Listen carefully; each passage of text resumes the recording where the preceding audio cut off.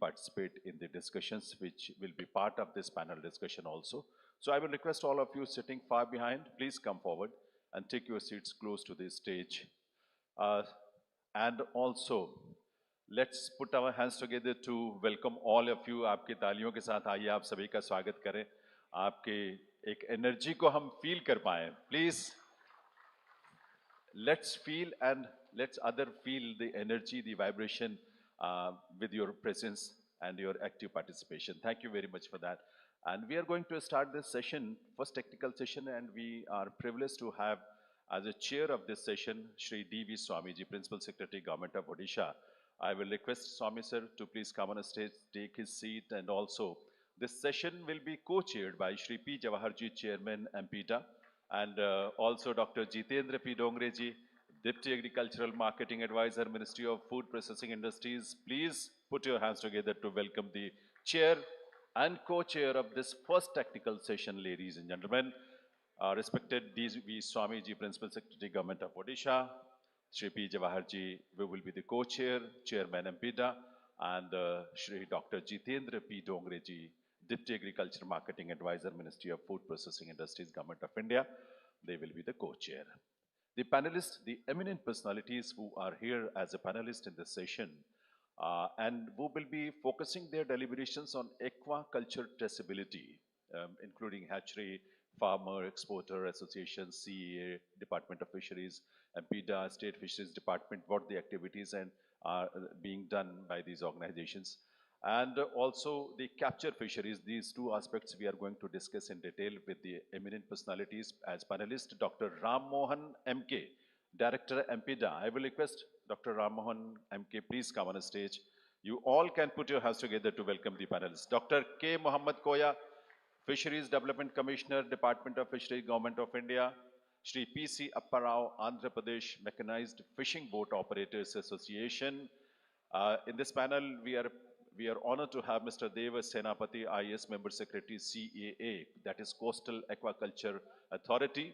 Mr. Siddhartha Das, IAS Director of Fisheries, Government of Odisha, is also part of this panel. And also Sarvpreet Singh Ji, STF Director, Seafood Task Force Director. I will request Sarvpreet Singh Ji to please come on the stage and take his seat on as a panelist in this session.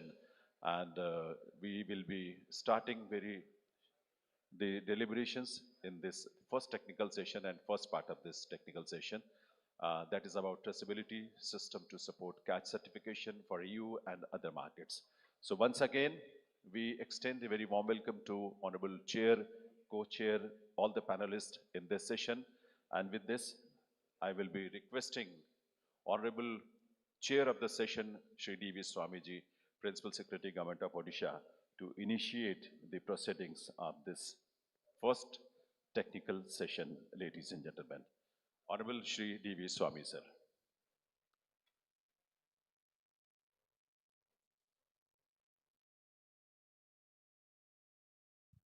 Mr. Singh.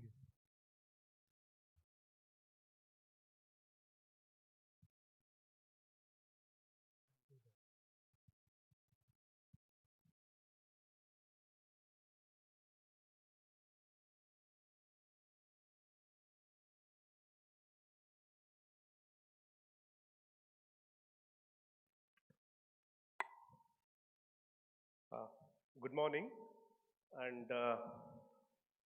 thank you for inviting me to chair this session. So this is a very important session. When people talk about branding, many times there's a confusion that good packaging is branding, or we say that we need to have very good infrastructure and other things. But being in the sector for at least 3.5 years, what I see in the marine sector is traceability and certifications they help you brand the product better than your just packaging. So it's very, very important session. And firstly, the 8 billion export achievement. So many people, when I yesterday arrived, also said that congratulations, 8 billion you have achieved. But this 8 billion, in spite of US tariffs, we achieved because of the hard work which we were doing for the last 15 years. Last 15 years, the kind of ecosystem which we have developed in the sector uh, on certifications or on traceability, that is the reason we were able to export to EU. When we had a challenge in US, we were able to export immediately to EU because of this building this ecosystem. So unless we have this strong ecosystem, we would be facing challenge. So now being outside EMPEDA, today's session at least I can be more critical. My questions can be critical and I want a more proper feedback from the stakeholders so that we can grow better. So as most of you are aware, uh, three or four types of problems the sector faces in the NTBs. One is the antibiotic, biosecurity, sustainability, and the labor issues also now. All these issues are covered in this certification or the traceability programs. So the format today would be the speakers would first speak, then there would be a question round. So I want from each of the speakers at least one or two key takeaways which the government can benefit. Because let us not be very general in nature, let us be very specific. One or two interventions, policy interventions, or budgetary support, or skill capability, technology, innovation, those kind of things. And then there will be a question answer session or somebody can add to what something has missed. And let us not use the question answer session to complain that something was not done or making below the belt comments. Let us contribute. Let us contribute. There are challenges in the sector, but when you ask a question or add something, please add value to the session. So this is my request. With that, this now I hand over to my co-chair, Mr. Jawahar, to invite the speakers to speak in the session. Yeah.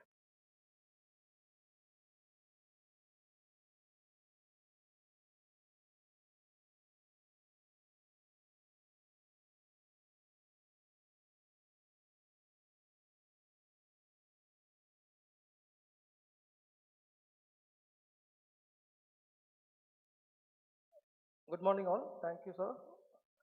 And the chairperson of the panel discussion had made a slight rearrangement in the way the panel discussion is going to be conducted.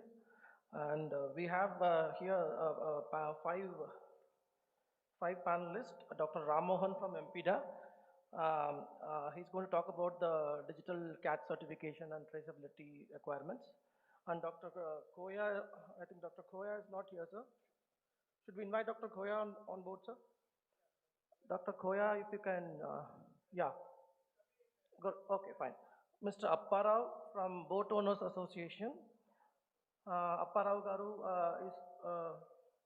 is fisherman and vessel owners is going to talk about that and the kind of issue they face in bringing in the or to adopt the traceability requirements. Mr. Das, the Director of Fisheries, Odisha, he's going to talk about the enforcement and the institutions which are going to be part of the traceability regime. And Mr. Pawan, I think instead of Mr. Pawan, Mr. Singh is here from the Seafood Exporters Association of India. And he's going to talk about the challenges which the exporters face in this topic. So with these remarks, I request the chair to initiate the panel discussion. Thank you.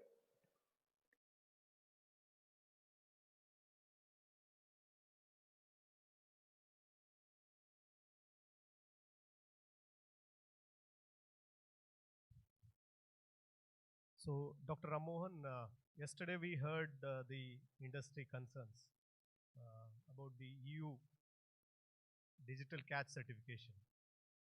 So, the EU digital catch certification and traceability requirements, they are one of the most significant changes that India is facing now. How serious is this challenge? And what are the risks of inadequate preparations? And what role must different stakeholders play to ensure compliance?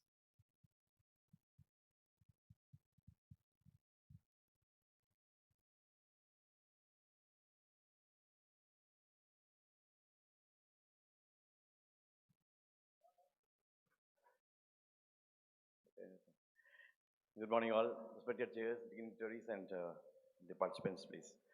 So, I've been thrown a question on the traceability requirements as per the EU CAT certification, amended regulations as per 2023/2842 EC regulation. So, as we all know, the European Union regulation on CAT certification, as per regulation 1005/2008, was implemented with effect from 1st January 2010. And India had been issuing the simplified CAT certificate formats from that year onwards as per the amended regulations 1010/2009, because our vessels, the wheelhouse of our vessels were not falling under the superstructure regulation of the amended EU regulations then. The wheelhouse is so small that, it is not considered as a superstructure. So we were given the privilege of implementing the simplified format of CAT certification. And that didn't require any, you have to just collect the data, fetch into the system, and the exporter can give a list of the vessels wherein from where all the raw material has been sourced, and they can send it. However, the amended regulations which were brought out by the European Union in 2023 needs that each vessel catch has to be signed by the master of the fishing vessel or by the fishing license holder, as well as the boat level catch log sheet, whether it is in a digital format or a manual format, has to be submitted. And there were small amendments onto the simplified format also. We were asked to bring certain amendments on the Annexure A of that CAT certificate, and also to attach a processing statement. Those were implemented already online, because EMPEDA is implementing an online CAT certification system from 2019, and we are utilizing the RealCraft software of Port Portal of the Department of Commerce for the fetching the licensed registered fishing vessel details also into that. Now, the critical point is that now yesterday when we were discussing, we understood that around 6,000 vessels have been issued access pass. When you venture out into the EEZ, definitely the vessels need access pass.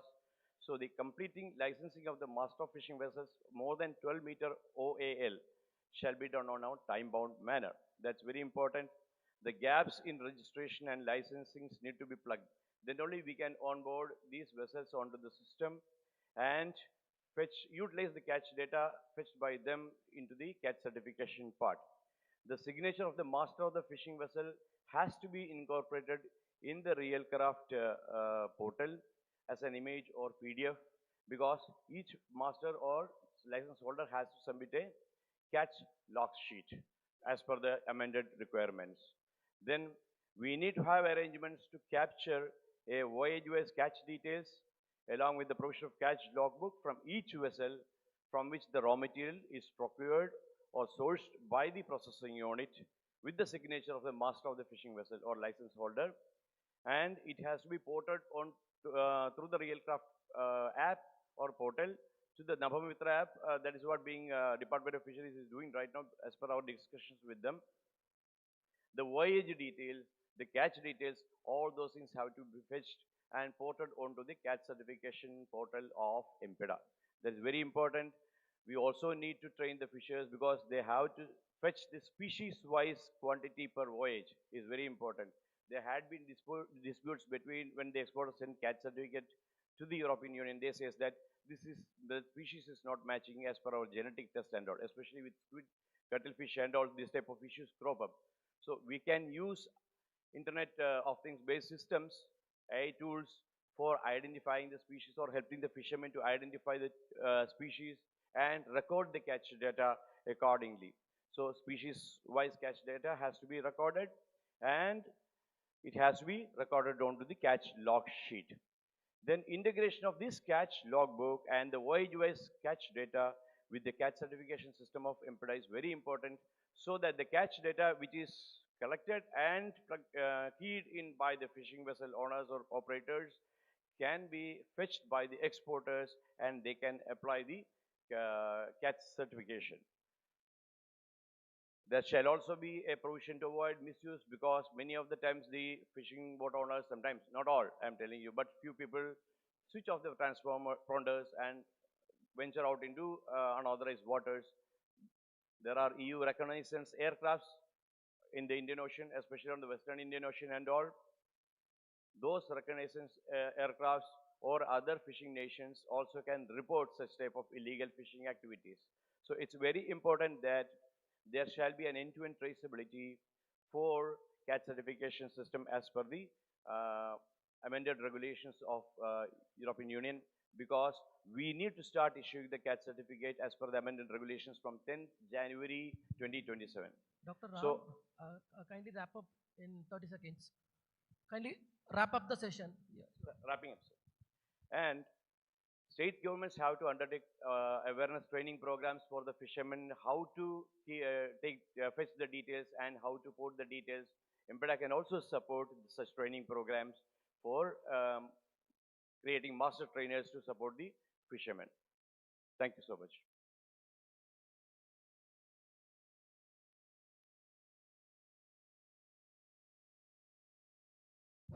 So, thank you, Mr. Ramon. So, the same issue, like earlier it was a simplified catch certificate. So, as yesterday I had highlighted, in February there was a JWG, Joint Secretary Fisheries and myself, we had gone to Brussels. So we requested the EU delegation to consider the old existing simplified catch certification system. And also we requested them for extending the date because we need time. But they were very clear that they'll not give us any time and we need to implement it. So now as Dr. Ram Mohan has said, it's a very complex thing. So now the implementation has to happen at the state level. So, this regulation, we can consider it as a gold standard. Because yesterday the discussion was about national traceability framework and other discussions were there. If we implement this regulation, then we can implement any regulations in this country. We will be traceability framework, we would be very easily be able to implement. So, Mr. Sanjay, what kind of preparation the fishery department is doing and the state governments are doing, and by when this would be implemented, can you inform the stakeholders? So good morning to all.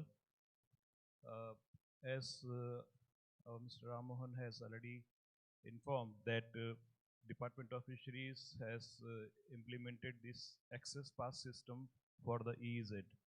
So our target is that we should achieve the access pass issuance to all the mechanized vessels which are fishing in the EEZ.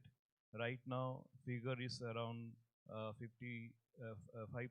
6,000, around 6,000 it is searching. We have started it since February 20th. So in about 3 months time, we have reached around 6,000.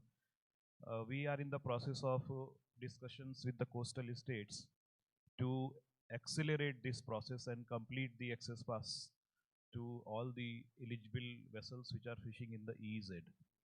Second step is that integration of our Nabamitra app and along with the Realcraft system, and integration of Nabamitra, Realcraft plus MPDA catch certification system. So we know that the integration in the Realcraft system by MPDA catch certification has already been done. Nabamitra app version 2, it is in the security audit, and this will also be expedited maybe in a month time to get the features of all the catch reporting system through Nabamitra app. Vessel-wise catch reporting system will be possible. third aspect that we should try is related to technical compatibility of species-wise identification. We know that CMFRI has developed the mobile app where by clicking the photo of any fish, they can get the species-wise details of that fish.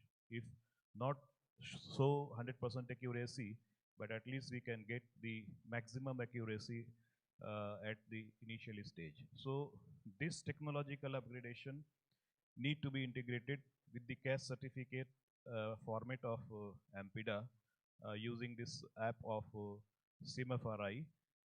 That step will be very much we can say implementable.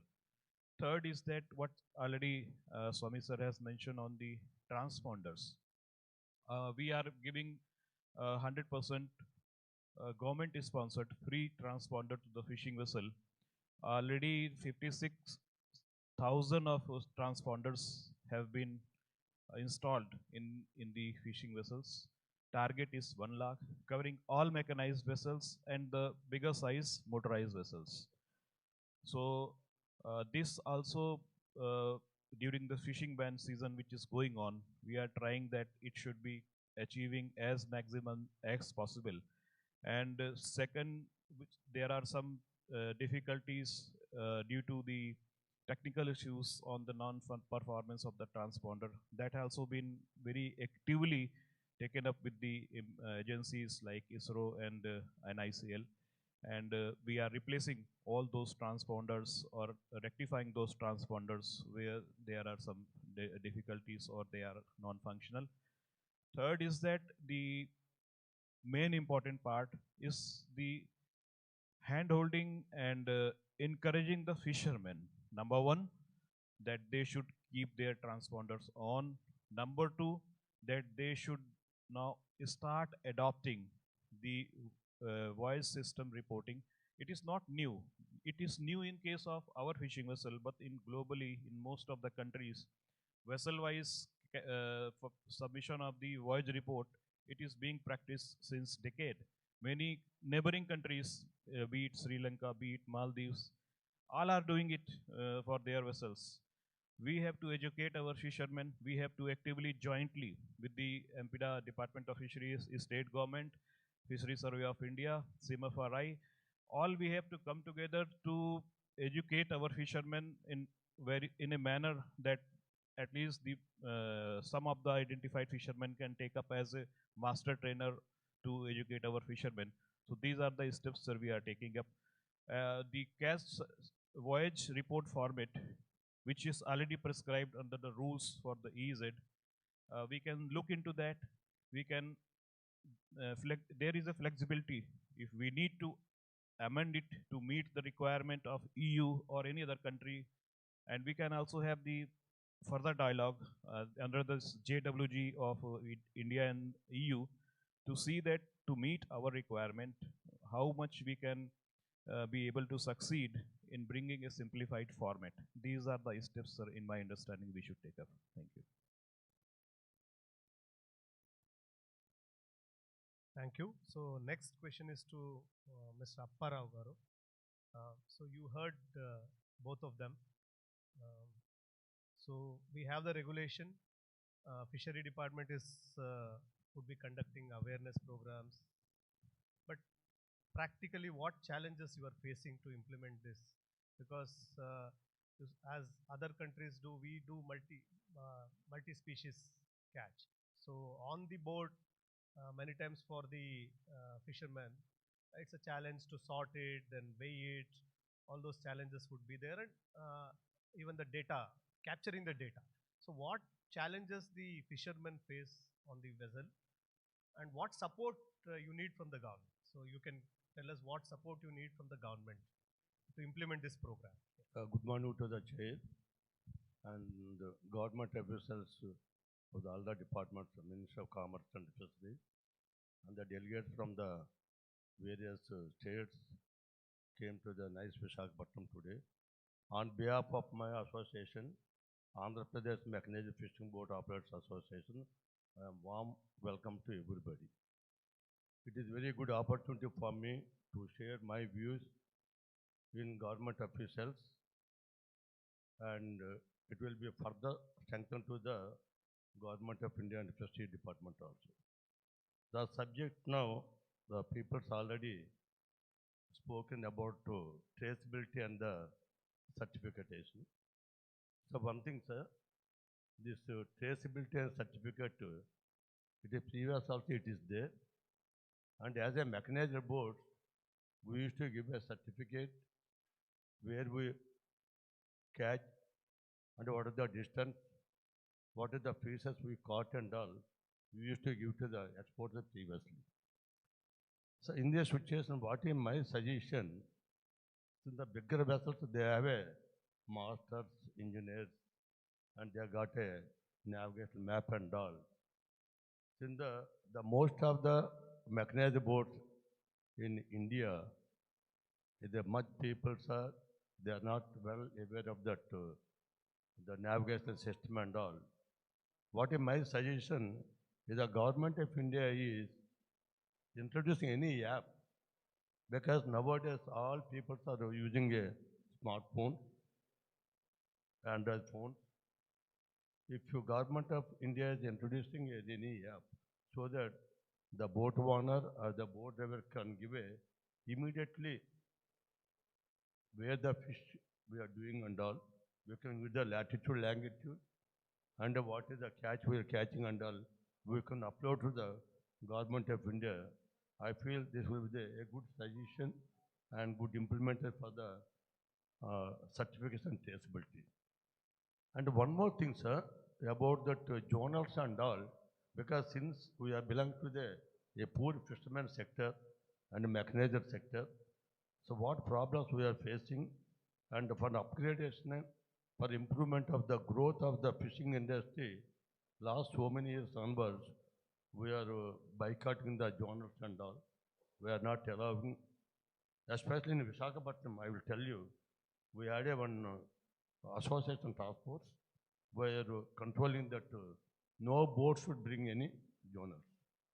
If any boat is bringing, we are finalizing them also. Like that, we are controlling that. That also we are doing. And about the transponders, it is very important, sir. In Visakhapatnam, 470 transponders are fitted in the boats. But one thing we already informed to the government of Andhra Pradesh Fishery Department also. As you know, we are using only 24 volts DC battery. The DC battery backup is not sufficient for the transponder continuously for operating. Because if you're continuously operating, the DC battery backup is not sufficient, and other navigation equipment like a GPS and echo sounder and VHR sets, they're getting shut down. So what is my request, since the government of India is spending so much of rupees for know the safety of the boat, to know the safety of the crew, and we are doing, if the boat one is doing any illegal activities at the sea and all, it is very helpful.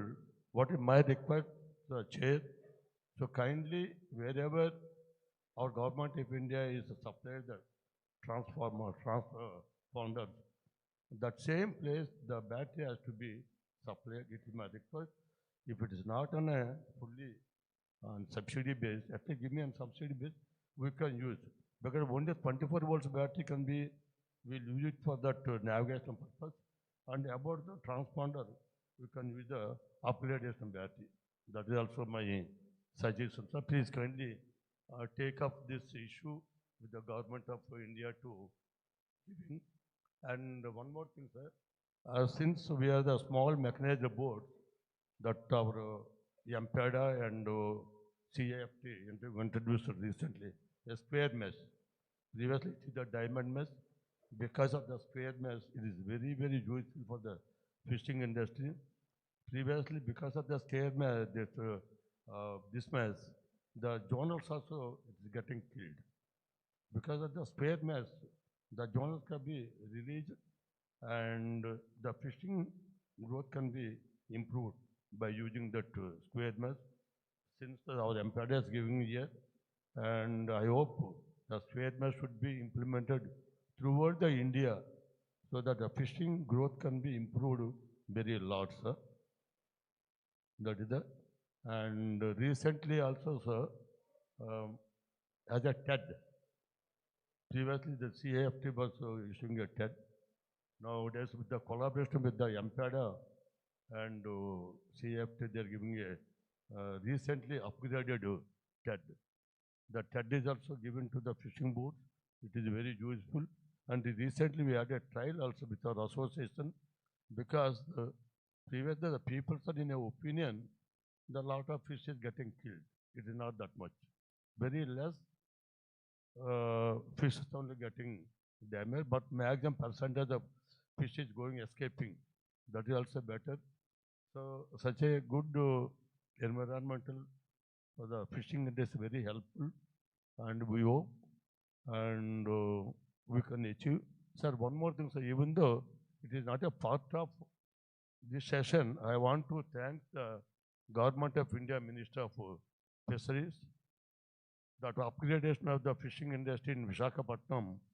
The Government of India is funded 152 crores of the rupees. The fishing up is getting upgradation. As you everybody knows, the Visakhapatnam and Andhra Pradesh is the fishing hub. And recently, aquaculture also, the Andhra Pradesh is the in #1 in aquaculture. We hope and we are dreaming for the tuna also. As the Andhra Pradesh is the #1 in the aquaculture, in tuna catching also, in Bay of Bengal, there's a plenty of potential is there in tuna. Previously, there is no proper preparations and mechanism to maintain a sesame grade. We are getting a good quality of tuna, yellowfin, but because there's no air transportation. Yesterday, our Honorable Minister Rama Naidu said, and it will be connecting very soon.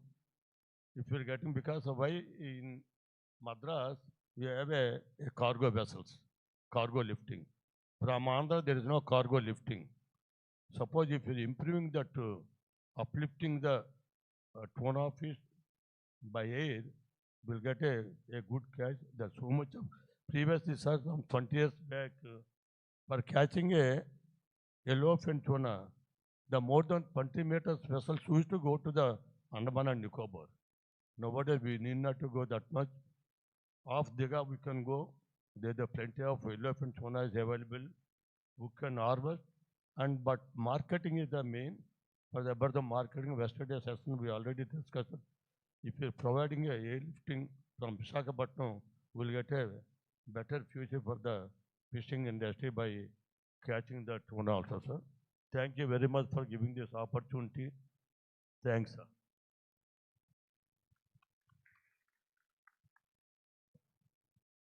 Thank you.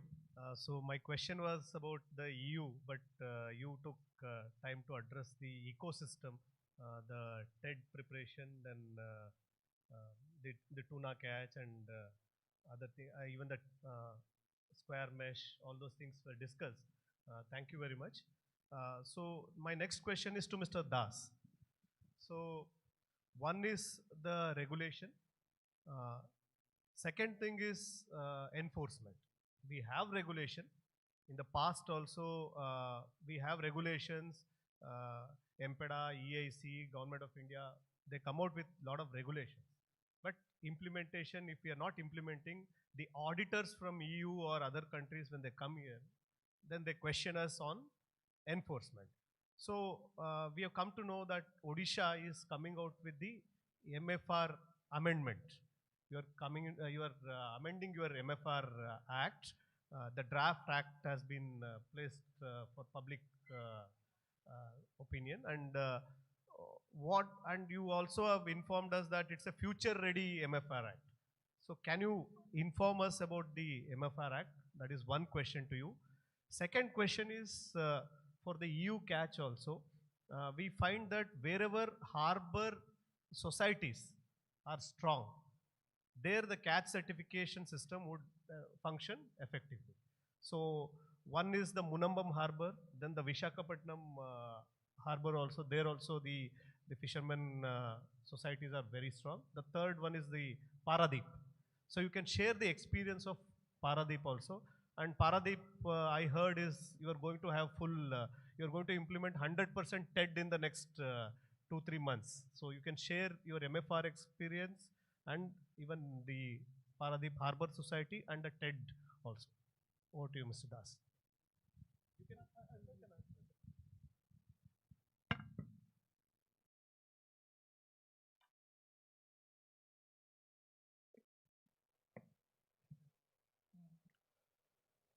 Thank you, sir.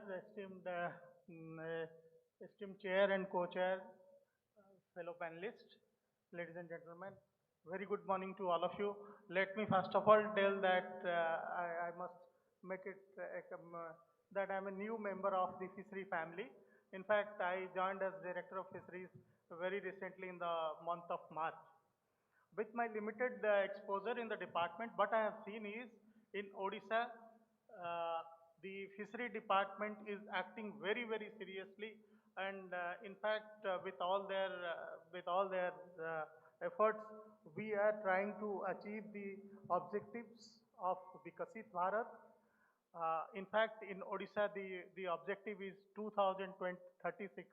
36 actually is the year when Odisha would be completing 100 years of its formation, and then 2047, the target which has been set up by the Honorable Prime Minister.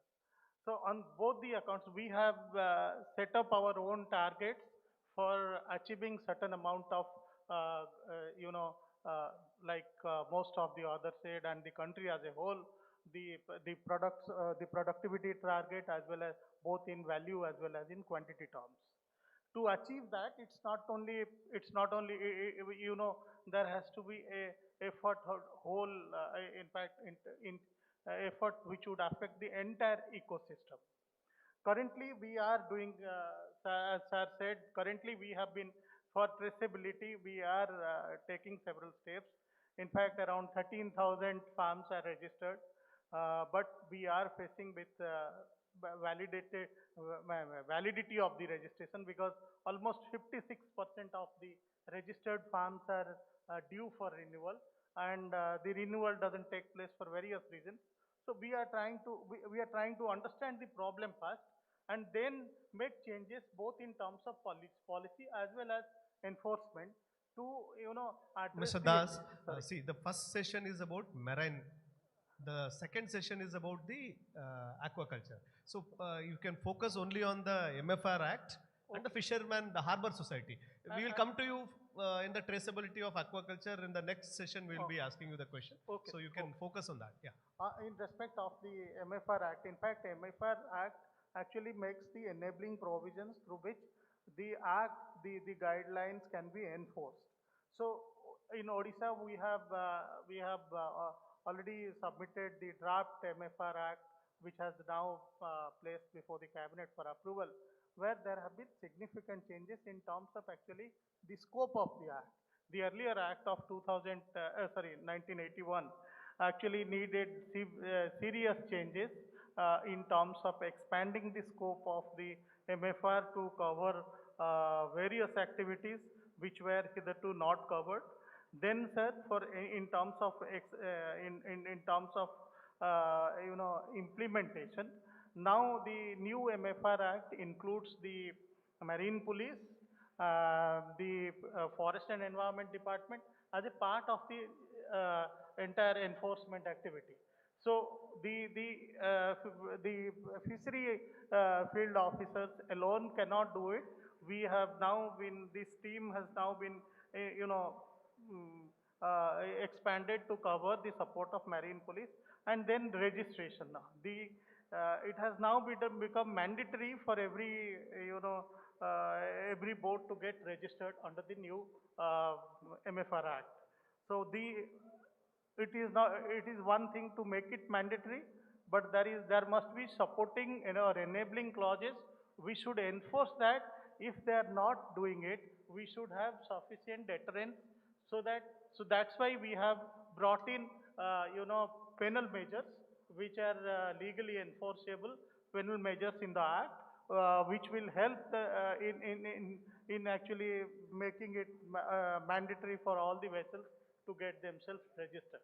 And you know, registration forms a very important part of the entire requirement of both traceability and export and other things to monitor. Besides that, sir, in terms of the MFR Act,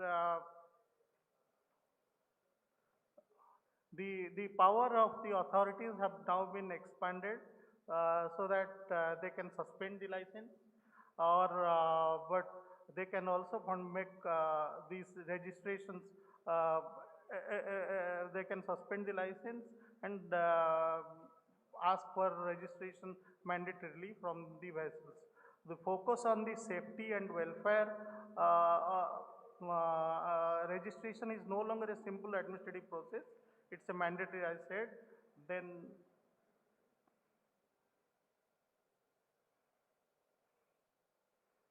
there have been strong legal background. In fact, the Act enables the conflict resolution part. It takes care of the conflicts and gives teeth to the issues where the things are under dispute on here.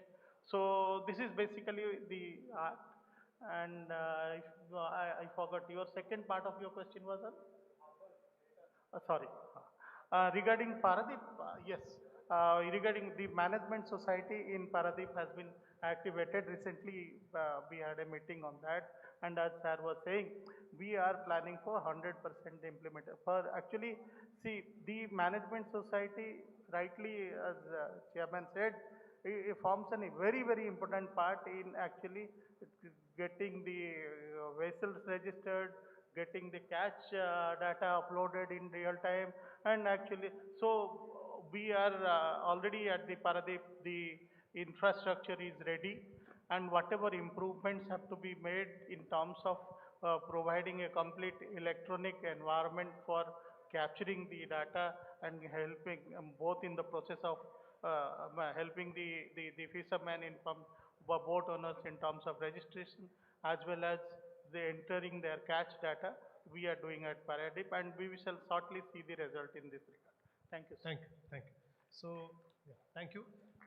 My next question is, Mr. Pawan can take this question or Mr. Savarjit. So, as I said during my visit in Brussels, the importers in EU, they were worried about this regulation. In fact, they kept asking me whether you are ready, whether you will be able to comply. There are two things which they asked was about the 50% antibiotic reduction, the checking, testing reduction, and the other one was this. So now they place advance orders. Whether your orders are being affected because of this regulation, any change in the EU market, the demand you can take, or any of your European exporters also can take this question. Yeah. Probably I'll start and then probably Saraprit Yeah. can add in case I miss out on something. Yeah. But before we start, good morning everybody. Sorry, I'm a last minute wildcard entry. Dr. Swami pulled me onto the stage and he told me what to talk also. Thank you so much, sir. Yes, I would say the buyers in EU are very much worried about the new regulation which is going to come up in 2027, January 2027. We have very little time for that to be implemented. I know a lot of panelists have discussed about the implementation part of it or the technicalities. I don't want to go into the technicalities because our role is main at the exporters and the importers level. Your question, the pointed answer is yes, they are worried. Yes, there are orders which are placed on a long-term basis, which they are worried for placing orders from September 2026. So because the shipments have to reach before January, that is definitely a point of concern which has to be addressed. But having said that, I will extend this to the farm sector also. I know it is the next point of discussion. I'll come to the next question. Yeah, next discussion, probably the farm sector also, we have this kind of an issue. So the web page which is under discussion, I think it has to be up and running quickly so that because the boat owners getting used to that web page is also a challenge. That also will take some time for them to adjust to that. So considering all this, we just have about 6-7 months in hand.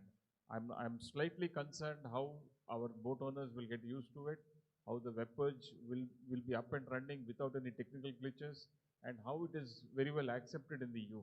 So this is a complete chain which needs to be addressed. Otherwise, that is one market which is almost $500–600 million market which will which will be on hold.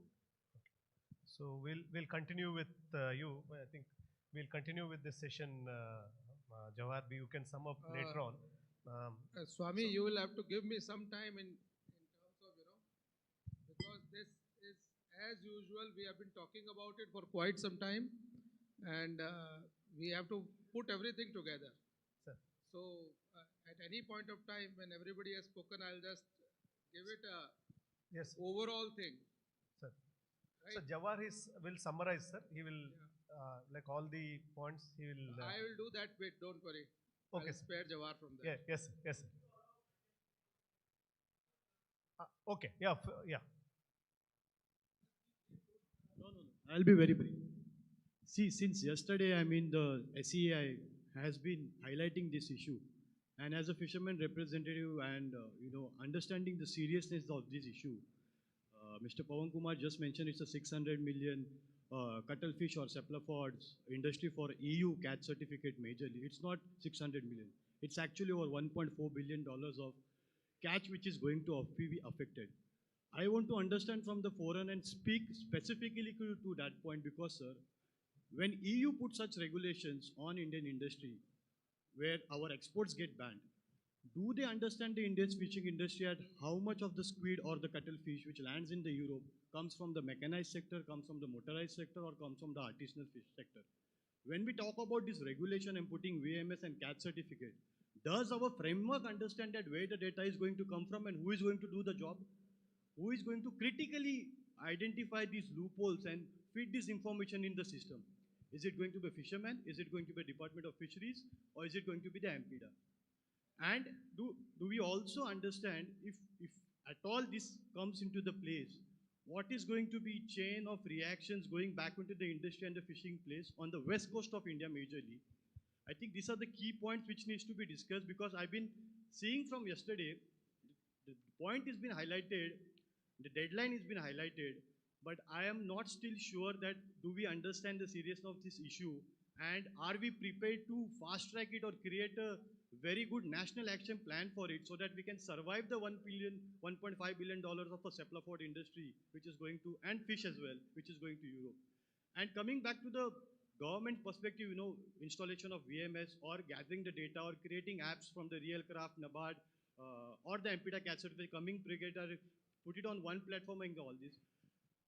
On an average, if you're talking about 200,000 fishing vessels operating in India, maybe 10% of those boats land onto the hundreds of fishing centers. We are talking about massive data flowing up. Are our servers or all our apps which we have created are ready for such kind of action? And do we need to really have documentation of all the species which is landed, or there is a certain species which needs to be documented only? This is the critical session. And I think we need more clarity from MPDA that what are the key points. See, today I am going to go to the fishermen of Maharashtra, Gujarat, Goa and pass on the message that how serious is. I don't want my people going back in September when going to the fishing and putting an 110 rupees diesel and he's not sure of is he going to get 300 rupees or 400 rupees for a cephalopod fish or not. So please clarify this issue and please let's talk on particularly for the EU catch. I completely got you. Let's have Sarabjit. Sir. Sir, like, see, if you earlier we had simplified catch system, right? So we were collecting data through two systems. One was we have harbor data collectors. They used to collect the data. The other one was wherever harbor data collectors were not there, the exporters would give the certificate. So now that simplified catch certificate is no more there. So as if you remember, you attended the state workshops. So this agenda has been discussed in all the state workshops. We are trying to educate all the fishermen So that is why today also I wanted this agenda to be very, because we have only 6 more months. We have to seriously work. One is the transponders, but other thing is once they catch, now harbor data collector would not be giving the data. Now the master of the vessel has to record the data. Ramohan can clarify further, because since we have less time, we need to have a separate workshop, separate implementation strategy, a campaign for this implementation in future. Today, here we would not be, we have very less time, so we would not be able to discuss in details. So Mr. Sabarjit, you can. Sir, if I may say something. Sir, can we quickly have a working group on this Yeah. with AMPEDA, Fisheries Department, and somebody from the trade, and have regular meetings so that it can be, Yeah. and of course from the fisherman side also, if some people are As there. AS sir said, sir would be speaking on this. Yeah. So Mr. Sabarjit, yeah. Thank you. I mean, it was interesting to hear about not working in silos yesterday. So, and when it comes to the Indian seafood sector, whenever we have to speak, it always comes down. Fisheries is a state policy, and then you have a union government and also enforcing the fishery bans across the state. So that's always a issue. And when it comes to traceability now, we need a government-run solution, because what international requirement is legitimacy of the data, what requires. So you can't have individual groups coming up with traceability solutions which are self-serving. So I think since the state governments are also here, I think from the point of at least traceability, you should have a central policy where all state governments fall in line with regard to primary producers registration. That is one, and also the harvest reporting, whether it's the landing center or it's the agriculture harvest. Because once how you authenticate the sources, if your source is legal. Second part is if you are able to, if the harvest is reported, then you can authenticate it. So these are the two main things. Once you talk about the EU regulations, they are very stringent, mostly on the legality of the source to prevent IUU and sustainability. But once you come to the US requirements, they are more on if there is an incident, how you can trace back quickly. So that is their primary concern there. So as part of that, they are looking at key data elements, I mean, which are involved, includes ownership, time of transfer, and also key events. When is the harvest, and then when it is moving to the processing plant, and from plant to this one. So, and we have with the e-waybill and all, from the processing plant, like we have, we are able to show that there is a digital traceability, the product has moved to the port, so it's there. But again, once the connectivity comes from the farm to the what you call to the processing plant, or from the fishing harbors, either to the processing plant or to the fish meal vessels. So we don't have any way of reporting. It's all self-reported. So the reports we have also at best are, I mean, estimates only. So if you have something common policy where all the government, the data elements are also standardized.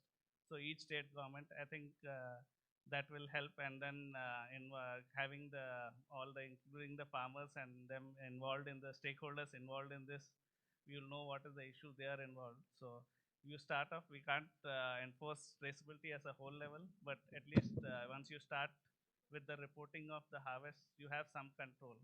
So once you have that, then your larger oversight also goes, because the industry has grown so much in the last 15 years. There has been little oversight on that sector. So having these reporting systems will at least give you some control over the what you call primary production, and then slowly get into enforcing. You can't do it overnight, but I think one part is there. We had that SIMP program, Seafood Import Monitoring Program, that was sort of helpful. That was found the basis for that. And I think MPDA has done a good job with at least doing the GPS coordinates and all. Some other countries who have farm registrations don't have that. So that is one part I think is good, but we need to still develop on that. And further, I think you have gone into the Renew Trace app, I think, but I think the deadline is too short. Probably I think that needs to be extended. There is a lot of work, and I think the responsibility is more on the processor than on the farmer. So, and also I think our solutions should be there where it is inclusive, where the primary producer feels the benefit of using that, then they will do, otherwise they'll not. Like you're sending in some farm subsidies, so that should be linked to these parts, then only they will do that, otherwise they'll say what use of it. So that's what we face whenever we work with the primary producers. Yeah, that's a few things. Next is to Mr. Pawan. So we spoke about the EU regulations. So again, we'll have the US food modernization. So yesterday also you raised two issues. One is the registration in CAA, which the CAA secretary would be addressing. The second issue is which there is a confusion many times when we discuss. Majority of the areas are beyond 2 kilometers in Andhra. So whether, if you see the new regulations, there will be legality, like whether this farm is registered or not. So whether we have that kind of legal systems, whether the Andhra state guidelines provide for registration or any further amendment is required in their registration guidelines. Sir, when it comes to aquaculture, this is a very, very important point. In 2028, this FSMA 204 guidelines are going to come up, where when we are sending the product, I'm sure most of the members in the audience know what is FSMA 204 guidelines are. When we are submitting the DS certificate now, we don't give the geo coordinates. But when that FSMA 204 guidelines come up, we have to submit the geo coordinates of the farms from where we have harvested the material. So it is going to be a challenge, because even as we talk, Andhra is slightly ahead. I'm sure at least, I think 50% of the farms are mapped in Andhra, but other states, we are lagging behind. Unless and until this is done. And there are certain impediments. For example, even if MPDA is enrolling the farms, but those enrollments are not considered as registered farms. When there are only two people who can register farms. One is CAA, other one is State Fisheries Department. But the CAA can register because they have all the data, and this thing is pretty clear because it is within the 2 kilometer radius. But when it comes to the inland farming, which is away from the 2 kilometers, that is where the biggest challenge comes. Because certain farms are leased, certain farms are in, they don't have proper documentation. So what we suggested the government of Andhra Pradesh is, even if they have a lease agreement for 6 months, please go ahead and register the farms, map them first. Then you can start, asking them to get the lease agreement extended or whatever other documents are required. Start mapping them first, bring them under the regulation, and then ask them for additional documents as and when required. And the second thing is, the minute the farm registration is complicated, these people, they don't come back with, renewal of the. So when you're renewing it, do it on a 3 years basis or a 5 years basis so that we have the data with us. So that is one more suggestion. And the third point is, most of the farms which are coming up for registration, these people are asking for, they're registering, the Fisheries Department is registering in the name of the lease owner. And tomorrow if the lease owner changes, they're asking them to register again. Sir, I think instead of complicating the process, simplify it, register it in the owner's name, like our house door number. Door number doesn't change if the lease agreement changes. Then if the tenant changes, your door number doesn't change. Have some system like that so that, it is simplified. Unless and until, not only Andhra, but now other states have to do it. Traceability is becoming a key because, as I said yesterday, it is from farm to fork kind of concept which every importing country is talking about. So yes, this is going to be a challenge. Though we are talking about 2028, time will fly if we don't start to act now. So I think this has to be taken up very, very seriously. Like how in the caste certificate, our boat registrations, we are short on time. I'm sure we should not get into that kind of a situation where we are short on time as far as FSMA guidelines are concerned. I'm sorry, sir. Last point. Yesterday I said this. Today also I'm repeating it. We need a common platform where CII farms which are registered, EMPEDA farms which are enrolled, and the State Fisheries Department which are registered. We should have a common platform for the exporter to know which are the farms which are registered and which are the farms from where we can buy the raw material from. So this point was raised before the interministerial committee headed by AS sir. So after that, there has been some progress. So my next question is to Mr. Deva, because EMPEDA enrolls, CAA registers in the CAA area, and state governments have their own registration. Andhra has their own registration system. So how are you trying to have this common platform? How are you sharing the data? Because the data fields of EMPEDA and the CAA both are different. So we had requested you to have a common platform. So what progress has happened, you can inform us. Yes, sir. Good morning, sir. As Chair mentioned, there are different registrations or enrollment, or there is different name nomenclature. So it is something like if I want to enter this hall, I should have this tag. If I wanted to enter in the ministry, I should have the Ministry of Home Affairs tag. If I have multiple tags, but there is less enforcement, if I think it is suffice to enter this hall, so I come with this one tag. If somebody come with two tags, somebody come without tags. So basically the idea is there should be a single source of truth. The registration as per Act of the Parliament, competent authorities, Coastal Aquaculture Authority, so then registration should be on a single source of truth. And at least in upcoming days, if somebody comes to somebody approaches EMPEDA or some other agency, they should refer that this is the first step of the traceability.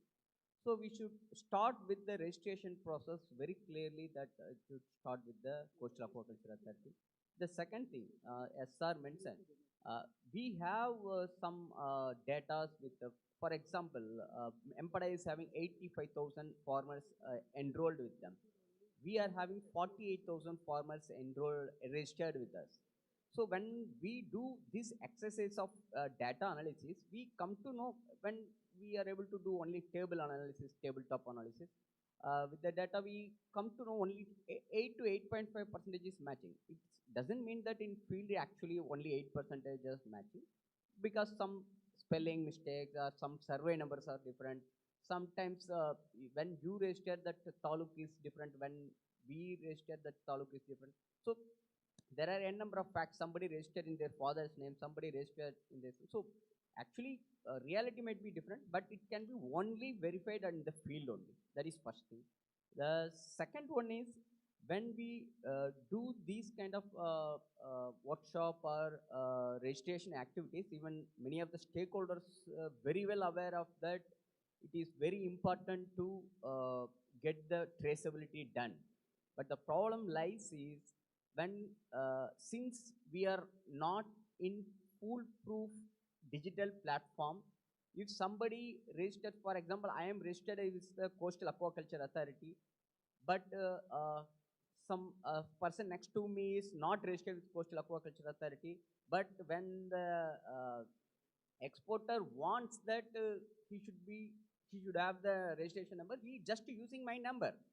So there should be foolproof mechanism to from the beginning, when the brood stock comes reaches to the hatcheries. From there, when hatcheries dispatching, from there itself the thing should start.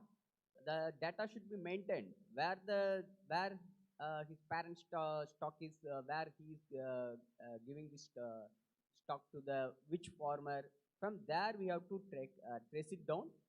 so that it can be easily lined up. So, yes.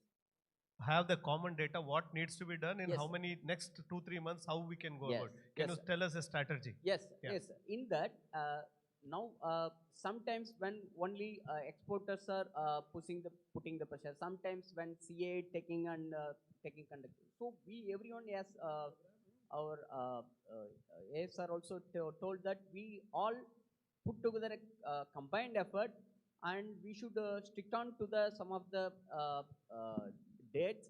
Yes, if we are committed to deliver it on December, we should commit ourselves to register the existing forms before September or before August. So this should be done in coordinated effort in every district. I can say every district, not in every state. Every district, all three representatives should conduct some, like you have done it in earlier Chindan Civil. So this is the registration drive. With the support of state government machinery, we should do the registration drive for each district with proper calendar. So this will definitely bring it very closer to our targets. On the registration part again, sir, the importer there is not worried whether it is CA registered or Fisheries Department registered or it is EMPDA enrolled. So when we are, since he is, the Secretary Sir has suggested to have a registration drive, let all the three departments come together, then also bring in one software developer who can create a common platform then and there itself, so that the process is simplified. So just think about it, sir. If we can do a coordinated effort, that will really help in the future also.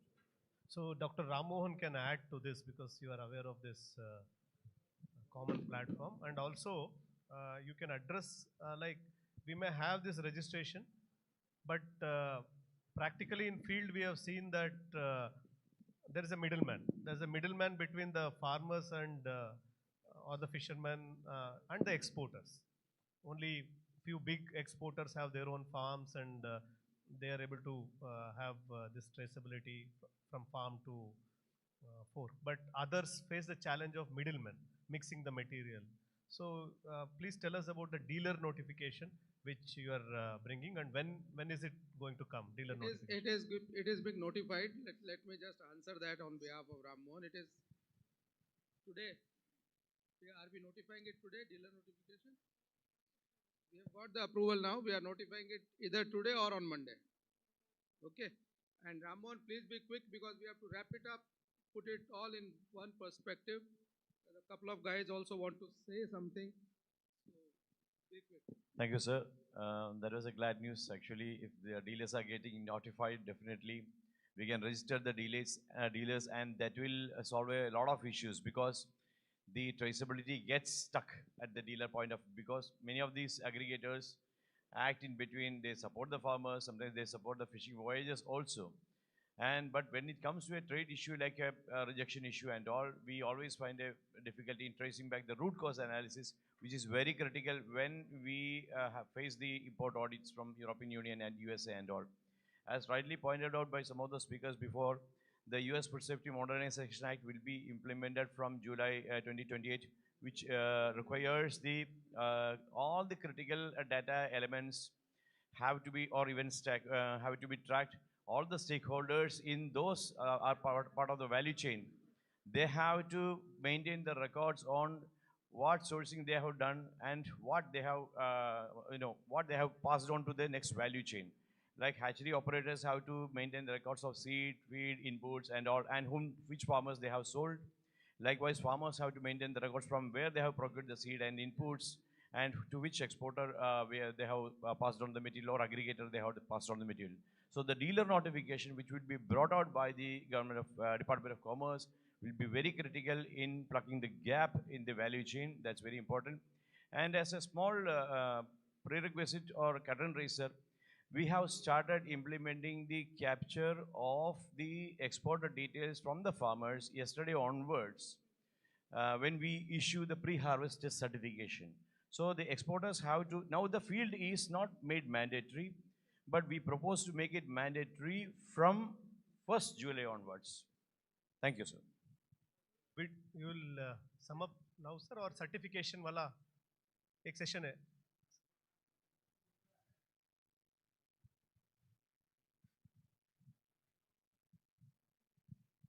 Yesterday also a lot of people wanted to speak and there's something which worries everybody. मैं ज़्यादा time नहीं लूँगा. I will just put it in what is to be done. Actual में क्या है? Pawan Garu had spoken about the EU regulation and the FSMA. See, nutshell में एकदम संक्षेप में हम बोले तो it requires every fish or shrimp sold in Europe, and you can FSMA के context में USA बोल सकते हो, to be digitally traceable from the boat or farm to the consumer, proving that it was legally caught or farmed and safely processed. इतनी बात है. अब इतनी बात में लेकिन बहुत बड़ा ये एक्चुअली काम है. मैं आपको ये बता दूं कि it has never been done in India for any commodity.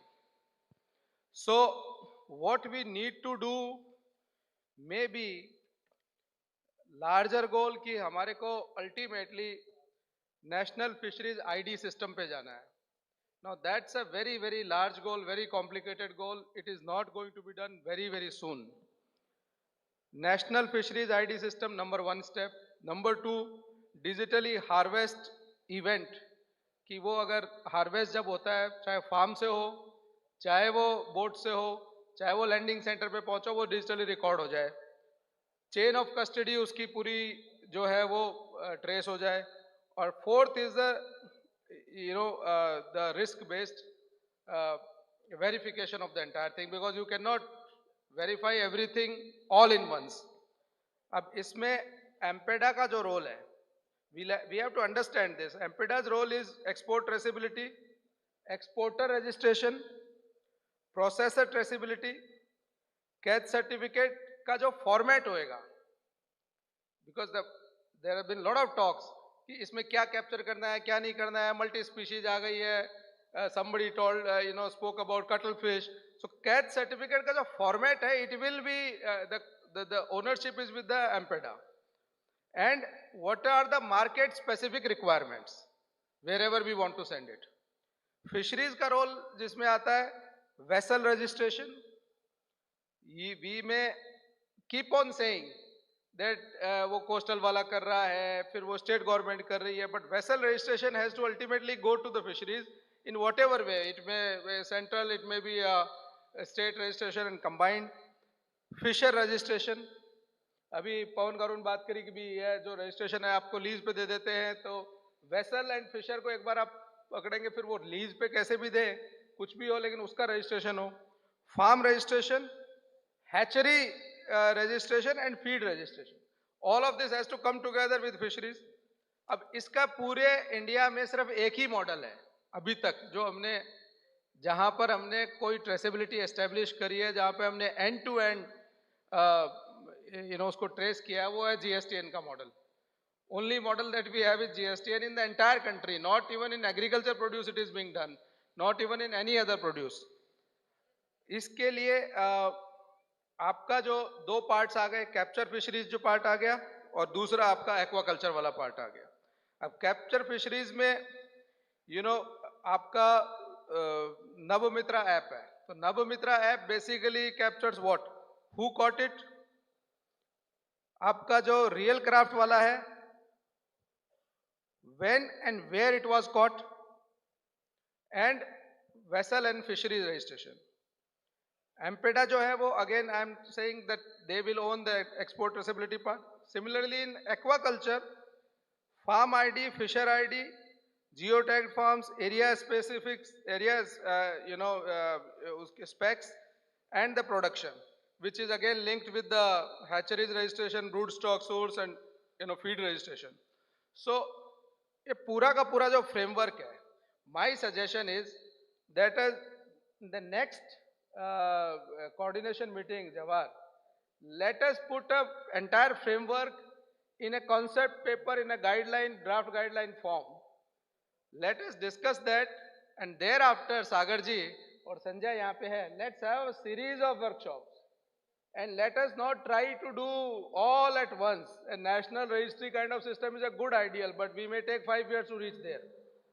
But wherever our export interests are there, जहाँ पर बड़ा स्टेट से एक्सपोर्ट हो रहा है, जैसे एपी में हो रहा है या वेस्टर्न कोस्ट से कुछ स्टेट्स हो रहे हैं, उनको हम धीरे धीरे इसमें लाने की कोशिश करें. Once we finalize, and you know, it has been said, and you know, alarmist वे में इसको बताया गया है, and I agree that time given is very less, especially EU के context में. However, my sense is that if we get to the work, and you know, now from the next you know month, because it is like 10th June or so, next महीने का जो coordination हमारा होगा, उस तक हमारे पास ये ready होना चाहिए. And thereafter, within 3 months, we should be able to at least start doing it in most of the important states. That is the way to go, because otherwise what will happen is we will keep talking about it in conceptual way. There are so many, I don't want to get into the nuts and bolts of it, because there will be multi-species problems, there will be transporter problems, there will be problems where you have to educate the entire format to the fishermen that this format is very complicated. Then again you have to you know, go back and work with them.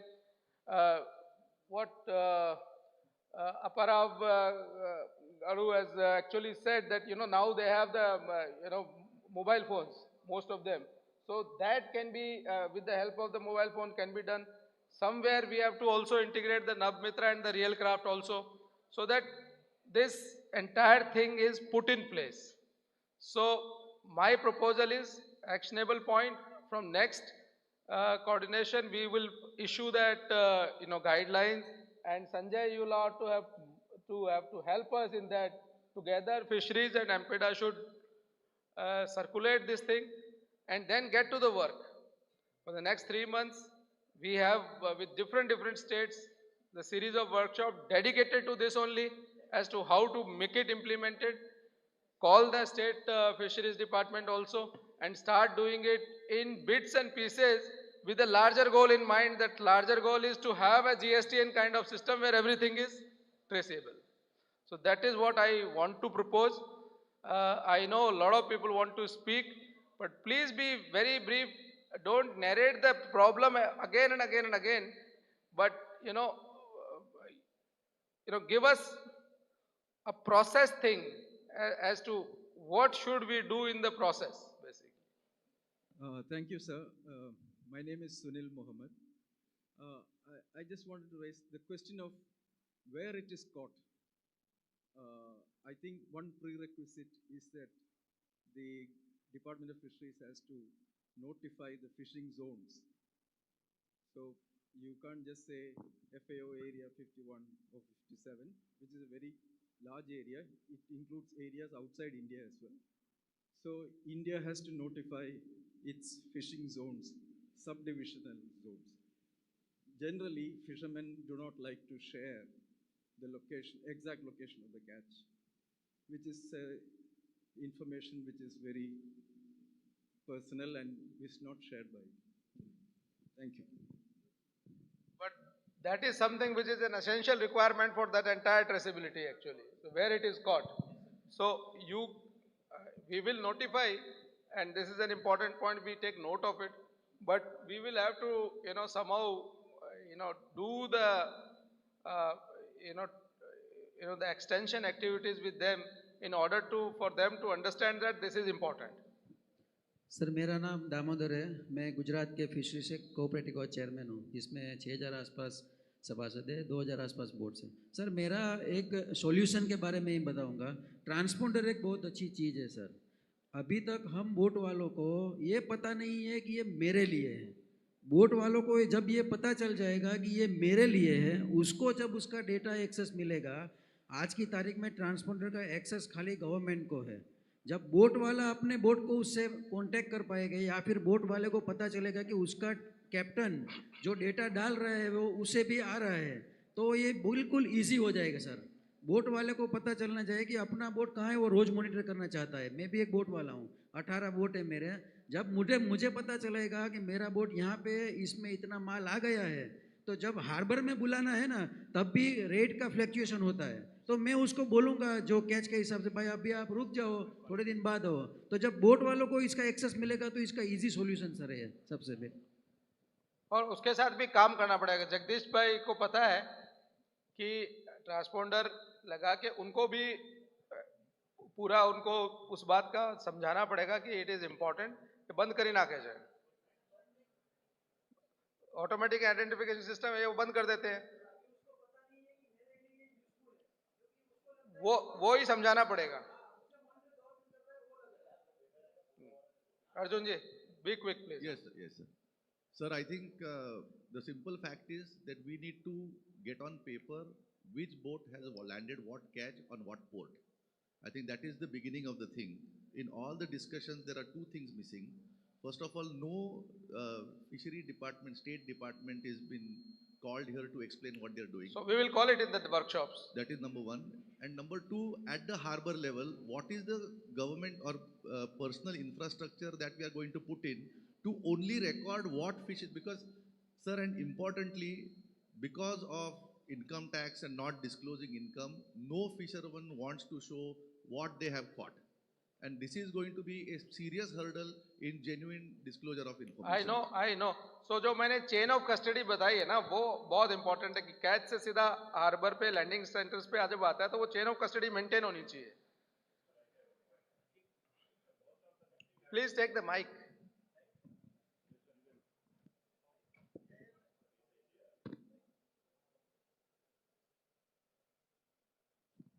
Hello, I am Vincent Jain from Kanyakumari. So most of the fishing activities are carrying on harbor-based fishing activities are going on, but there is no vessel monitoring system. So how many number of fishing boats are venturing into sea, and a number of fishing boats expected to arrive. So if you have that kind of information, so that we can arrange the quantity of, the buyers, and hygienically we can arrange the harbor base. So for the including the traceability and the certification and all, this kind of information is needed. So the departure and the arrival is harbor based. If there is no such a monitoring system, this cannot be implemented. Point well taken. Last point from there, that's it.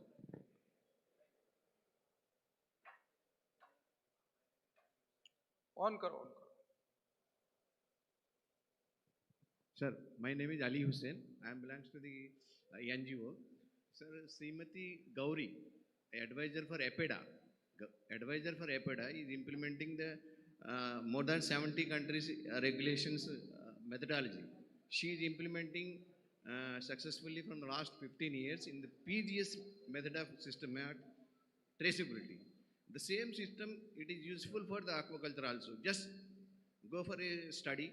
You take an advisor from them. We will have a look at it. We will Thank have a you. look at it. Thank you. Important है कि ये अभी नवमित्रा और real craft को भी आपको integrate करना पड़ेगा, because otherwise it is not going to work like that. Sanjay, last point from you. तुम्हारा सबसे बड़ा काम है इसके अंदर.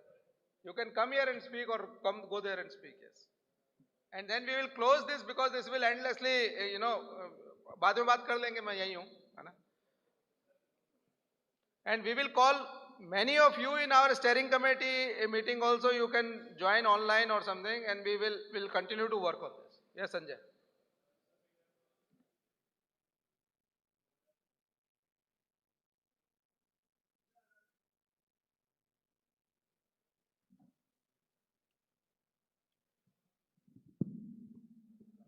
Sir, good morning to all.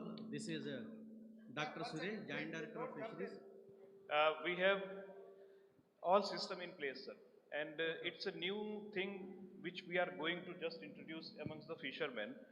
मेरा सजेशन है हम लोग कम से कम 1 या 2 हार्बर आइडेंटिफाई करें. हमारा नवमित्रा ऐप और रियल क्राफ्ट का भी सुभाष सर आपको एग्जैक्टली पोजीशन क्या है बता देंगे, रेडीनेस क्या है बता देंगे. हम लोगों का भी फिशिंग मैन चल रहा है ईस्ट कोस्ट में, वो 15 अप्रैल से और 15 जून तक है. तो अभी हमारे पास में करीब हफ्ते भर के आसपास में समय रहता है ईस्ट कोस्ट में जब एक्टिव फिशिंग शुरू होगी। वेस्ट कोस्ट में 1 जून से 31 जुलाई तक रहता है। तो अभी हमारे पास में वेस्ट कोस्ट में 31 जुलाई तक फिशिंग एक्टिविटी नहीं है। सॉफ्टवेयर पार्ट में जो भी रेडीनेस है सुभाष सर अभी आपको बताएंगे कि, और हम लोग एक कम से कम पायलट प्रैक्टिकल बेसिस पर कम से 2 या 3 हार्बर सेलेक्ट करें और उसमें जो बात कर रहे थे इंटीग्रेशन की ऑनलाइन डिजिटल वाला वो करके अवेयरनेस करके फिशरमैन के साथ में शुरू करें उसको पायलट कम से कम 1 महीने का। प्रैक्टिकल डिफिकल्टीज क्या है, सॉल्यूशंस क्या है, फिर वो पैरेलल वर्कशॉप के स्केल अप करें। भाई 1-2 पॉइंट फटाफट है जल्दी, जो भी जिसको बोला वहीं से बोल सकते हैं। ये सर इधर भी माइक है। सर माइक मेरे पास आ गया तो मैं बोल रहा हूँ। सर जो पांडे सर ने अभी कहा ना, I think Mangrol is a very ideal place और there is a lot of control of this society amongst the fisherman. ये जब बन रहा था ना हार्बर तो मैंने जीएमबी से उस पर काम किया हुआ है मांगरोल पे। तो सर I know that. नहीं, the society also is very strong. So Pandey ji, you please start with Mangrol. I think they will yield you better because Gujarat already has a registration process in place. Access pass, most of them have already done also. So as far as legality of the catching area will be established, बाकी का सब काम उधर ही से करो sir. इधर से sir good morning sir. Sir just to update कि बेसिकली जो नमित्रा एप्लीकेशन है वो हमने रियल क्राफ्ट के साथ ऑलरेडी इंटीग्रेट किया हुआ है सर, इंटीग्रेशन हो चुका है। इसके अलावा सर जो ट्रेसिबिलिटी का पार्ट है जो कि अभी हमारी जो फिशरमैन EEZ में फिशिंग करने जाते हैं तो उनका हमें ट्रेसिबिलिटी अभी स्टेब्लिश नहीं हो पा रही है, लेकिन नमित्रा में हमने एक सॉफ्टवेयर बनवा दिया है। वो अपने मोबाइल पर उन्हें केवल स्पीसीज का नाम एंटर करना, क्वांटिटी एंटर करनी है, अपने आप लॉन्गिट्यूड लैटिट्यूड और टाइम और डेट सिस्टम में आ जाएगी। तो उससे जैसे वो हार्बर पर वापस आएंगे कंप्लीट उनका ट्रेसिबिलिटी इंश्योर होगी। इसके sir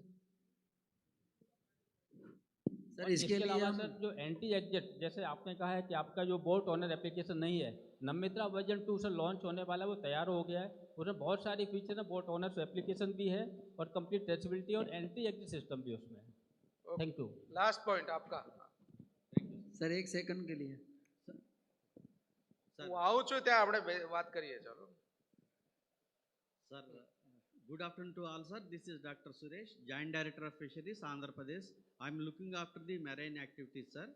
So, regarding the catch certificate, so I would like to raise some points which we are encountering in the field. So, as a state, as a registration is the responsibility of the State Fisheries Department. So far we have registered 30,000 marine crafts under AP MFR Act. So now the issues regarding this catch certification is, so species identification, what the EU requires is the species wise identification. Most of the fishermen are illiterates, really digitally illiterates. So actually the scientific names may not be knowing the general fishermen, so to upload in the portal. So that is the one important bottleneck. The second one is lack of smartphones. As per the RTGS records, in Andhra Pradesh, only 60% of the population having the smartphones and other 40% are not having. So without smartphone, app cannot work and it is another problem, sir. So another thing is multiple electronic devices usage. So there are so many devices are using by the mechanized and motorized fishermen. So that is another problem, sir. So next, another thing is, so I would like to suggest 3 solutions for this problem is, so special drive to sensitize the marine fisher, especially mechanized and motorized warners in the first phase. And also we have to provide some smartphones through PMMSY phase 2, and also we have to give wide publicity to the procurement and buyers in the fishing harbors. If you educate the buyers not to buy those persons who are not having the this traceability certificate, EEZ certificate, if you restrict them, automatically fishermen come to us. Actually fishermen are very reluctant and they won't listen us. So if you introduce NGOs, department officials, So, and other native village elders to educate them, then only we can achieve the target within the time. Otherwise, it is very, very difficult since we are facing last 30 years and dealing with the fishermen. So, these are the some points from my side. Thank you, sir. Thank you. Very important points. Identification ka, what Ramon was telling me, that the app is already there. We can integrate into the overall, integrated app, where even if you have a photo, it will automatically tell you which species it is. Director CFRI is here. उन्होंने already app develop कर रखा है. तो वो सब चीजों को हमको साथ में लेना है. Integration. And we will come to this problem of smartphone कि कैसे हम उसको overcome कर सकते हैं. Another way of integrating is extension के लिए cooperative is a well-known, tried and tested method. हमारे गुजरात में तो वो बिल्कुल tried and tested है कि where the entire the education extension part can be taken care by cooperatives. So that is something that we have to move. So many problems are there. I take each and every one of you very seriously, whatever feedback has been given. But the point is, we will have to start working from somewhere. जब start हमको कहीं से करना है तो वहां पर हमारे को पायलट करेंगे, दूसरी चीजें करेंगे तो हमको पता भी चलेगा कि इसमें क्या प्रॉब्लम्स हैं, क्या क्या एक्चुअल में इश्यूज हैं. But I can assure you that we will be working it in a very, very focused manner. There is a new MPEDA chairman, Jawahar is there, and this is number one task, because otherwise, if we lose the market, that is going to be very, very difficult for the, for our export income as well as the income to the farmers and the fishers. So, abhi kya time ho gaya hai? We have already overshot the time. Let's go to the next session. This is one action agenda which is going to be figuring in the next meeting. Sagar ji, isko lena hai next apni meeting mein. Sir, can I say something, sir? Last point. Yes, Pawan Garu, we will go to you the always, next session. You always have the last word, yeah. Please, go on. We will go to the... No, sir. I'm repeating the same point, but can we have a quick working group on this, sir, which you said We will do the next. We will constitute the working group as well as a paper, since the a guiding paper. Okay. Yeah, since the fisheries is here, commerce is here. We are together. Don't worry. Okay. Thank you, sir. Thank you everybody for this session. Thank you. So we will, thank you, sir. We will have the next session. And then okay. Here. But thank you very much, sir. The panel is to be, the next panel will be taking place. But before that, I will request you, Honorable Chair, sir, to present a memento to all the panelists in this session.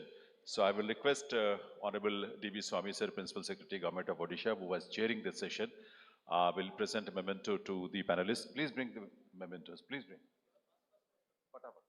Continuously.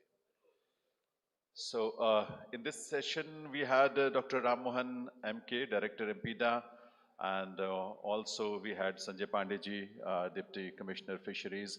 I will request all of you, please come forward and receive the honors. Sanjay Pandeyji, yeah, thank you. Sanjay Pandeyji, Deputy Commissioner Fisheries, Department of Fisheries, Government of India. Then we had in the session Shri P.C. Appa Rao Sahab, Andhra Pradesh Mechanized Fishing Boat Operators Association. Thank you, Appa Rao Sahab, for your presence and your participation in this session. Then we had Mr. G. Pawan Kumar, National President SCAI, Shri G. Pawan Kumar ji, President, National President SCAI. Then Sarvpreet Singh ji, STF Director. Thank you, Sarvpreet ji, for being with us in this session. Then we had Shri K.C. Devasenapati ji, Honorable Member Secretary CAA. Thank you very much, Mr. K.C. Devasenapati ji. And Shri Siddharth Das ji, IAS Director of Fisheries, Government of Odisha. Siddharth ji, please.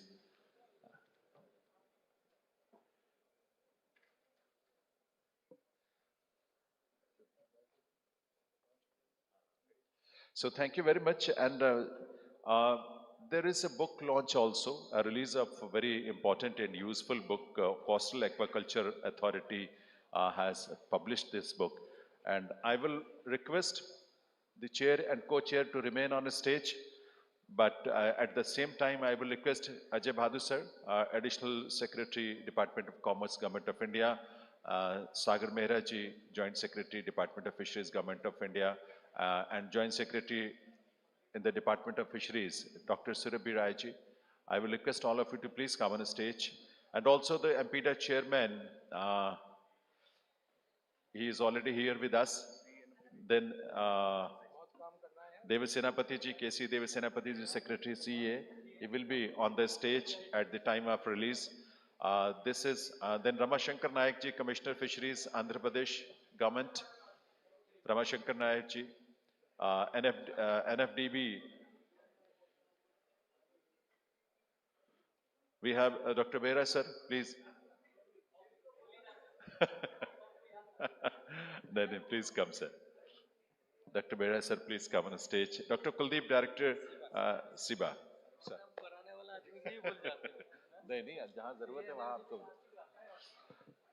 Dr. Bera, please. And so this is a compendium of Act, rules, guidelines, and other notifications. And it is the updated version up to Feb 2026, ladies and gentlemen, published by Coastal Aquaculture Authority.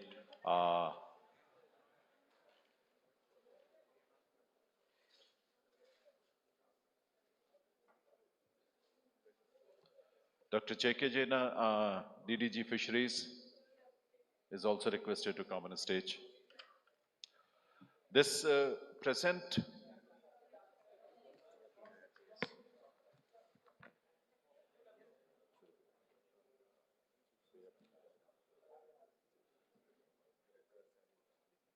Priya P. Nair ji, if she is here, please, you are also requested to come on the stage.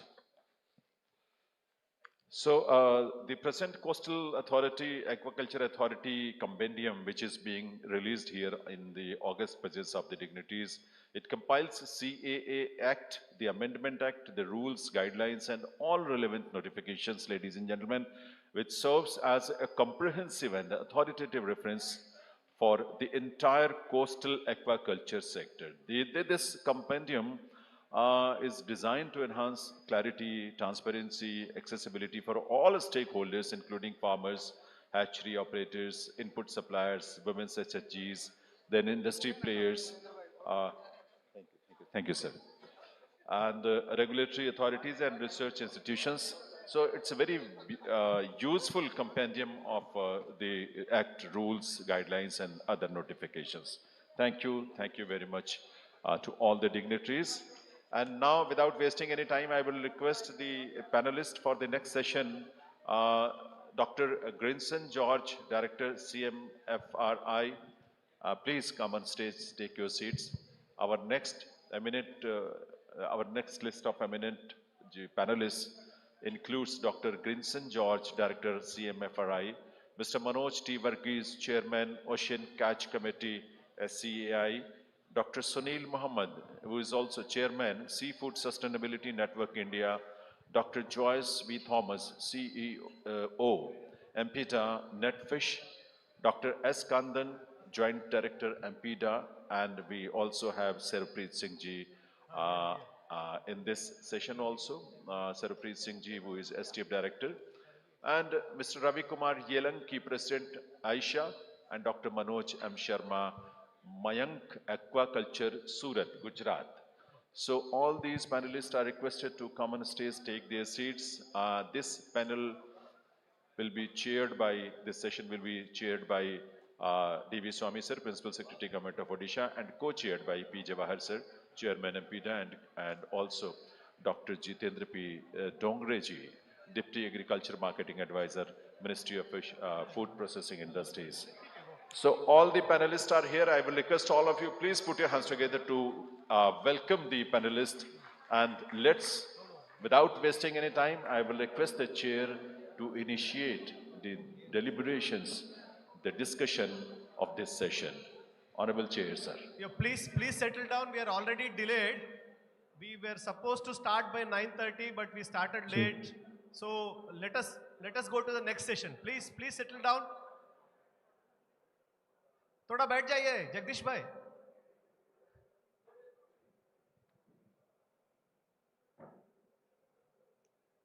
So the next session is about certification. So the traceability part was very important, but there are certain certification programs which will fetch premium. But there are challenges in implementing these certification programs. So we will be discussing that. So my request to the panelists is to be very specific about the suggestions, because most of the issues are aware, everybody is aware. So you give us some specific suggestions. So my first question is to Mr. Manoj.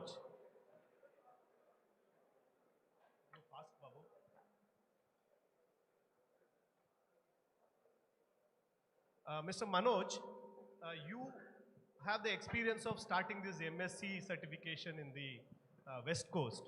And by this certification, will we get any premium price? First question. And what challenges you faced while implementing this MSc certification program? And what support you need from the government? There's a small MSc certification program.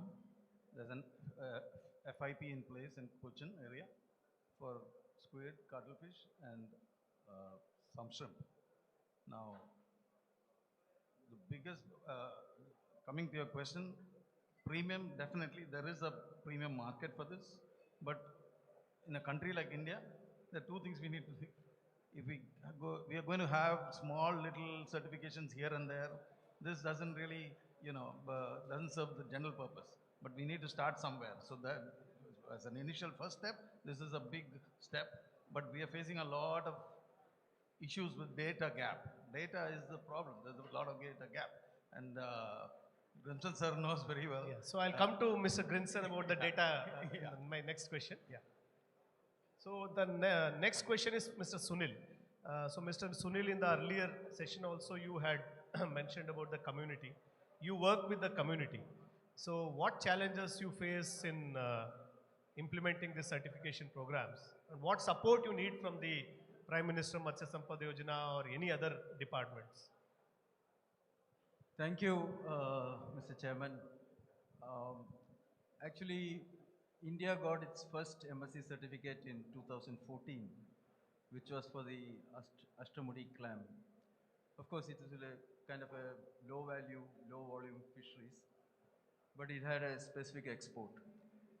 Now there are at least 15 FIPS in operation in India. FIPS are fishery improvement programs.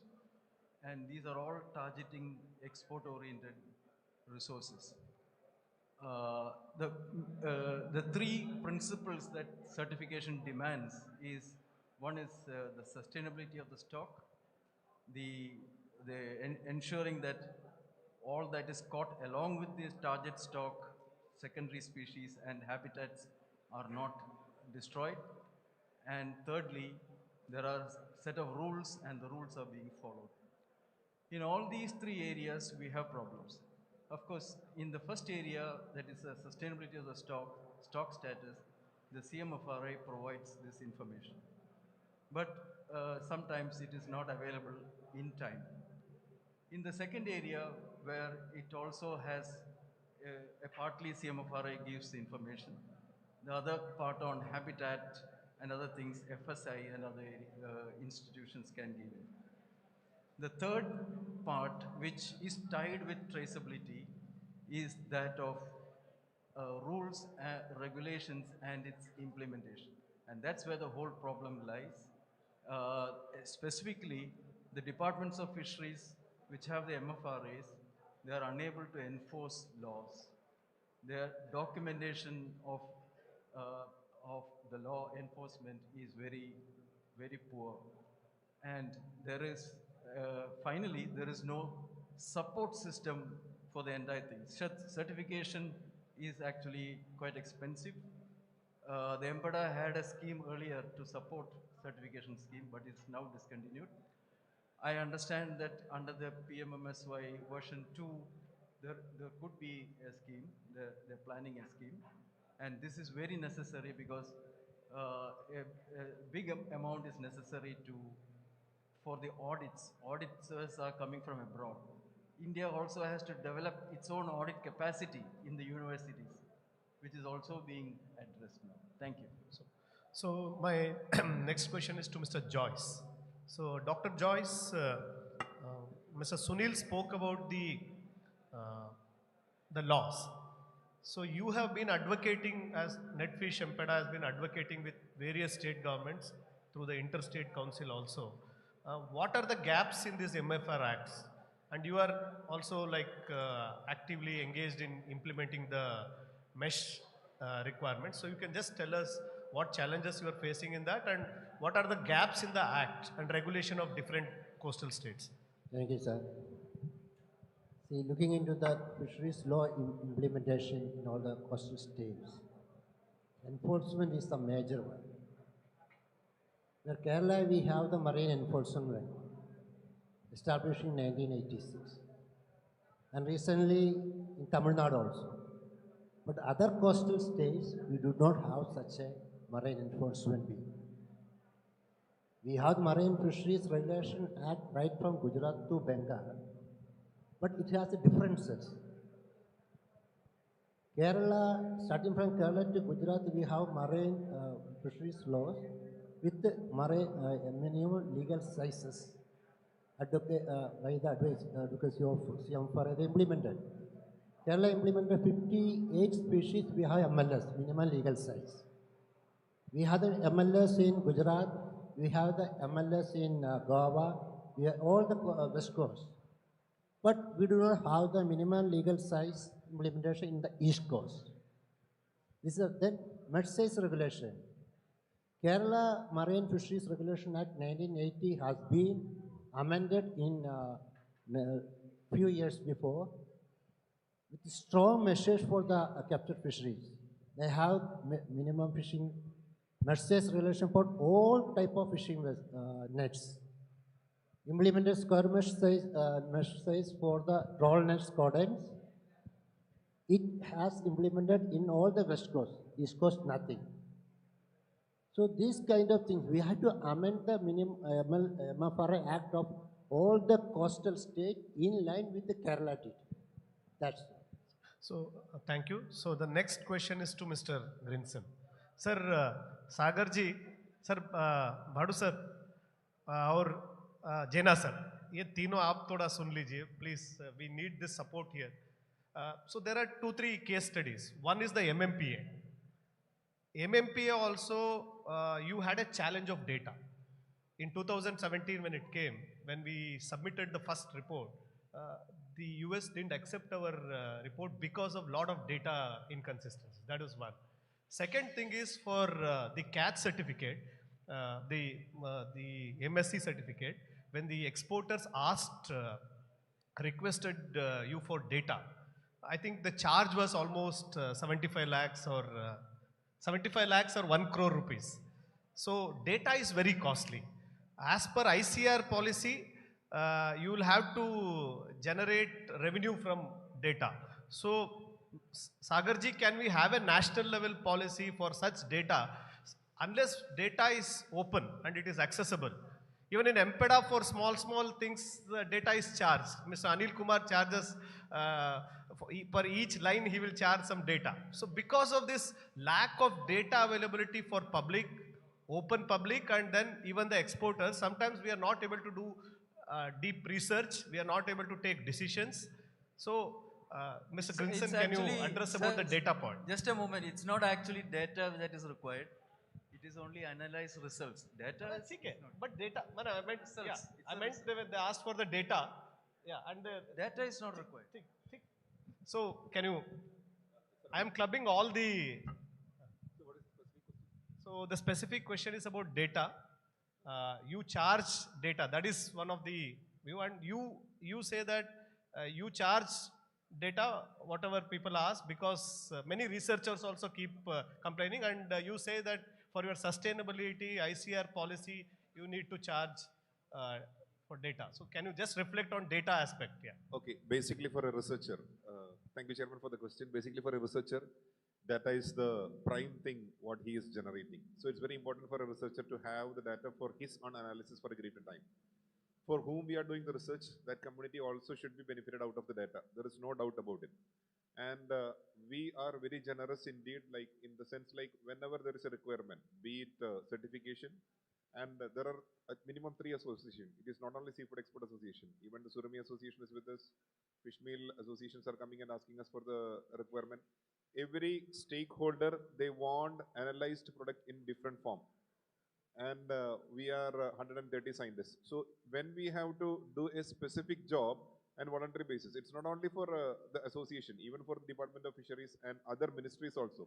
Ministry of Earth Sciences, Ministry of Environment, Forest and Climate Change, they want this analyzed product in a ready to consume format.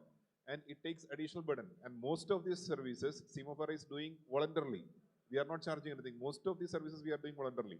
But imagine the type of pressure we are receiving. So because of this fact, we need a support. And the annual budget of CMFR is around 220 crores. But if ministry thinks that this data is of national interest, we are ready to do that. But ministry can support some 10 crores. So Ministry of Commerce can support some 5 crores. So if that budget is coming, based on that budget on annual basis, when we are generating the data we will first submit to the ministry, but ensure that there is budget flow also commensurating to the requirement what the department is having. We are open for it. Thank you. So for any, support from ministry for, keeping the data, preparing the data, not only for export purpose, for other purposes also, for domestic consumption also, PMMSY phase 2 has a provision that any kind of data pertaining to fisheries, either aquaculture or catch, would be supported from the scheme itself. And because certification ASC, MSC comes at a quite high price. So for that also, if MPDA can come out with some package that in this year I'll be needing 50 crore, 100 crore for supporting the ASC or MSC certification with the exporters, that money also we have kept this year. So supporting any kind of certification for the sake of traceability also, we have kept enough support. We just need to list out the items which on the front of traceability or certification need support, so we can have a module within the PMMSY to support it. That space we have already kept. Thank you. The MMPA, regarding MMPA also for the continuous study, because initially when you did the survey, the interaction of mammals with the fishing activities, you had challenges in collecting the data. So what support you need, or are there any technologies we can use now, the AI and other technologies to improve our data system? Yeah. Anyway, my boss, Deputy Director General Jana sir, is also here. Basically, when it came to marine mammal stock assessment, the basic issue is like we are strong in the biology part of it. So we were knowing like how best we can do it. At the same time, we are competing with countries like China, where they are getting the best equipment possible. In our case, the best way of doing the stock assessment was using hydrophones. But we don't have a hydrophone recorded library existing for the 32 species here. So if it is there and the hydrophone recordings are available on continuous basis, we'll be able to do it. But still, see sir, when China failed, again with the rudimentary mechanisms what we are having and with our knowledge, we could defend and we could gain it. So that's the difference. Like the people are smart, but if again the constraint is finance. If specific money is allocated, what if you feel like 5 crore, 10 crore you are giving, that is not the end. Imagine the type of investment other countries are making in research arena to bring the best possible results out of the data that can be generated and support the country. We are ready to do that, but the constraint is finance, and definitely if budgetary provisions are made, we can do much better. Last time with the minimum budget what received, we were able to do justice, sir. Thank you. Mentioning about not only data, you were mentioning about the analysis. So how can we improve our analysis? Sir, actually the country reports the status of our fish stocks to the FAO. And it is based on CMFRA's work that this report goes. CMFRA does this work. It does it using the best possible methods that they have. The problem is how timely and how frequently this is available. For a certification scheme, annual assessments are necessary. Every year, you need to know what is the status of stock. So they have time constraints, they have personnel constraints, and they also have funding constraints. And this is something that the PMMSY or the union government should address, because this is a requirement in order to make India competitive in global seafood trade. Thank you. So now you want to add something, Mr. Sir. Sir, another major gap that we have is on the fishing footprint. We've hit a bottleneck. Like the fishing footprint is where we are stuck now. Because fishing footprint, I think FSI can help us. Fishing footprint is where is the next hurdle. And if we get that, probably we can speed up. Because the FIP is in place for some time. It'll expire, and we're rushing against time. So from capture fisheries, we would move to aquaculture. So in case of certification for aquaculture, hatchery is the starting point for hatcheries. So we have the safari certification, then we have the BAP or ASC, and CAA also registers.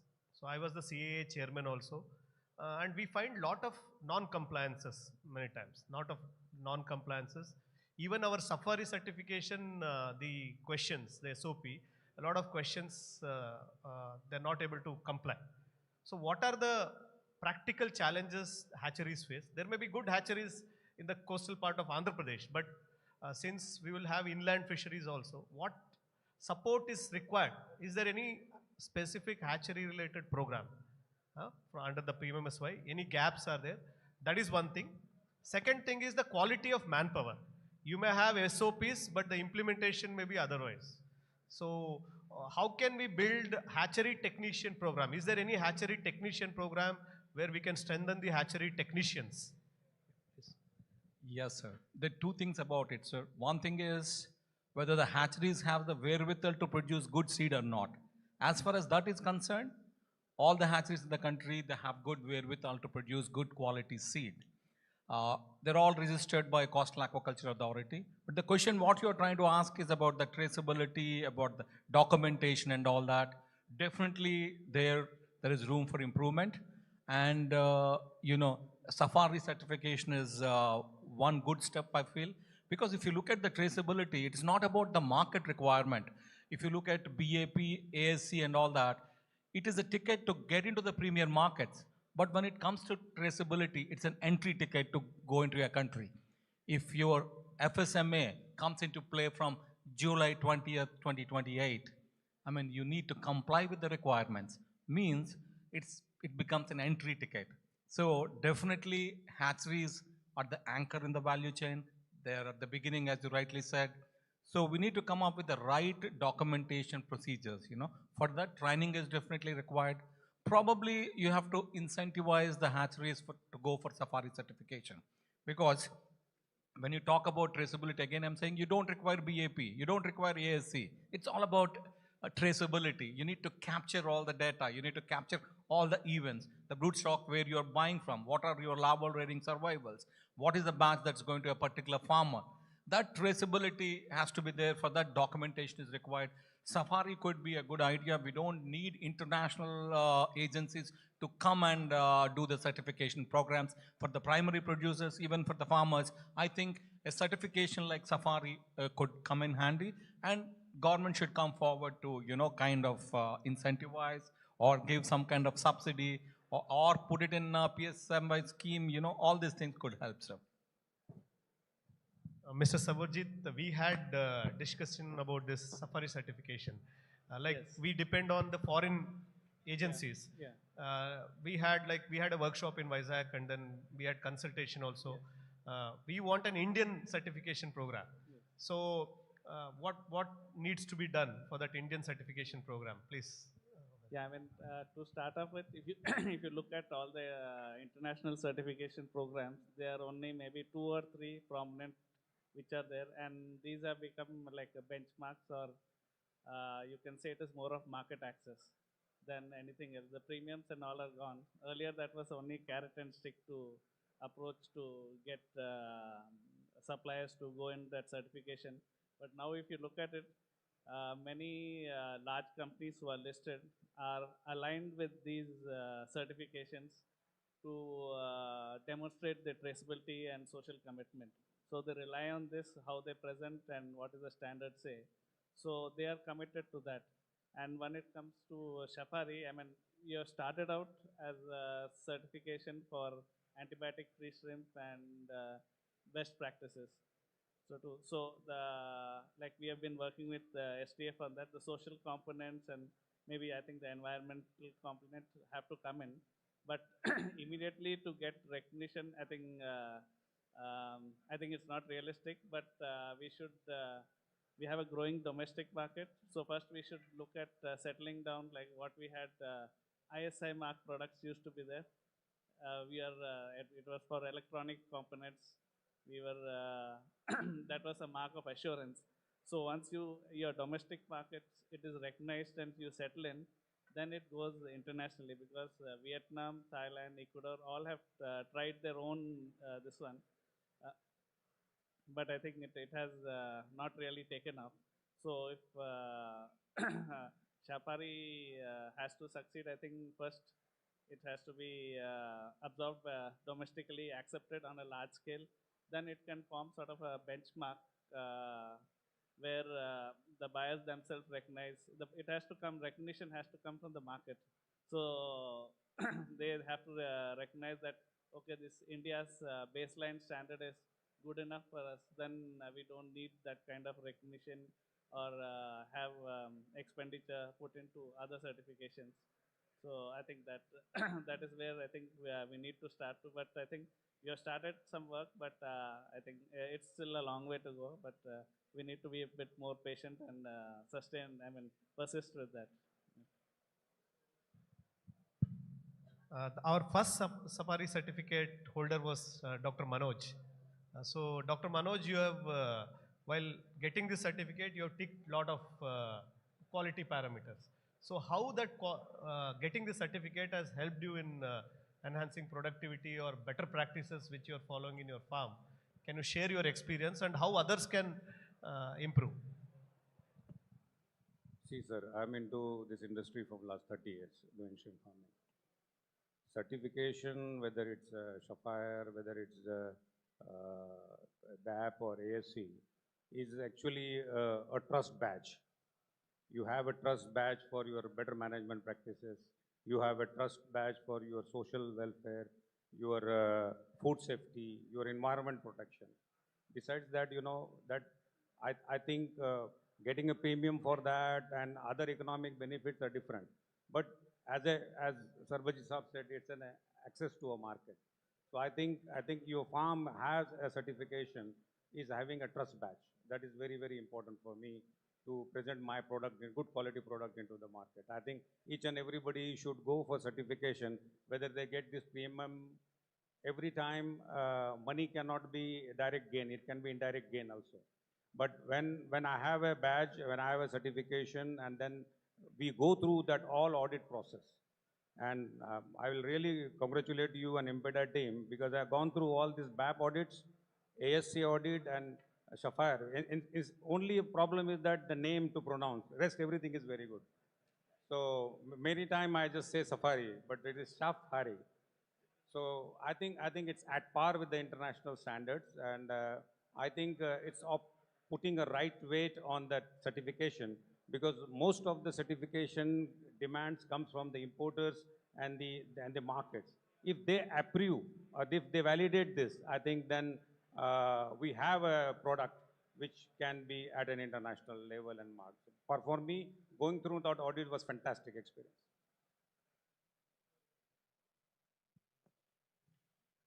Is to Dr. Kandan. So, as the head of RGCA, you run a lot of hatcheries. So, one is the shrimp hatcheries, which are really doing well. But if you go to the field, you find other hatcheries where even private hatcheries or even state government hatcheries, they don't meet many times the quality requirements. So you have tilapia hatchery, then you have Artemia, mud crab, all kinds of hatcheries you run. So one problem with hatchery, the ecosystem in the country is uh, everybody provides infrastructure for construction of hatcheries, but there is no support, government support for maintaining the hatcheries.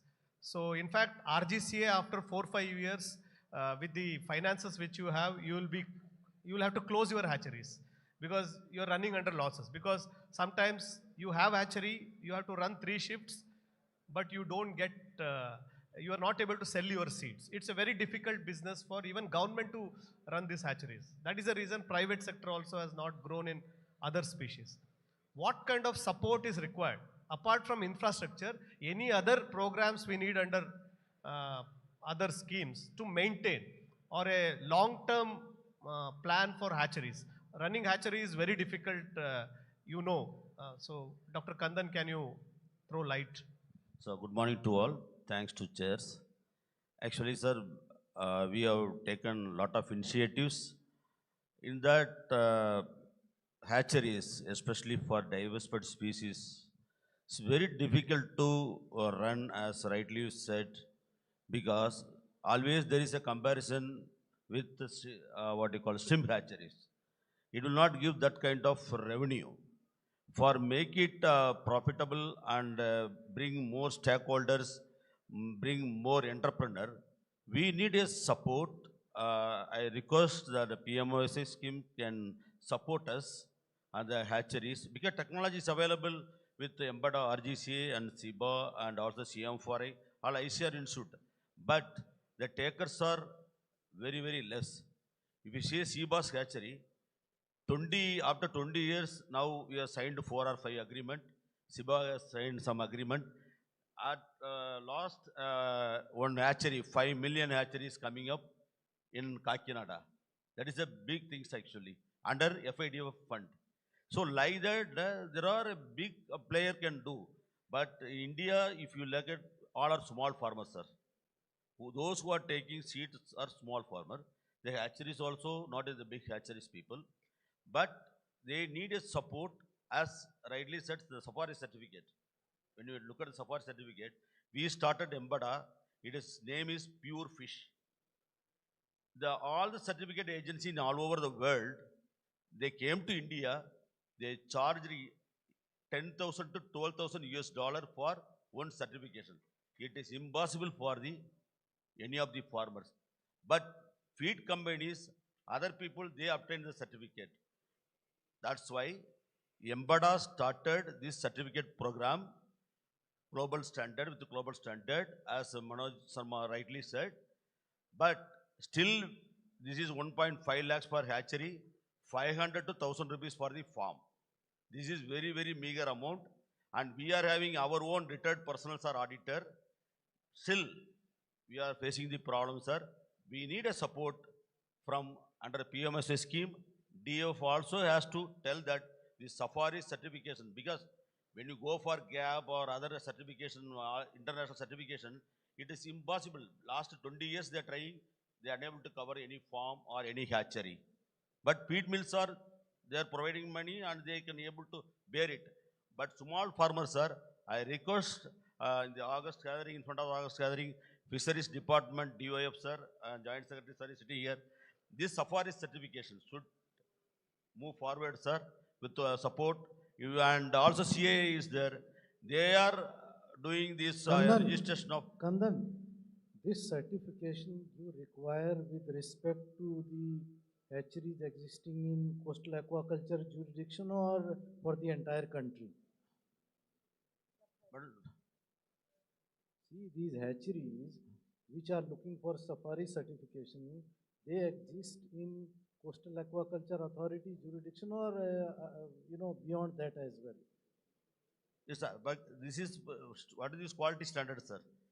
This safari... See, because what you are saying, or what CA just now was mentioning, Ravi ji was also mentioning, maybe you are specifically referring to the hatcheries which are into, the jurisdiction of Coastal Aquaculture Authority. But let me put it in the national perspective that we have hatcheries across the country. And right now, apart from the hatcheries registered with CEA, there is no centralized database. Even the states are not maintaining the database of the hatcheries operating in the different states. So what we did on the eve of last National Fish Farmers Day, we launched the guidelines on hatchery accreditation and seed certification of freshwater finfish and shellfishes. Now, we have been requesting since last year to all the states, all the UTs, that please create a database of all such hatcheries and give me the information in the format about their infrastructure, so we can grade them grade A, grade B, grade C, depending on the infrastructure they are having, and thereafter you can do the certification also. So this has to be done with respect to the hatcheries existing throughout the country. And so far as any support, any finance is concerned for creating the database, for undertaking the certification, whether it is Safari or any other certification developed by SIBA or SIFA, that would be supported under PMLSY. So that money we have kept. The only thing is, how many hatcheries are there on freshwater side, brackish water side, shellfish side?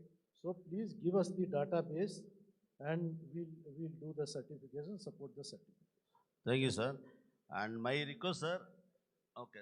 So for shrimp hatchery, it is highly essential, sir, because the export, most of the exports are going from India is shrimp hatchery, and we want to go for diversification also. That is for our request, because the certifications in all the other countries, I will tell you small example, sir, for chair, fishing company, they told that even though we are producing tilapia, we are unable to take to America. They are demanding, where is the certification? Who is certifying your tilapia?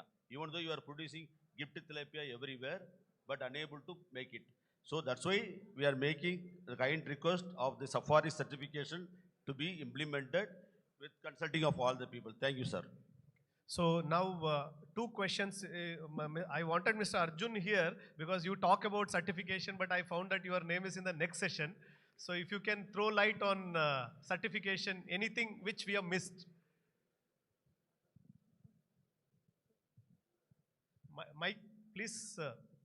Sir. Anil, mic dijiye na, somebody session. No, we'll ask Mr.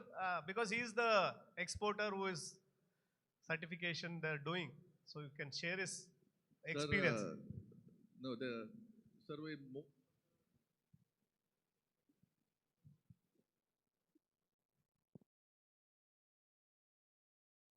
Hello. Sir, for most of the North American and European supermarkets, certification is a qualifying criteria. So without certification, you can't even approach them. That is fundamental. Most of our production is all from CCOT. I don't know how much discussion has happened about CCOT. I understand it is right now, the last discussion was about farm. But CCOT is very, very important. We are constantly being asked. We are trying to do our own FIPs. We are trying to deal with the local state governments. But there is a huge requirement of change of regulation and implementation of regulations at the state level, which is completely right now not in the purview of discussion also. So that is something that seriously we need to look at. I mean, since yesterday, all the discussion that we've had has gone and landed at the doorstep of the state government. And we don't seem to have enough teeth in our powers that are given to us to get our whatever we discuss implemented by the state government. So that is very, very critical. In my case, sir, we are producing almost 45,000 tons of surimi raw material. Yet I have to import close to 8,000 tons of surimi raw material from America only to satisfy the Northern American markets for certification. It is not necessary for us to only have MSC certification. Any certification that India can come up with, which has the FAO benchmark, is acceptable to everybody. Unfortunately, none of our agencies is championing the cause of wild-caught certification so far. The industry on its own is trying to do what it can, but I would really request the Department of Fisheries, Ministry of Fisheries or Ministry of Commerce, so somebody bell the cat and at least launch a program for any species which is wild caught in nature for certification that will really take us to a greater height going forward. Thank you, sir.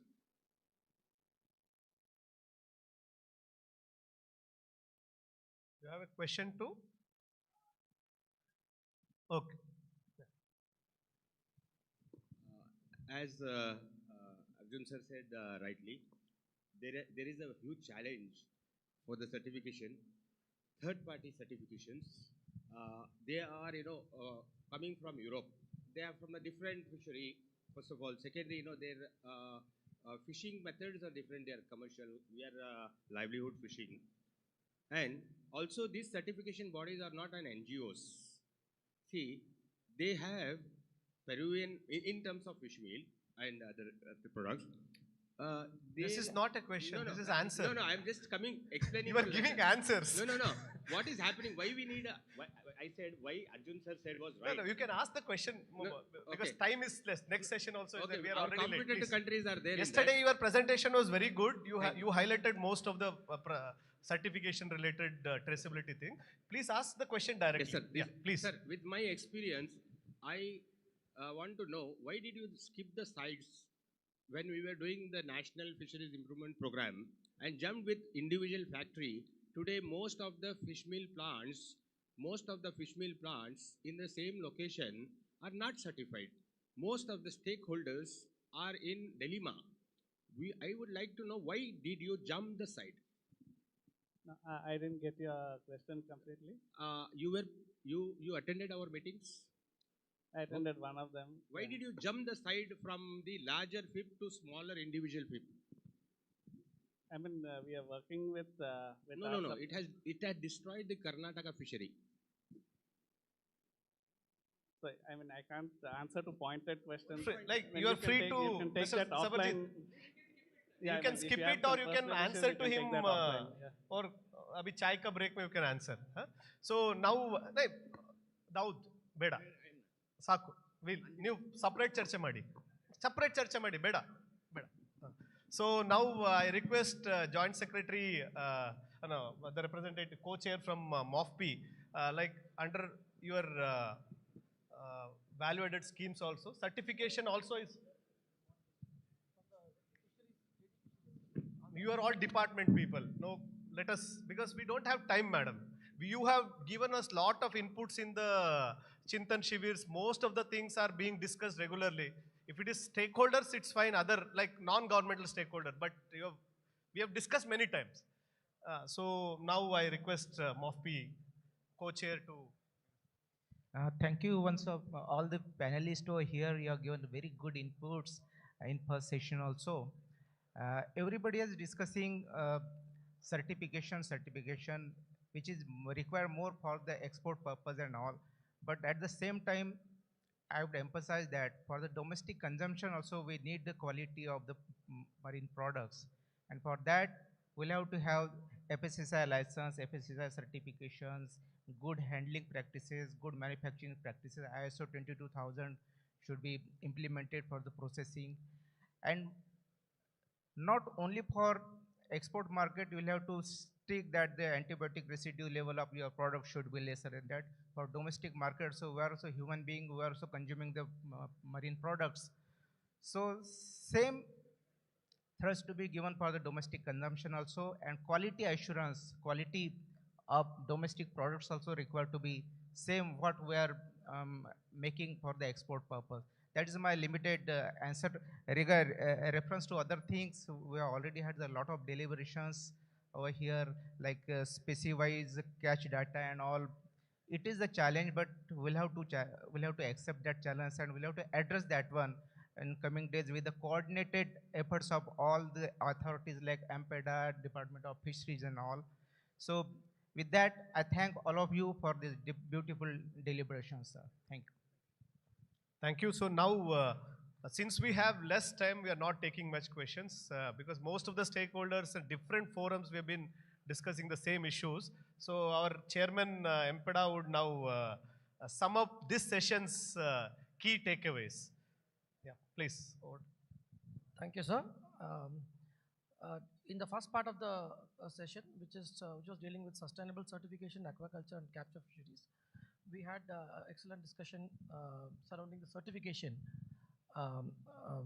wherein the MSc certification and the benefits of that was well articulated by the seafood exporter, Mr. Manoj. And we also had a good discussion on the experience from the community from Mr. Sunil, and what kind of support the community require, and whether the existing systems are able to support the certification requirements which the community would require. And we also had a discussion about the data requirements by the exporters and whether CMFRI can fulfill that. And we also got an insight on the need to support financially or funding for the CMFRI to provide insightful data based on good data analysis of the data which is already, the data which you already possess, also funding for data generation as well, like the way other countries are doing. And further in the part 2 of the session, we had a good discussion on the non-compliances issues in aquaculture and the best practices, wherein the Shapari certification system, which was put in place by the MPDA, and the outreach of that has been discussed. And we had a very good point made by Mr. Sarabjit on the need for expanding the scope of the Shapari certification domestically, where there is a need to develop an acceptance of Shapari certification first domestically, and then do we can sell the certification abroad, so that it becomes a truly internationally acceptable certification system. So the need for baseline standards on data on forms has to be developed first. That is one point which Mr. He has made. And the experience from Mr. Manoj, who was the first Shapari certified farmer, I hope it has given a lot of encouragement for the farming community, because he was saying that it acts as a trust badge for any farm. And when compared to the US certification systems, which would cost something around $12,000 per visit, this is a cost-effective, trustworthy certification system, and MPDA is going to focus on how to increase the spread of or outreach of the Shapari system, and how to sell Shapari system as a brand abroad. And we also got additional input from the Joint Secretary, Ministry of Fisheries, wherein the Fisheries Ministry has already asked the various state governments to provide details on the hatcheries, and after they grade the hatcheries into grade A, B, C or whatever, then MPDA will take the cue from there and then proceed towards a certification system on those hatcheries. A very valid point was made by Mr. Arjun from Gadre Foods, wherein need for a certification system for a sea caught fish was articulated. We have taken note of that. I think that is it on the summary part. Thank you. We'll continue now. Then thank you. The session is over. So we'll have the next session. Fisheries se kaun hai? Announce karne ke liye nobody is there? Or Anil, nobody is there? Or we'll invite. You change the way. You can anchor Anil. You please invite whom. Nobody is there to give the mementos also. Huh? Good morning, ladies and gentlemen. This part of the session has come to an end. Now I request the session chair, Sri D.V. Swami IAS, to present the mementos to the panel of speakers. Dr. Greenson George, Director, CMFRI, please.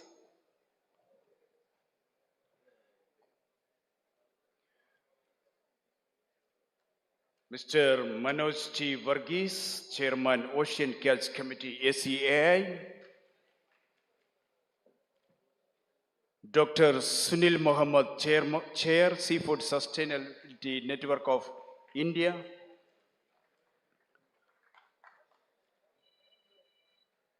Dr. Joyce V. Thomas, Chief Executive, MPTA Netfish.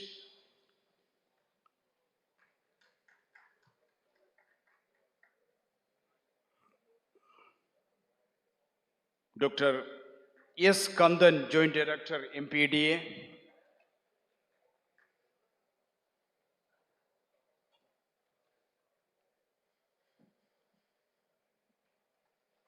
Mr. Ravi Kumar Yellanki, President, Aisha.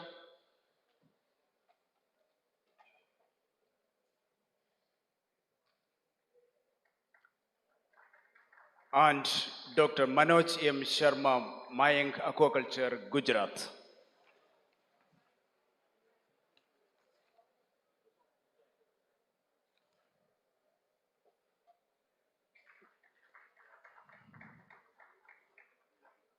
Thank you, sirs. Now we are moving on to the third part of this session, that is exploring production-linked incentive framework for the seafood sector to increase value-added exports and support MSMEs.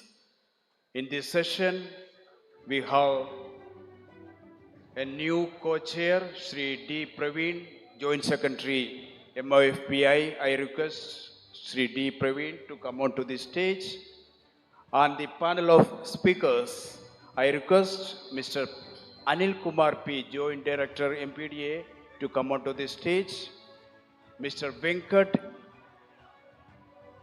Nekandi Frozen Foods, please come onto the stage. Shri Nikhilesh Alluri, Director, Avanti Foods, please come to the stage. Shri K. Anand, Regional President, SCAI, Andhra Pradesh. And Mr. Arjun Gadre, MD, Gadre Marine Exports, Ratnagiri, please come to the stage. As I mentioned earlier, this part is regarding exploring PLI framework for the seafood sector to increase value-added exports and support MSMEs.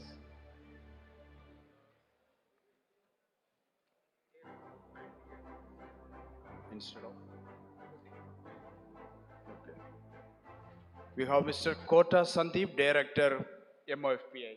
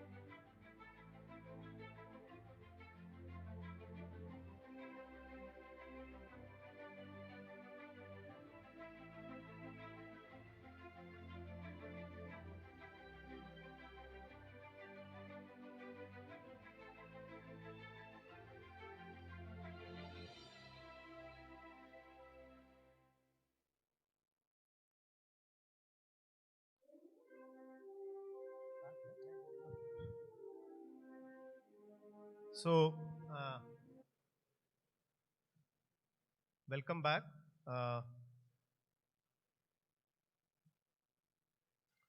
We have with us the Joint Secretary of MOFPI, who is this session main purpose is on the PLI framework and the value addition.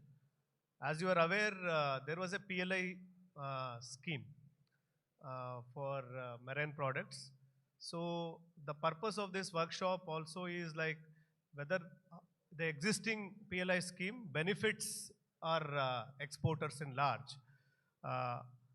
And whoever has taken the scheme, what gaps are there, how to improve the scheme, what additional support is required. This is what we would be mainly deliberating, because we have value addition and export promotion session in the afternoon also. So some value addition thing we can discuss in the next session also. So let us focus on the PLI mainly, and then also value addition branding, which some of you have done. So my first question is to Mr. Anil Kumar. Mr. Anil, if you see the scheme, the PLI scheme, majority, not majority, only very few people from our exporters were eligible under the PLI scheme.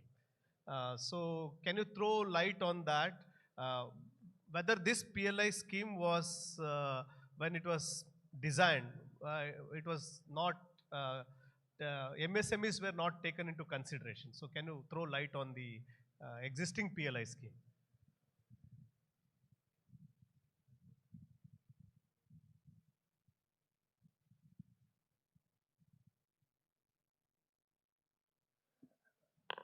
Respected chairs and other dignitaries, thank you for giving me this opportunity.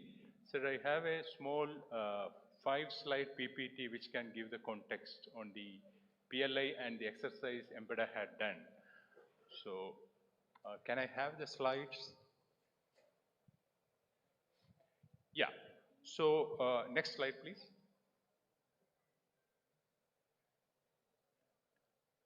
Next one. Yeah. So just to give you a context, set the context, we can see, I'm not going to repeat what is written there because we have already seen. We can see that our value-added products share is very less. In fact, it's 2.4% for the Chapter 16. It is not Chapter 16 alone, even in Chapter 3 we have value-added products. But to give you, cite an example, our export is very less, and only 0.84 billion, 800 million plus, globally. And see the, the context of other competing countries. China have 8.6 billion, Thailand has 3.8, and other countries have very high value-added product exports. So there is a scope, considerable scope to increase our value-added products exports. You see the number of processing units which has the value addition infrastructure. Out of 659 units, only 127 units have value-added products processing capacity, of which majority of them have cooking capacity, that is 87. Breading capacity is only for 14 units. That is the current situation. Now, you can see the type of value-added products we have exported. This is around $928 million. You will be seeing why I'm saying two figures in two slides. Earlier it was 800 something, now it is 928 because it includes our Chapter 3 value-added products also, of which $749 million worth of seafood is only in cooked category. So that is where our value-added products export also is skewed towards few products. So we need to, I just saw this to understand the current scenario. Now, what is a framework we need to have for value-added products or PLI scheme, which will include MSME also? You can see on the left-hand side of the screen, the existing PLI scheme, which is 10,900 crore outlay, and minimum investment is 75 crore, and the turnover requirement is 600 crore. And the another major condition is that For 5-year CAGR, you need to have 5%, and most of the MSMEs are not eligible. Out of 659 processing units, only 524 are 524 are MSMEs. They are not coming under the eligibility schemes. So MPDA did a consultation process with exporters, and based on the consultation process, we have come out with the recommendations which we have sent to, Ministry of Food Processing also some few years back, couple of years back. One of the, major criteria we need to understand is that we need to have a customized PLI scheme for marine products, because our product, when compared to other agriculture products or meat products, it is highly perishable, and the production base is fragmented either in capture or culture, which we have already discussed that. So if we need to double the export of value-added products in the next coming 5 years, the minimum investment criteria should be as per the MSME for the customized PLI scheme. And instead of a 5-year CAGR, because an MSME cannot wait for 5 years to get assistance under value-added products, which they will not be able to sustain. So it can be an incremental yearly basis. This is some of the suggestions we have received. And the assistance products need not be Chapter 16 alone, because there is a huge segment of nutraceuticals, a high-risk, high-value live chilled products, which is also very good, and Chapter 16 and other Chapter 3 products. So these are the 4 categories of products which could be considered under the MSME category. And it needs to be WTO compliant. And brand promotion, which is already in the existing scheme, that also needs to be continued in the MSME scheme. So this is my last slide.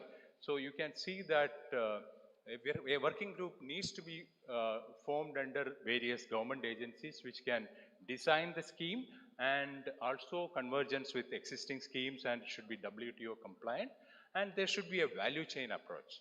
Just to give you an example, we need to have a pilot first in the district export hubs first, and then processing clusters, and then scale it up further before we come into the national scale project.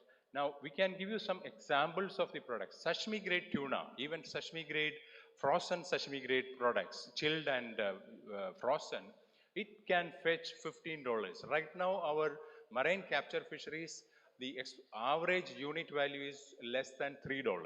Now, if we go for high value products, we can get average value of $15, and breaded sushimi products can get anywhere between $10 to $12. And seaweed and nutraceuticals, as I said before, can fetch more than $10. This is where the opportunities lies, and if we are able to promote value-added products, we will be able to double it in coming 5 years. Thank you.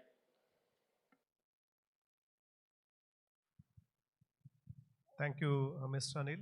So, in fact, most of the MPDA schemes are designed in the Export Promotion Committee, where the JS also is one of the member, and the exporters are the members of the committee. So you can also place in your Export Promotion Committee also initially to discuss, and you can have consultation to see how it works. So now my question is to Mr.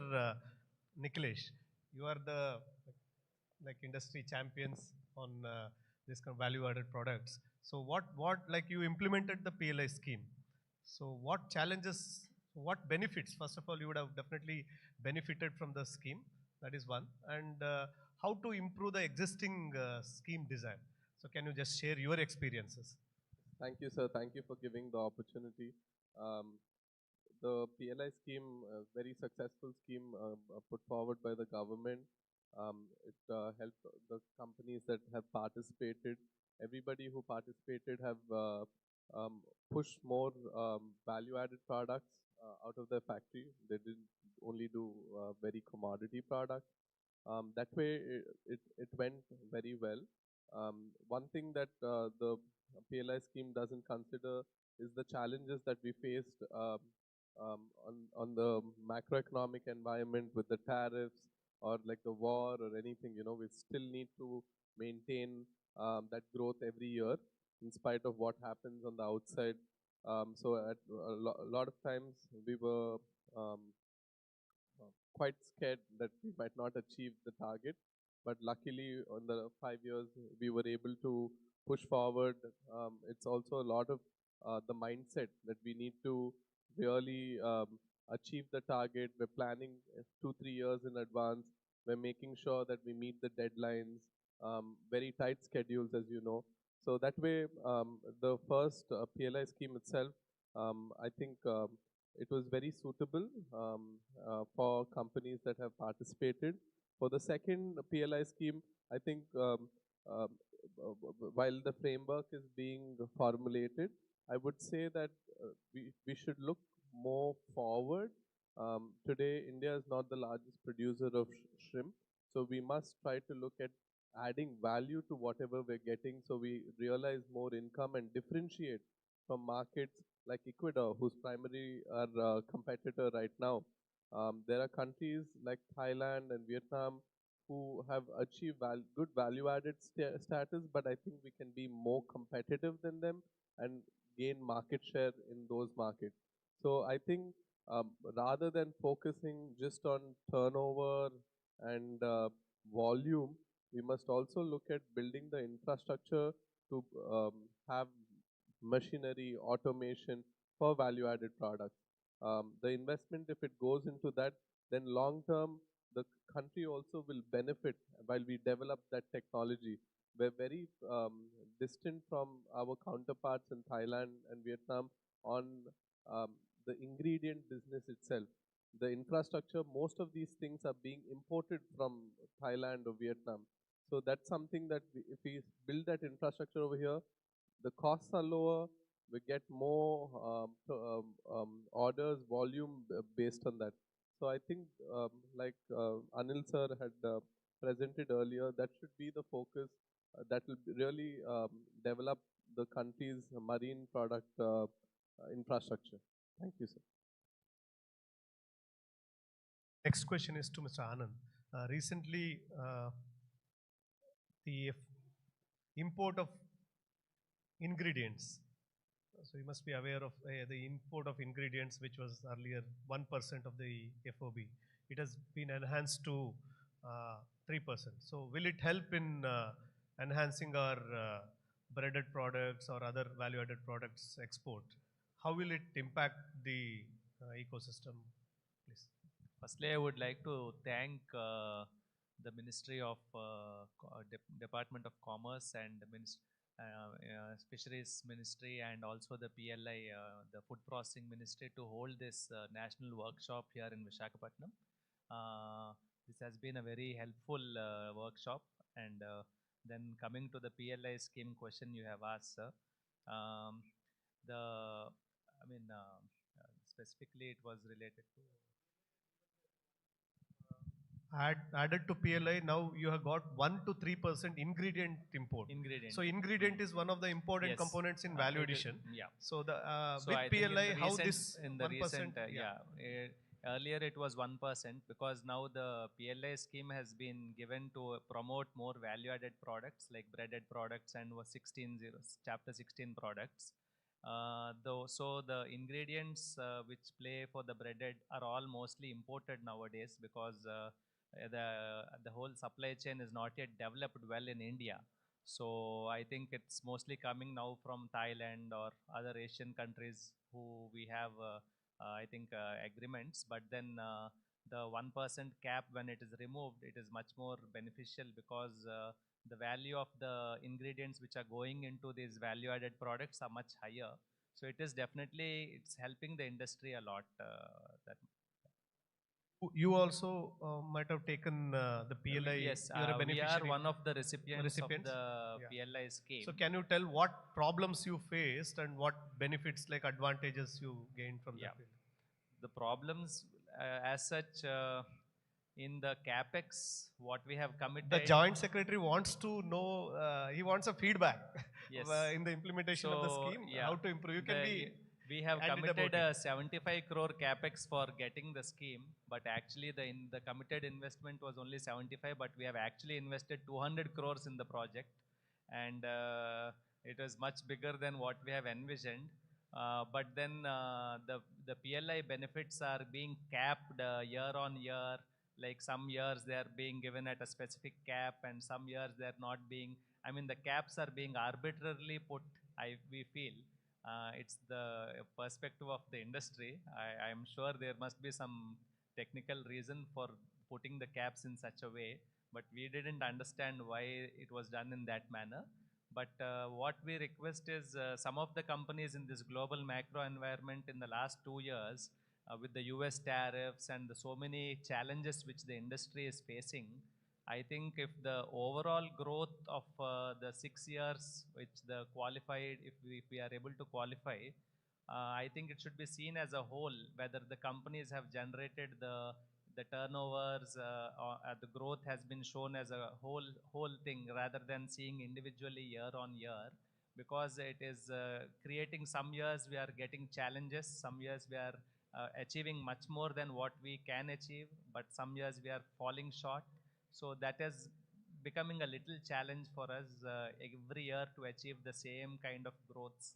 Is one of the challenges which some of the PLI recipients are facing. So if something can be looked into on that aspect, it will help the PLI recipients, because everybody has invested a substantial amount of money, capital and resources into these projects to generate employment, as well as to actually value add into more higher value added categories, which are obviously every time when we are meeting the ministry, why you are not doing 1605 or 16 the category 16 products. This is the reason we are actually improving on that aspect, but these are not small challenges. And one more thing, what all the PLI recipients will agree on, one aspect is availability of labor. The labor and manpower availability is huge when it comes to Chapter 16 products, and we are facing kind of a severe shortage of manpower, though we are having a 1.4 billion people in our country. Unfortunately, the labor which is, the manpower which is required for working in the factories, we are facing a little bit of challenge on that aspect. But that is like, these can be overcome. But just as since you asked what are the challenges, I just mentioned. Yeah. So next is Mr. Venkat. So you also are a PLI beneficiary. So you can also reflect on PLI. The second thing is, you've been part of our discussions on the, yesterday also while discussing, there's not much raw material. We talk about value addition, but if you see the global trade, roughly around 30 to 40 billion worth of species only are available in India. The other species are not available in India, the cold water species or other species. You are a champion of import for re-export. You've been in many meetings, you're deliberating. So recently Fishery Ministry had come up with a SIP. Whether that SIP would meet your requirement or you need any modification in that SIP. So two questions. One is on the PLI and the other one is on SIP. Sure. So just not to repeat what the others have said, very quickly, sir. PLI has been, what it has done for exporters like us was given the comfort of going ahead with the investment to get into the value added. Otherwise, we were in our comfort zone of saying, okay, P&D tail on or a cooked product. We'll just continue to do this and grow the numbers and grow the. Now it has really tested us in terms of putting up the investment for the value added product, which was a very good thing. And because of PLI, one of the main reasons, as Anand was mentioning, 75 crore investment went to 200 crores. So we committed 80 crores and we've invested more than 160 crores. I think same with Niklesh also. So the fire or the impetus was given by PLI, sir, and we are very happy for it. And just on the challenges, as 1 year we have another issue, or so if it can not repeat again, just to see in a totality of what that company has done after the investment in the 6 years, that is one suggestion, sir. And in terms of the branding also, sir, the first PLI had a good branding policy, which is a very good thing. I think we were the only ones in the seafood industry which have applied out of the 9 people. So we didn't know how to go about it to get started, but it was again, the fire was lit by the ministry to say, okay, you go and start branding your product in the international markets. Next, the PLI, I think that will be a good thing for the Indian brands to be established in the global markets. That's a very solid thing, which should continue in terms of the branding. Yeah, and in terms of the second suggestion, sir, on the second PLI, so the investments were most on plant and machinery, as Anil Kumar sir was saying. A lot of these, let's say, fresh tuna doesn't need investment at the plant level, but it needs investment at the boat level. And even from the farming, if we come to aquaculture, the new investments of IoT or any other technically new products which will enhance the per capita per acre yields from 3 tons to 6 tons, there are certain investments which have to be done which are capital intensive. If PLI can consider these two, just not at the plant and machinery, but at the back end of it, in the backward integration, where the company goes and invests into the totality of the thing. So these are the two suggestions on PLI 2, just to go forward. And as sir was mentioning, we were talking about import for re-export, which is a huge opportunity for India, especially the whole China plus one story where US and Europe were looking at. So SIP came into effect after deliberations between MPDA and the Exporters Association, so which was a good thing, and I think it's a smooth flow in terms of the SIP. It's a good start. As we start coming in, maybe some tweaks should be there, but it's a great start for the, and the timing is right. So we are looking at importing, and one of my colleague exporters is already doing it. Now, I think 2-3 more companies will start doing this going forward. Thank you. So, Mr. Praveen, like the MPEDA, along with we register the plants, we also register the exporters, and we can also register the vessels as an entity. So you can, instead of saying a processing plant, you can, in your scheme, you can design as an entity. If you define entity as per MPEDA, we can register the vessel, and for tuna, as you said, in the primary processing level, the investment is required, high investment is required. So with the deep sea fishing policy, then your scheme, it will help in the tuna ecosystem. So you can take our entity definition as one of the definition within the scheme. So now coming to Arjun, like they were talking about branding, and you shared a picture where your product is in Walmart, or you went to US and you had shared. So branding is a challenge, and very few exporters from India, most of them are like they manufacture, contract manufacturing for somebody else.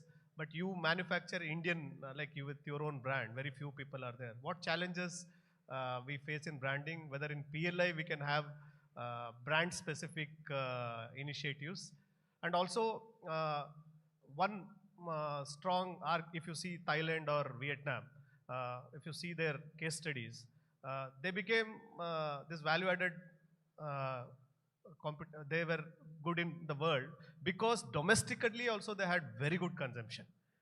Domestically they were consumption, they were competing, the firms were competing. That is why they were able to improve, and then value addition also improved. So domestically, what challenges you are facing? You have been telling earlier also. What challenges you are facing in domestic? Because for value addition, we need domestic also. Thank you very much, sir. Thank you for the opportunity. I'll first address the domestic issue. I think the demand for value-added seafood in India exists. If you look at the consumption patterns in restaurants, for example, a lot of people enjoy seafood only when they go to restaurants. But because there is very little retail infrastructure, it becomes very, very difficult to distribute. Very few brands are there in the market today. And a lot of people who have capability of making value-added products are not able to reach the market because there are just no frozen shelves. And I think there is, I mean, I've said this in a couple of other forums, there is a little bit of bias amongst some of the large retailers where they do not allow non-vegetarian frozen foods to be put on their shelves. I think it is highly discriminatory. It completely denies our shrimp farmers and fishers to have their products displayed on the market. So I think at some level, government needs to intervene and cannot have this kind of discrimination between veg and non-veg. Having said that, the direct-to-consumer platforms like Blinkit, Instamart, Amazon, those are actually becoming very, very good and useful for us to reach homes. I'm very happy to say that, you know, for many years when we are selling in India, most of our growth was coming out of hotel, restaurant, and catering. But this year, since the direct-to-consumer platforms have flourished, we are growing at least 25-30% also in retail. So the challenge for value-added seafood in India for domestic market is really the sales and distribution infrastructure and jo dikhta hai wo bikta hai kind of philosophy. If you can't put your product on the shelf, there is nobody who's going to pick it. So retail infrastructure is very, very important.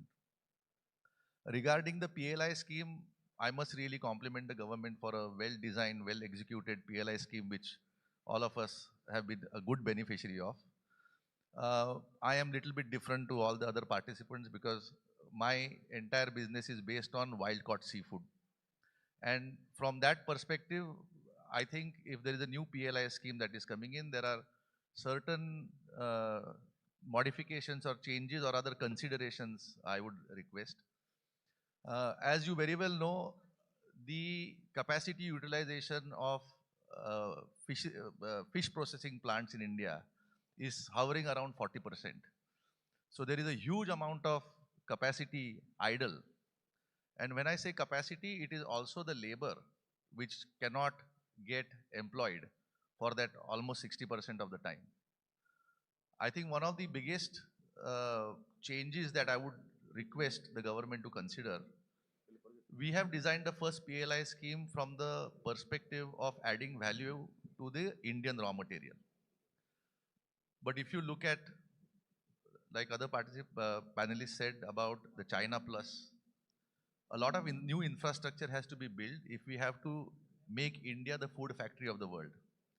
And therefore, importing raw material for reprocessing and adding value will also benefit not only in our overall business trade, but also in continuing with the livelihoods of a lot of people. Value addition requires huge amounts of labor. Everything is done by hand. Handmade products also have added value.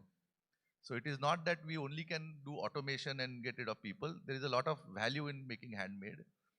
India is in a situation where our labor is one of the cheapest and most skilled in the world. But we are not leveraging that as yet. And any scheme that will allow us to continue using our capacities. See, the Indian seas can only give so much biomass for processing. We need to augment. All our factory capacities are built for the peak that comes in about 45 to 50 days in a year. The rest of the time, we are always working under capacity. So a scheme that would allow us to import raw material for value addition will be highly appreciated. I think that will, yes, on one hand, the Indian farmers are going to be protected because it is always better for us to use our own raw material, but when that is exhausted, all our Indian employees can also benefit going forward. Sir, you talked about branding. I think the branding scheme was very, very useful, and I think it needs to, now that I'm very happy to say that our brand is in almost 5 top retailers in Japan, in Hong Kong, in Singapore, and also in the US. We are in all the shelves of Sam's Club. We are right now about 25% of Walmart. We are adding 3 or 4 new supermarkets, one in Texas, one in California. So this is also going to need a lot more marketing from a brand development perspective. And this would, I mean, right now I think it's the 50% is what branding expenditure is been given, and there is a limit on how much we can spend. I think both the limit and the percentage can be relooked at, because there is going to be a lot of expense for us to really make our brands commonplace in foreign countries, especially like Japan and America. So more branding would be excellent. I think, like Anil sir said, high value nutraceutical byproducts is a key ingredient. See, cost of raw material is going up. If we can make more value from the kilo of fish that we get, not only from the perspective of what is available for human consumption, but also from the waste, there is a lot of active ingredients that can be extracted. So specifically designed PLI scheme for only for nutraceutical, whether the shrimp guys have a lot of prospects in chitosan or other amino acids extraction from the shrimp offals. I think specifically, like my panelist said, these schemes really help you think out of the box and take that extra step, the leap of faith, knowing that there is support. And I think that's a good incentive for us to also take these additional steps. One other thing is that, sir, honestly, we don't invest in our businesses thinking that a scheme is coming. But sometimes what happens, we've invested very heavily in the last year, and certainly that is not considered if a new scheme is launched. So I know in the current scheme also, the current year investments were considered. I think you can give us couple of years from, let's say, previous financial year and current financial year. If those investments are considered towards it, that will help. Not that it's a make or break, but that will really help, because everybody that we know, for the progression of their businesses, continuously investing in the businesses, capacities are being expanded. At least in my case, we are certainly doing so. So if that can be considered, that will also be very, very helpful. Those are my points. Thank you. Mr. Arjun spoke about nutraceuticals, and we have, because here most of you are wild caught or shrimp dominant eggs, but there are some people here, Mr. Amiya, who is a young entrepreneur, and they are doing this nutraceuticals, they're into nutraceuticals. Please come, because the challenges they face are totally different, because their value chain, the process is completely different from the breaded products. So, and it is not, there's doubt, the regulatory, there's ambiguity on the regulations. So you can please highlight about the challenges you face as a nutraceutical representative. Yeah. 2 to 3 minutes, please be brief, and yeah. Yeah. So I have demarcated 2 to 3 very specific things which are the need of the hour for people who are into upcycling waste or are into the domain of circular economy when it comes to convert seafood to wealth. The first thing is very specific policy mandates and incentives that encourage the adoption of marine derived products, basically which are derived from the seafood waste. The other thing is targeted infrastructure grants and export incentives which are specifically designed for startups which are into circular economy or into waste to wealth domain. The other thing, or the other most important thing that I wanted to highlight, is there is a need for amendment in the NFDB entrepreneur model itself. Currently, the NFDB entrepreneur model focuses on an overall project overlay of 5 crores. However, the share, which is in the form of term loan for an entrepreneur, is around 3.5 crores, for which the entrepreneur has to provide some sort of collateral, which if an entrepreneur has, he has no need to go for the particular NFDB loan. So there are some amendments that are need to be made to that also. The other and the most important thing is testing facilities for these kind of products. So we have products which are into a very different domain rather than the normal fish meal, fish oil or fish solubles. And they require very specific tests which are mandatory if you want to export them. For example, the molecular weight analysis, the molecular weight distribution, so on and so forth. So some infrastructure needs to be developed on those lines also so that the testing and analytics becomes very easy for us. So that is it, sir, on my part.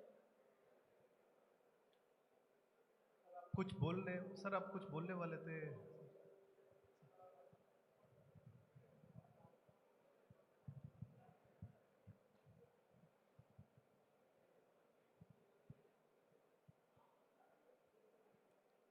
Can I continue?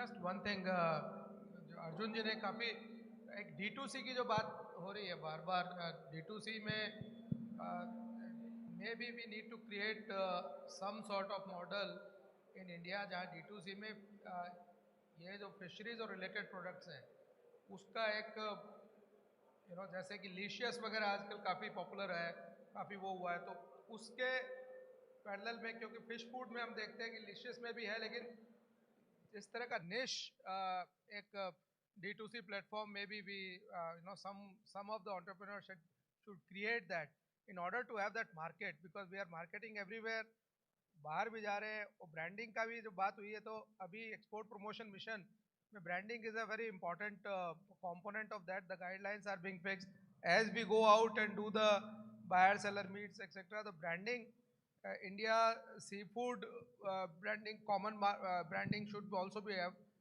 should be looked at and let's see how we can brand it much better so that these kind of initiatives though Gadre and others have taken they can be scaled up and for the D2C we have to parallelly create something maybe a private entrepreneur can create and then that particular platform can be popularized because what I find is sitting in Delhi or Bombay or other places, if you have a dedicated D2C fish food kind of platform, that will be very, very useful. Sir, may I? Yeah, you can answer. Sir, the current D2C platforms, at least we are present on every single platform, whether it is Blinkit, Amazon. But like you said, not only D2C, if there can be some kind of scheme that will promote 100% frozen food retail. So almost all the industries coming under Ministry of Food Processing, most of the output is frozen, just for the improvement of perishability and things like that, whether it is chicken, whether it is mutton, whether it is fish, or even frozen vegetarian. I think frozen retail is lacking in our country. If you look at the traditional stores, a very small section is given to 1 or 2 freezers, and everybody is trying to occupy that space. Somebody needs to really incentivize people putting 100% frozen retail. Those examples exist all over the world. Like for example, Iceland supermarket in the UK, Picard in France, they are 100% frozen. And that will really help not only seafood, but all frozen industry. The other aspect that hampers our industry is the MRP, maximum retail price limitation. See, most of the places who are akin to buying these frozen foods are in premium areas of society or cities, where the real estate prices are very, very high. And they cannot sell their products only at MRP. So there has to be some kind of indexation based on where the stores are so that the storekeeper can make some money. Right now what happens is if you look at I wanted to say growth, but the decline of Indian retail, especially organized, it all started with a bang, but there are only 1 or 2 brands that are surviving. And those are surviving because most of them have bought their own spaces. Rented space, everything, you look at More, you can look at Star Bazaar, you look at Nature's Basket, all these brands which came with a bang have all reduced over time, and that is because the real estate is unaffordable. So, and India probably is the only country which has MRP as a system. Everywhere else in the world, the retailer, because of competition, is allowed to put their own prices, have variable prices for variable products, but finally it is their call as to how they can survive. But organized retail for frozen foods is something that has to be looked at separately and promoted. Yeah, one good example is I can off the end say is modern बाजार में बहुत सारा frozen का section होता है आजकल, ऐसा नहीं है कि नहीं होता. And regarding the MRP is only a maximum limit. You can always put a discount. So the retailers can always put a discount. MRP is again, you know, this is a consumer affair, this thing. So, yeah. I don't see any difficulty in that because MRP is there. You can always put a discount on that. No, sir, it's not about the discount. The given margins, the retailer. He is asking free raising also, sir. Sir, let's say, Raising would be a you know, issue. No, sir. Cost of real estate in South Mumbai vis-a-vis, let's say, Vizag are night and day, but our MRP is the same. MRP is the same, but the lower price can be always there. There is no bar on that. So, but modern बाजार का अगर आप देखेंगे तो बहुत बड़ा frozen section वहाँ पर है. We need to. The problem is we are having these foreign brands there actually. तो modern बाजार में आप frozen में भी जाएंगे तो वहाँ पे भी foreign brands मिलेंगे आपको. Sir, एक example है, लेकिन almost in every locality there Arjun sir, question is there. Please introduce yourself. It is related to the PLI scheme or? Yes. No, we are digressing now. I think PLI. Sir, yes, sir. Last PLI ka, and I think after that we would want Mr. Jagdish because he was when he was the Seafood Expo president, he was representing that MSMEs also should be given the. So what kind of design is required? He can reflect on that. Please. Yeah, I am Manoj Kushe from Omega Fishmeal and Oil Private Limited. I just seen this PLI scheme where the chapter 3 and chapter 16 is covered, where chapter 15 is also there, where we produce a fish oil and which we can do the value addition. So if you consider the chapter 15 and even chapter 23, for value addition, it will be a great help for the fish meal industry. As such, fish meal industry is a neglected industry where we contribute about 1 billion to our total exports. And if you add, then 100% we can add nearly 2 times or 3 times the total value. So please consider that. And we are eligible, or otherwise, whatever the 75 crores investment and 600 crore turnover, we already achieved that. But since we are not in that chapter, we are not eligible. So if you consider, then we can 100% add the value to the product also. Thank you. Thank you. Mr. Jagdish, you can. Point well considering, but given the fact that PLI belongs to the Ministry of Food Processing, yes, sir. The definition of food actually becomes a problem. No, chapter 23 may not be food, right? Nutraceutical sir, आपका? Sir,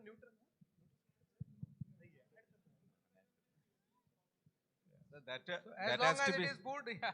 That has to be considered as a nutraceutical. You know, the ministry has already started a discussion. How can we support the nutraceutical sector, perhaps through a PLI scheme? And there are certain difficulties with reference to classification of nutraceuticals. You know, somewhere it is called drug, somewhere it is called food. So that is where the problem is. Dongreji, can you just explain that? Where the definition of nutraceutical, there are some issues on the definition of nutraceutical. That is why the scheme, we have been considering it for quite some time, but we could not come to a conclusion. Yeah, definitely, if the fish oil can be used for the human consumption, you will be eligible for that. But fish oil is been used for other cosmetic or other paint and other things also. But we are already considering that one under the nutraceuticals and all. So with this, I would like to add something for under this PLI scheme that initially when we started this scheme, we got only 8 to 9 uh, beneficiaries for this, selected for this particular uh, marine sectors, because they were having that 600 crore annual turnover and able to invest, committed in more than 75 crore rupees and all. But now, when this 2.0 PLI we are planning to launch over there, so along with processing of the marine products, we wanted to have the circular economy, byproduct valorization also to be considered, so that collagen extraction or chitosan, as Amay has said. So this kind of product, when it can be used in the nutraceuticals, that product also can be considered under the PLI schemes.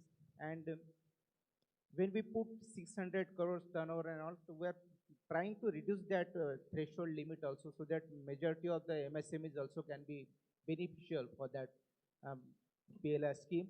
So we are already in the process to draft that scheme. Let us see how it will work. I think that is the most important point. Anil would be very happy if you are able to sort of, reduce it, because that is where, most of our processors would try and come in, because frankly speaking, MPEDA scheme is very, very small, and we need more support in order to go to chapter 16 at least. What to talk about chapter 15 or 23 is another gray area, but yes, the gentleman's point can be, at least deliberated. Thank you, sir, for allowing me to speak, sir. Sir, first of all, I would like to congratulate our brothers from the seafood trade who have availed this scheme and benefited and probably had the opportunity to grow. But initially, sir, when this PLI scheme came up, we had a lot of resentment. We had a lot of debate wherein it was not, because the seafood industry works in a different way. Even with the current scheme, I think only 20% of our exports, or even less than that, amongst the 9 people, would be addressed. But there are mid-sized people who aspire to grow, who have the know-how and the technology and the experience to grow. So I think when the new scheme is being envisaged, this aspect needs to be taken care of, number one. Number two is, even after the 6 years or 5 years, whichever has passed, and today, in every speech, what Anil sir says, is we are still looking at value addition not achieved to that extent. So I think in the new scheme, or whichever scheme we come up with, because to me it doesn't look like that we have, through this scheme, the value addition part has been taken care of to that extent. So maybe that needs to relook. And mid-size exporters, they are here. A lot of them are there, and they can also benefit from that. So before we come up with the new scheme, I think intervention with the industry and with their experience, I think if we do have a relook at that, I think that will really help and go a long way. Thank you.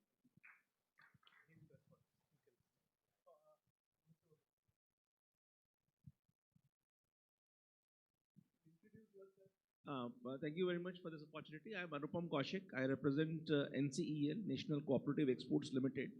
My simple submission is that the cooperative sector in the current format is a very nascent segment, and suggestion is that it should be included and should be given a specific space in the PLI envisioning, because the cooperative space will not be able to meet many of the existing criteria in terms of CAGR and the turnovers, because it's trying to make a space for itself in the national and international markets.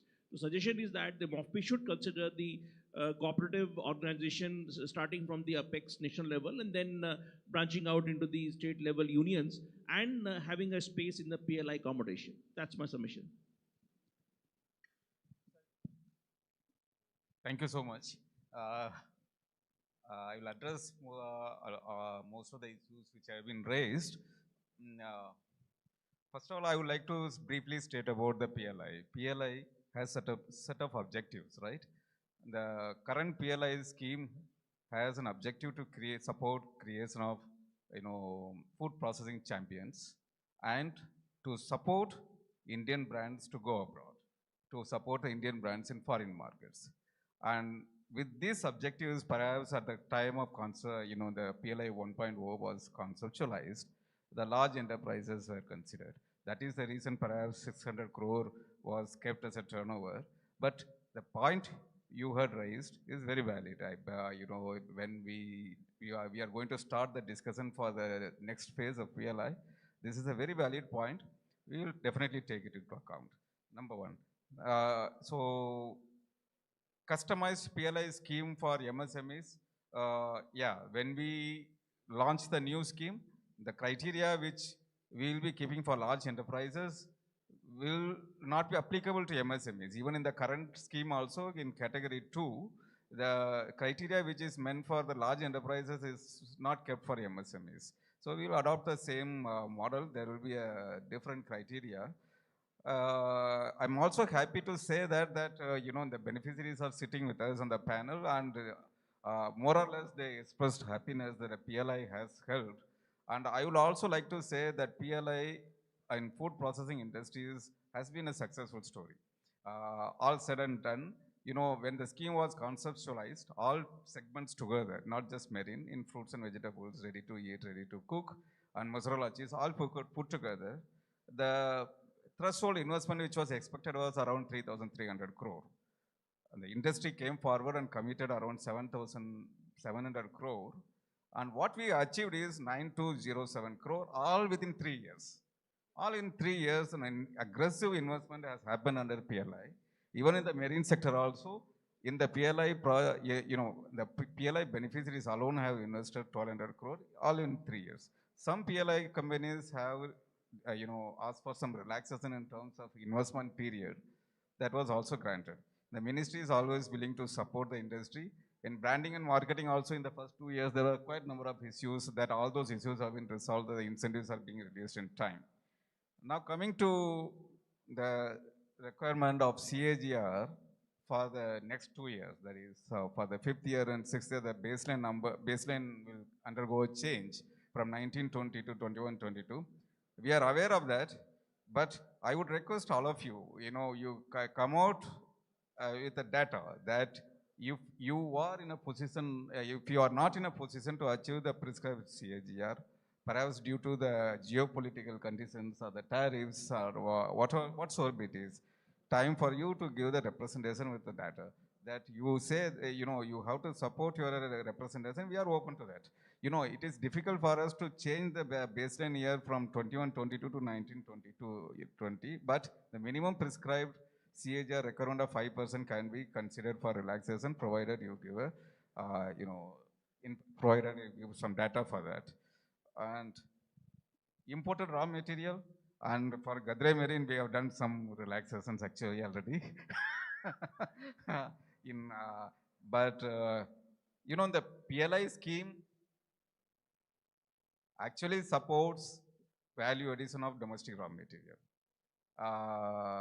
That is the essence of the scheme. In various meetings at the very high levels, that is what has been told. But in case of marine products, we have done some relaxations. And going forward, this is a request not only for the marine sector, but from other sectors have also been received. We are open to consider and kept some limit. Right? Just as recent as 2 weeks back, for the millet products, we have allowed imported raw materials to some extent. Maybe in the new scheme, we can consider that. We have initiated the process for the second phase of PLI, considering the huge success the PLI 1.0 has achieved. And this process, consultation process will be started in this month itself. I would request all of you to join us. And, you have to give us the information. You have to, that whatever scheme which the government ministry will be proposing, that has to be saleable.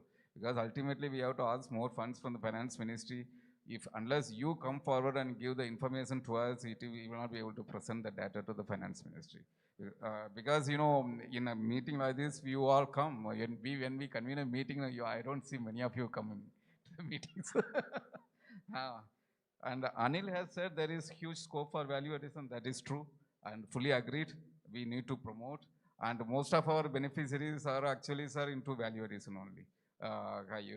And for value-added products, in minimally processed food, minimally frozen, IQF, we have a graded reduction in incentive rates.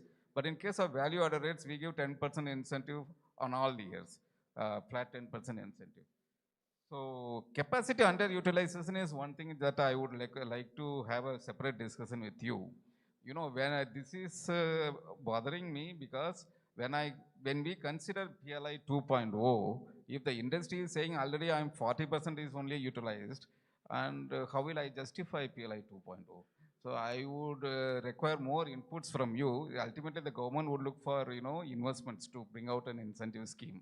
You cannot do away with investments. And if you are saying that the 40% of my capacity is still only is being used and 60% is most of the time is underutilized, it will be difficult for me to sell PLI 2.0. So you have to tell me, you have given an idea, maybe, if you allow imported ingredients, imported raw material, that you will be able to utilize the capacity. That's a good idea. Maybe we'll have a detailed discussion separately sometime later. And PLI for nutraceuticals, that's I have already answered. That there are some, we have this discussion, the ministry is already into this discussion for the last 6 months or so. The only issue which is bothering us is the definition of nutraceuticals. I think there are some issues, I'm not very clear about that, but the matter is already under discussion. So incentives on exports, I believe that is restricted under WTO. The US, has already initiated investigations on some of the companies which are receiving PLI. So incentives on exports directly, I don't think it is permissible under WTO regime. But we wanted to support exports, so you can tell us, how that can be circumvented. And for the testing facilities, someone has raised the issue that we need to have more testing facilities. In the budget 24-25, the government has already announced setting up of 100 food testing laboratories. The ministry is giving separately granting aid under PM KSY scheme up to 5 crores as granting aid. Currently, the expression of interest window is open. So if any of you or if anyone known to you are interested in setting up a food testing laboratories, please encourage them to apply. The 5 crores incentive will be applicable in that. I hope I have answered everything. The cooperatives, the last point which was raised, that's a valid point, sir, that you wanted to have a separate, like MSME is asking for a differential eligibility criteria. Cooperatives will also have to be considered in the next scheme. I have noted that. So when we start the consultation process, we'll invite all of you, come and tell us what is required. We are open to the idea. See, the PLI scheme is definitely to support the manufacturers to expand the exports, expand the sales. To that extent, we are open to that. Thank you so much. One point that came to my mind was that, in this Bharat Food Expo, if you recall, there was a company called, Quality New Zealand, which is basically the lamb meat that they are, producing there. There's a unit in Punjab, and they are marketing it very big. Some of the New Zealand cricketers are actually supporting them as brand ambassador. Maybe, cooperative is not just about the production or the processing, but is also about marketing. Why can't we think of some marketing initiative, maybe early days, but some sort of a Bharat Seafood branding can be created through the cooperatives also?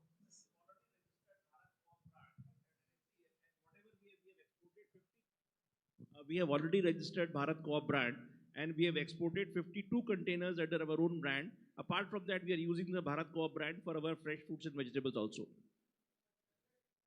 The seafood would be very, very good actually, and take a leaf out of this Quality New Zealand that we can have, because the GCMMF is a success story. Yes, sir. Amul brand is everywhere, all over the country.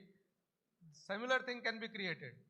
Sir, we had a meeting with the Honorable Minister for Food Processing Industries just a month back. In the meeting, the same idea emerged.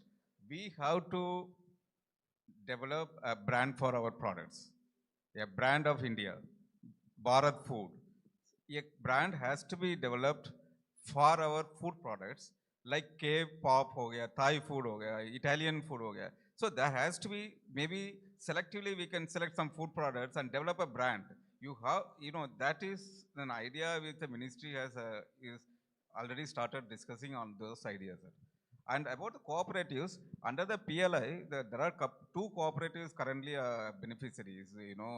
Under the Gadre Marines is one, and I believe Amul is also there. And the point which you are saying is for cooperative, keep a separate category as a cooperative. We will take it into account. Thank you, sir. Sir, just one last point. Just for last point. Last. Support for the industry. Maybe you can consider PLI for food ingredients. नहीं, but उससे पहले आप आज value added products इधर दिया है क्या सबको?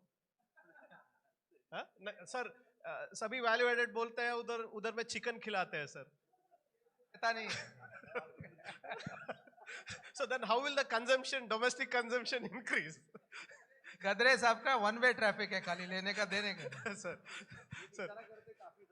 Sir, I think then before I would just we would conclude this session. Sir, Mr. Praveen mentioned that when they invite, many of them don't come. But I would just like to highlight. See, MPEDA authority, only 3 members are from commerce: the chairman, the director, and 1 representative from commerce. Then majority board members are from fisheries, state fisheries and fishery department, NFDB. And you are also a member. So if you see the history of MPEDA for last 20 years, if you go to the minutes of the MPEDA, you will find that the lot of guidelines in the technical committee, it works like a parliamentary committee, parliamentary executive committee, technical committee, lot of detailing guideline happens in MPEDA authority. And most of the exporters participate there and they give very technical, it's very high quality technical inputs. But unfortunately, if you see the attendance, sometimes it's 20 to 25% of officials attend those institutional mechanisms. When already we have an authority, we have lot of workshops, we do lot of meetings, and then in the broader meetings, we can't discuss minute details. But if you attend these technical committee, executive committee, lot of detailing guidelines. In fact, when we design some of Mr. Gadre takes almost 1 hour on some of these schemes because there is a lot of discussion on each point of the scheme. So I request the fisheries and even the MOFPI to take advantage of the MPEDA authority which was created in 1972. It's a very unique authority which brings all the people together in a platform. Even though we are only 3 people, we bring all people to a platform. You have to use that institutional platform instead of creating multiple platforms and we don't actually implement any technical things. Thank you. हम MPEDA का बड़ा ambassador है sir. We have to all come together. That's the only point. We bring together sir. MPEDA का काम है bringing people together. Done. Yes, moving on now, ladies and gentlemen. Now I request respected chair to give mementos to the panel of speakers. I also request co-chairs to join in that. First of all, Mr. Venkat from Nekandi Frozen Foods, please.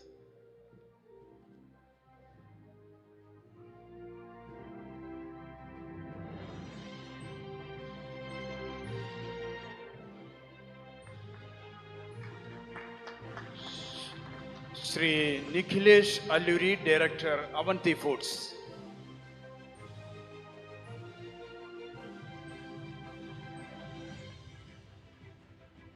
Sri K. Anand, Regional President, SCAI, Andhra Pradesh.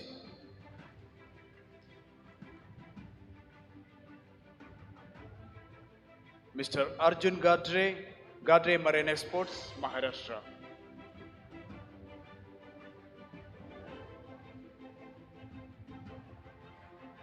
And Mr. Anil Kumar P, Joint Director, MPEDA.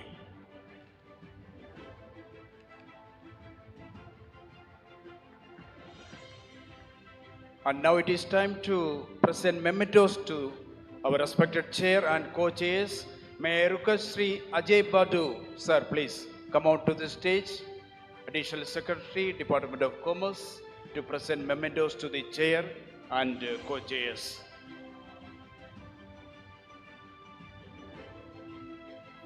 For Sri D.V. Swami IAS, Principal Secretary, Government of Odisha, and former Chairman MPDA. Next is to Sri P. Jawhar IAS, Chairman MPDA.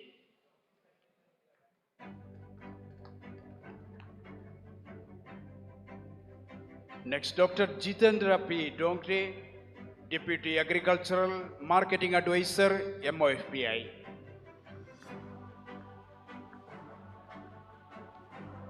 And Sri D. Praveen, Joint Secretary, MOFPI.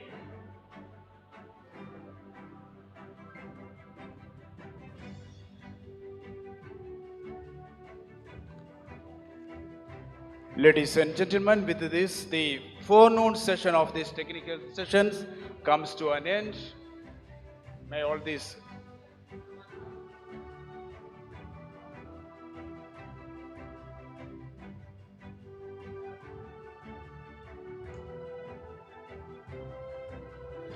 I request everyone to come back to this hall after the lunch. At 2 p.m. we need to start this afternoon session. There are important and valuable topics such as value addition and export promotion, harnessing of high value deep sea resources, and diversified export opportunities. These are the topics in the afternoon session. Let us disperse for the lunch. I request each and everyone to assemble in the same hall exactly at 2 p.m. Thank you all.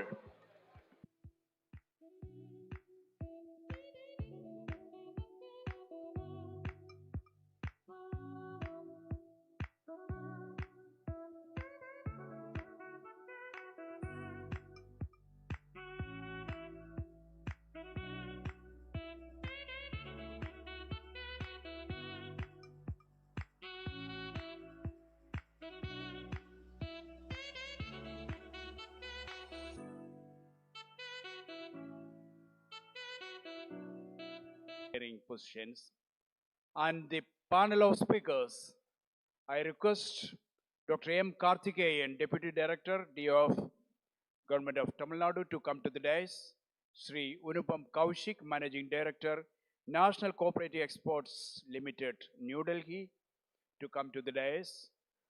Sri Alex K. Nainan, National Vice President, SCAI. Mr. Kedarnath Reddy, Sashimi Foods Private Limited, Karnataka. Dr. Manoj M. Sharma, Mayank Aquaculture, Gujarat. Dr. Rammohan M.K., Director, MPDA. Dr. Shain Kumar C.S., Director, NIFAT. Sri Jayapalan G., in charge EIA, Chennai. Mr. Dawood Seth, President, IMIA. And Mr. Uday Kumar, IFA, FEA, to come to the dais and occupy these seats.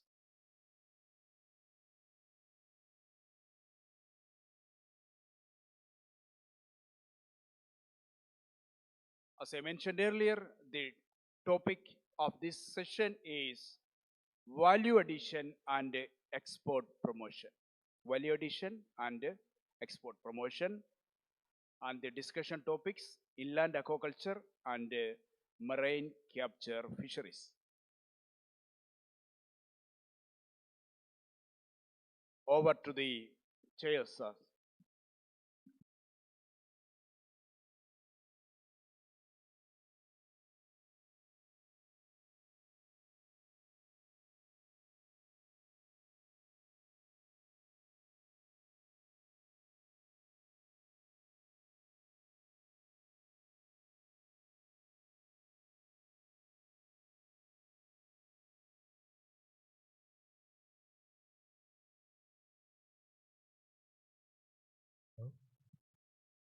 A very good afternoon to all of you.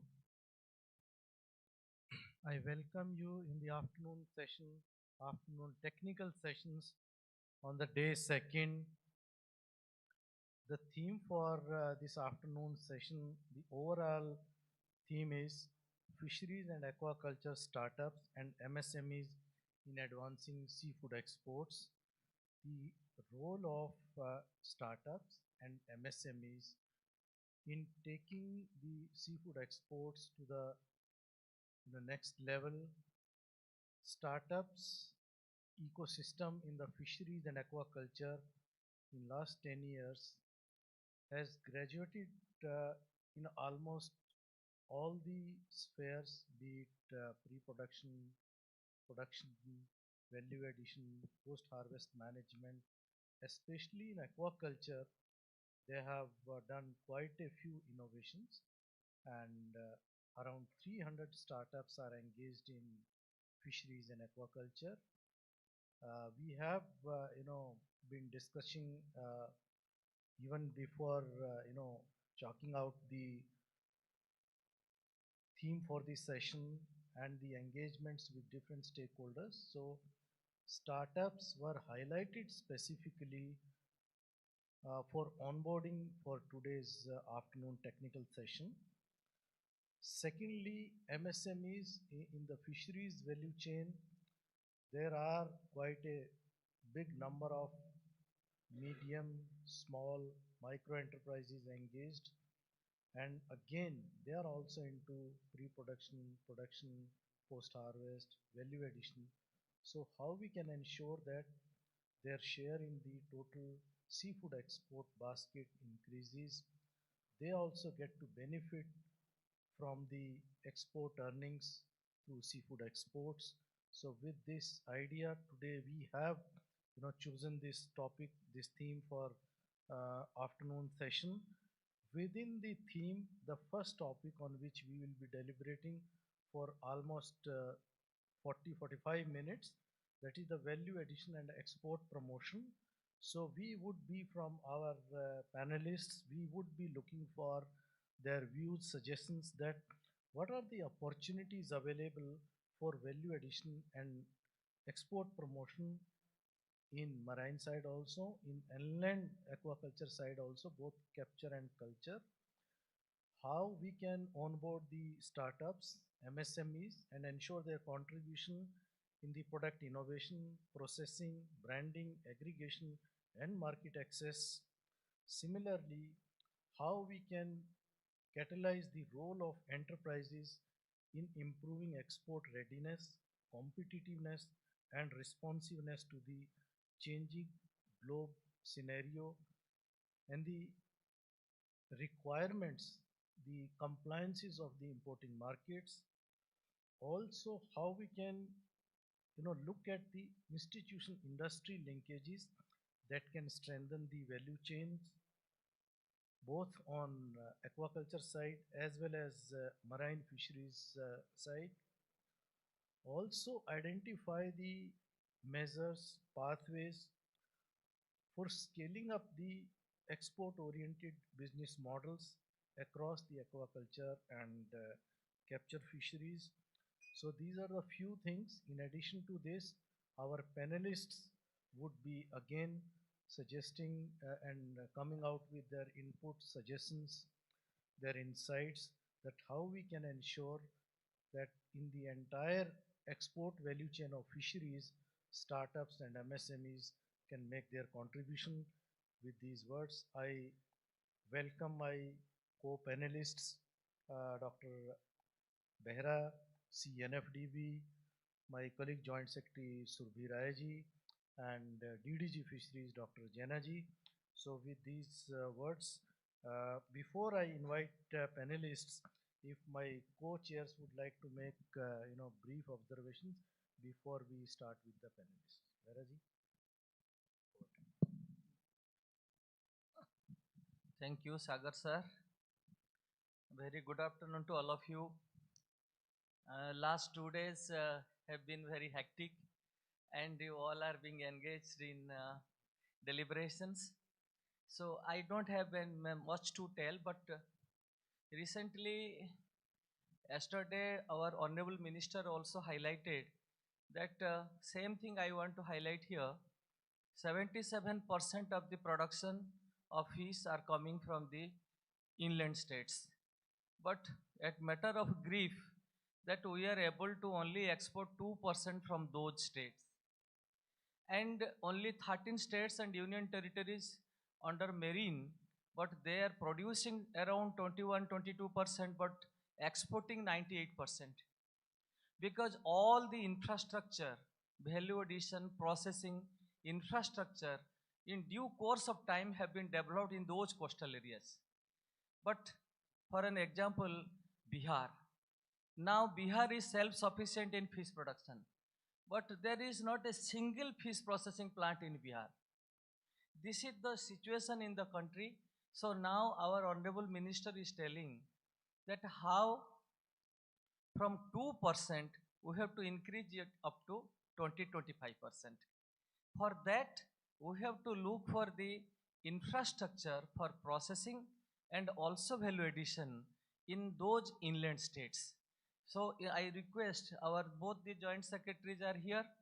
In the PMSSY phase 2, we should look for the projects from the state governments and also from the entrepreneur startups by which we can get a lot of projects related to value addition and fish processing technologies. This much I want to tell. Thank you very much.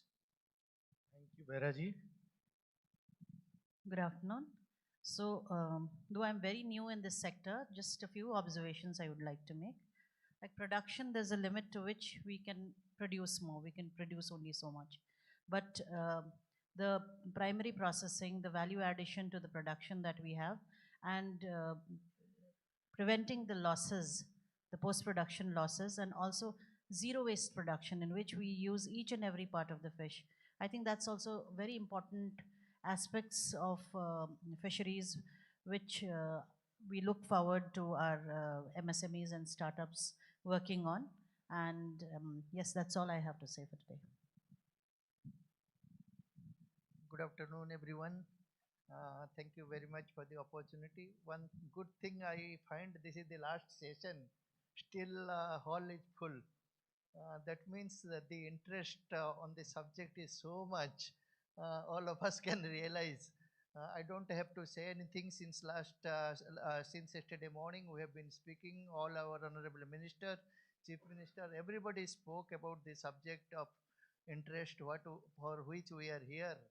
When you talk of value addition and export promotion, all of us know what are those areas we need to speak. And that too, when we are speaking on MSMEs or startup system, I think here and there, bits and pieces, things are happening. Not that nothing is happening everywhere. But how do we join hands? How do we maybe handhold wherever there is strength? How do we handhold that? It's so important. It is time not for having a isolated work, telling that we are doing so much. It's time for us to join and unitedly how best we can take this export promotion, whatever aspect we are speaking, how we can take it forward is important at this point of time. Rather we spend time on discussing, rather we would listen to our panel speakers. They have respective areas. They have been doing so well. Maybe their experience, how they can maybe infuse those interest to others are so important. Each one of you sitting here, you have done you have gone to a next level. How do you handhold those who are joining now? Morning I met 2-3 young people. One guy was from IIT Delhi, doing again coming from the engineering background and starting as a venture in fisheries. So how do we support each one of them? This is just giving an example. So today environment is so good. Not only the fisheries people want to do things, all other people are joining hands. So I request each one of you, maybe we do not have time as I told, 45 minutes, maybe 2-3 minutes would be good enough to express your thought. Thank you so much. Thank you, Dr. Jaina. So we have 10 panelists and barely 40 minutes. So I'll request each of the panelists to restrict it to 2 to 3 minutes. As all of us know that fisheries cooperatives is one model of business which is full of potential, and of late they have entered into fisheries seafood exports as well. So to hear more on this subject, I would invite as a first speaker Shri Anupam Kaushik, who is MD National Cooperative Exports Limited, New Delhi. Anupji, over to you. Thank you, Mehra sir. Thank you for this opportunity. Sticking to my time limit, I will just make a few numbers obvious to the larger audience, which will realize the potential of cooperative for a country like India. I'll start with an analogy with agriculture. India has roughly around 141 million hectares of net sown area, which is corresponding to around 210 to 220 million gross crop area, depending on how the rainfalls have happened. And it is managed by around 147 million farmer households. Of this 147 million farmer households, around 7.6 million farmer households own around 30% of the 141 million net sown area. So roughly around 99 million hectare is owned by the remaining 137, 138 million farmer households, which is less than 0.6 hectare per capita. And this entire combination produces close to around 460 to 480 billion dollars of agriculture produce, which is roughly around 2,100 to 2,150 dollars per hectare of productivity. Now let's look at the similar numbers for a country which has got a similar land holding pattern, which is China. They have around 108 million hectares of net sown area, 166 million of gross crop area, 208 million farmer households. So essentially almost 40% less net sown, around 30% less gross crop, and around 33% more farmer households. And they produce $1.5 trillion value of agriculture produce. So essentially around $8,200 to $8,300 per hectare. And how it made possible? Through cooperative structure. They converted their entire agriculture ecosystem from the fractured land holding into a cooperative collaboration. So I'm sure that the same model can be easily replicated because India has a heritage of cooperative movement. We have seen the success in Amul, which is handling more than 10, the cooperative structure is handling more than 10% of the national milk produce, which has made possible that at the time of independence, we were having around 125 milliliter per capita availability. And now we are at around 475 milliliter per capita. And it has all happened because cooperative put the engine of farmer collaboration behind the production growth. So I think same thing is now possible for every supply chain, not specific limited to fisheries, because my sense is that fisheries is most suited for a cooperative collaboration because it is perishable. And the whole idea is that how to integrate the fishermen, the fishers, all the value chain people who are in the production side, and bring them into a cooperative supply chain where they own the supply chain, they own the brand, they own the customer dialogue, and have a feedback loop with the consumer so that they upgrade their entire production ecosystem, which meets the eligibility requirement for accessing the global markets. And after having established a presence in the global market for the produce, they can actually establish the same quality is actually available to the Indian population also. So our Honorable Prime Minister has visualized that in 2047, when we realize Viksit Bharat, cooperative sector will have a significant contribution for that to happen. And we are created for that simple objective, and we are working with the help of each one in the value chain. We have been helped by Mr. Pawan, who gave us his facility to do the processing of what we are aggregating from farmers, and we have made reasonable inroads in some markets, and we have developed confidence from amongst the farmers who are happy to offer their produce to us. And we are establishing a cooperative network, because if you look at the global supply chains, global retail formats, they have a special place in their alleys for cooperative product. So our whole endeavor is to take the cooperative value chain and cooperative product to global markets and get a fair share for our farmer producers. Thank you. Thank you. Thank you very much. Now I would like to invite Mr. Alex Ninan, who is a partner of the Baby Marine Group, a company that began as a modest MSME in Kerala way back in 1977 and grew into in one of the India's largest seafood export house.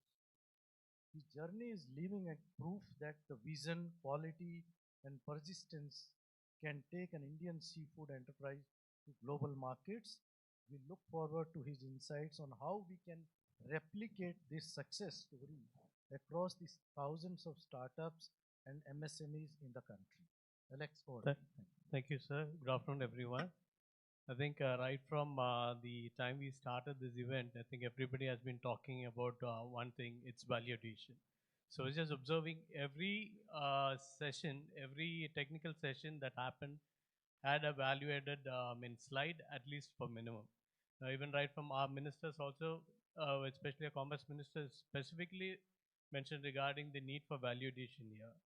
So now, sir, if you really look at, now we have, last year we exported about 72,000 crores, and we've given a new target by the Honorable Commerce Minister for nearly 3 lakh crores by 2030.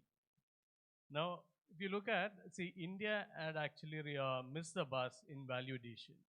So Thailand, Vietnam, China, Indonesia, they've all gone ahead of us. So our value addition is just less than 12% of what we export. So basically what we need to do is we need to get into value addition, and how do we do that?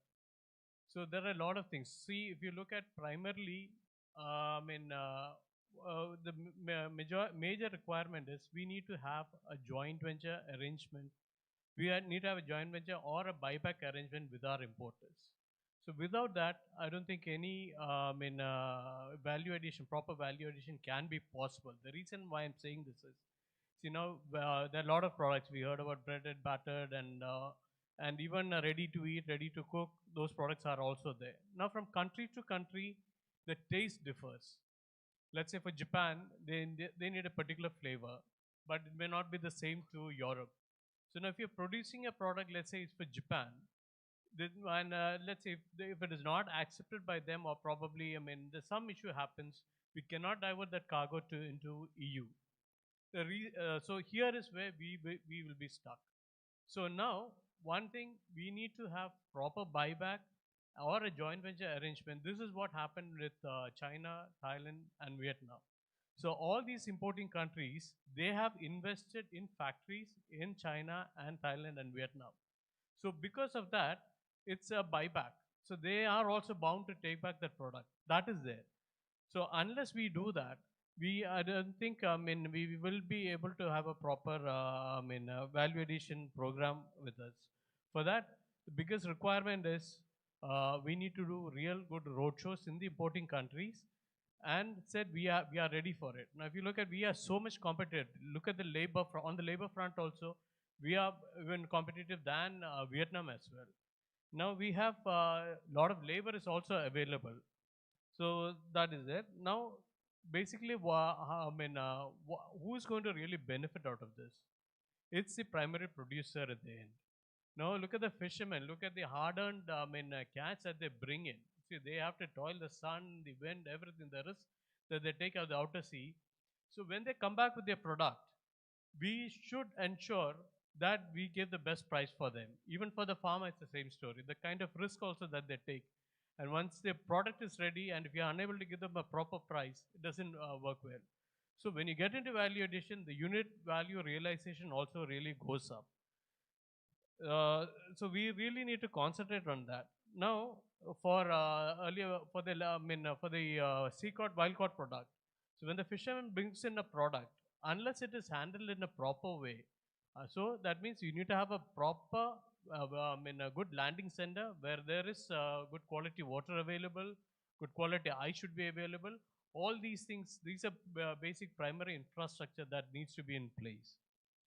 And likewise for the aquaculture farmers also, they need to be proper road access to their farms. All those things also need to be there. Now, now if you look at value addition, there's another angle to that as well.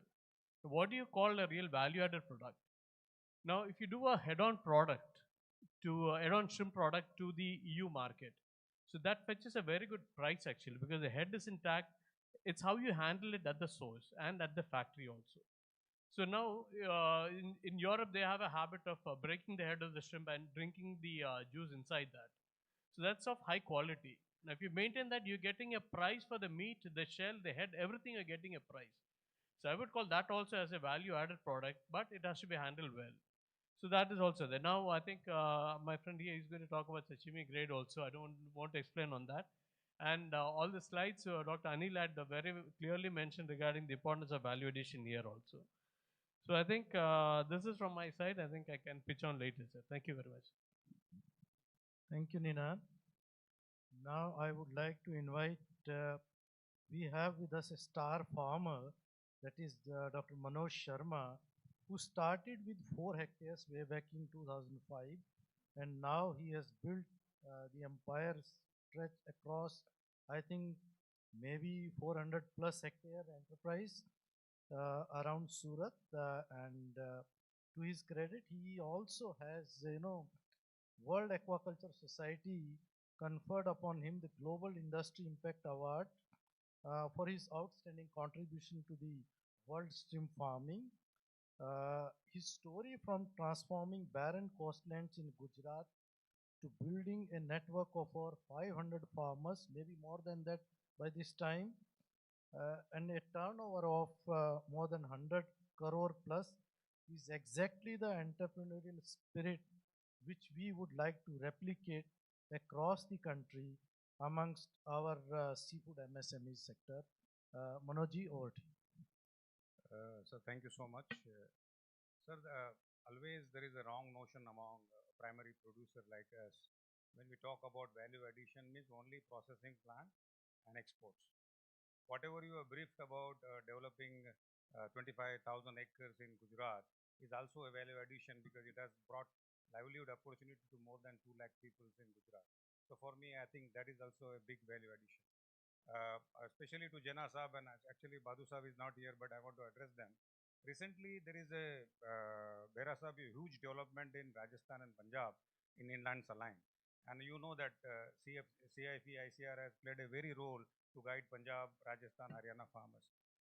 Recently, there has been several calls from few years that they are struggling to sell their produce because they are able to produce there, but transporting the mal from Punjab, Haryana to Andhra Pradesh, it takes three days, ma'am. So one very good thing which people are not exploiting the opportunity there is maybe I can recommend in for Pradhan Mantri Matsya Sampada Yojana too, that, and even also Kaushik Saab, I think there is a great opportunity in Punjab to bring maybe the first kind of Amul revolution in this Haryana and Punjab, because they are all agriculture, Jat people, farmers, there is in their DNA. What actually that particular area which is producing close to now 10 to 15,000 ton, they are shipping the material with head on to this part, and here they are doing the headless. If their value addition pre-peeling plants can be put up there, Mr. Ninan, so that 30% head, which is close to 4,500 tons of 35 to 40% protein in the head, can be converted into, now our Honorable Prime Minister wants organic fertilizer.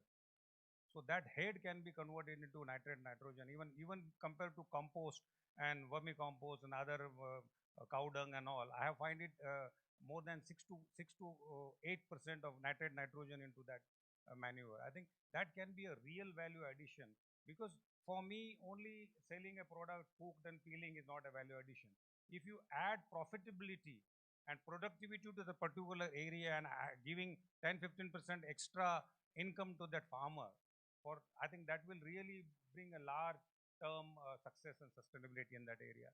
And even if you see in that Punjab area where this inland saline, the shrimp farming is growing very nearby Sagar Mera Saab, thousands and thousands acres of quinoa farmings are there, citrus, and I think citrus and shrimp head waste goes very good together.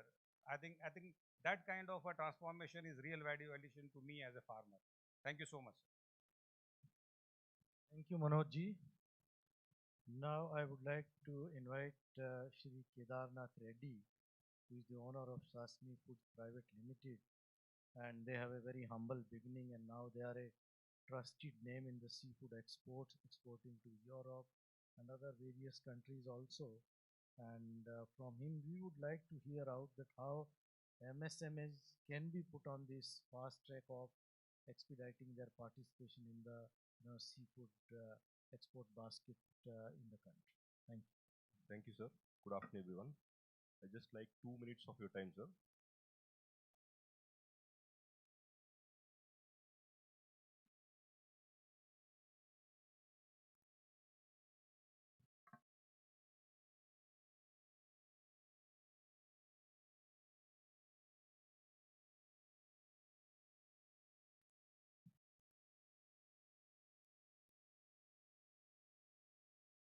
Yeah. So valuation is about so many things. I think in fisheries, we have a lot of opportunities which we have explored from almost a decade and so. So here I got an opportunity to showcase how valuation can bring in a change in seafood industry. First thing is about, so we end up in, dumping our waste, especially fisheries, almost I can say 30% of it is going to landfill. So next slide. So we can avoid by converting this into a very value resources, especially fishery related. We have taken tilapia in this tilapia in this perspective for valuation. Next.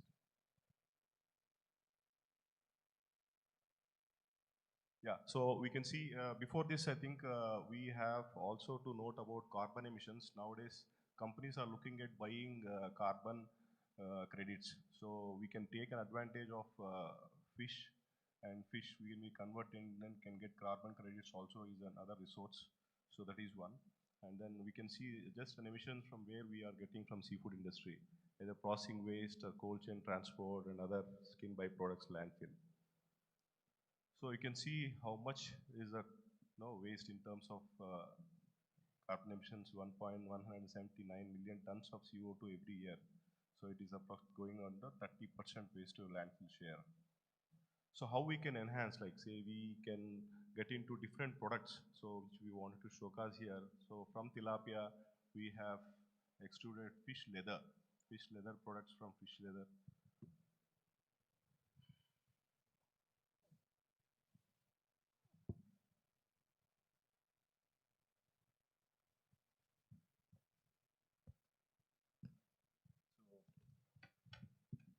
You can see this shoe. This is made out of fish skin leather.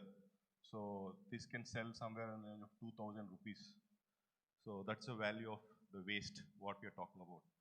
The similar waste, the bag, it's a leather bag made out of tilapia skin. So these are the avenues which really we have to explore now to get our value realization.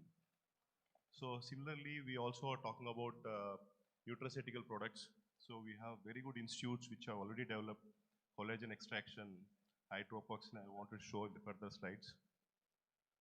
So we want to bring in, see, we are going to export only the value out of the meat. So what we are currently focused on, but we have so many other products. So we can also show about the skins or nutraceutical products. So recently we had an opportunity about liquid nutrient rich, I can say, with high NPK and micronutrients of Meenamrut. Meenamrut is a biofertilizer which is derived out of fish waste, and that is now is the need of the hour. All the Gulf countries are looking at self-dependent. If you can really look at this particular biofertilizer, it will be a very good resource for exports perspective. So I can say from these 7 revenue streams, from meat anyway we are doing about fillets, fish balls, and then from trimmings we can do pet foods. The strange thing is we export tuna to Thailand and we import back into India for our pet foods. Indian pet food industry is growing in a very big way. So recently Mars has invested 500 crores in Hyderabad for pet food. So why don't our seafood industry and fraternity can approach these pet food manufacturing companies to support these trimmings, waste and all these things. These all are very good value.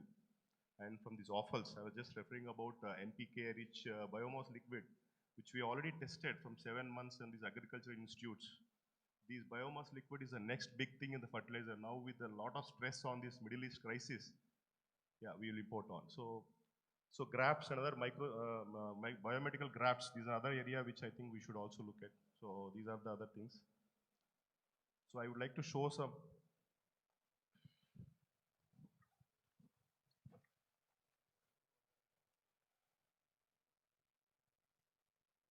So this is a collagen extraction, which is from a tilapia skin. This is fetching $500 per kilo. This is just pure skin extract. This is just from the waste. All the waste what you have extraction in the dump. This is the value of collagen, grade 1 collagen. Then other thing is about, this is a super product, hydroepoxy peptide.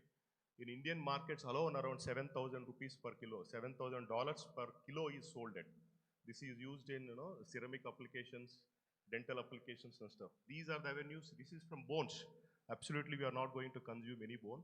These are the avenues which we wanted to discuss on and then kind of approach. So I think we've just required some policy issues. Anyway, we'll be talking about it. So who all can help and then how it can be supported. I think that's it. So now the last thing is about, so we always talk about Norwegian salmon, Chilean sea bass, Vietnamese basa. But for India also, we should create one of it. That's what we think on. Thank you. Thank you very much. Now we move on to our left, and I would like to invite Mr. Uday Kumar from IFAFIA.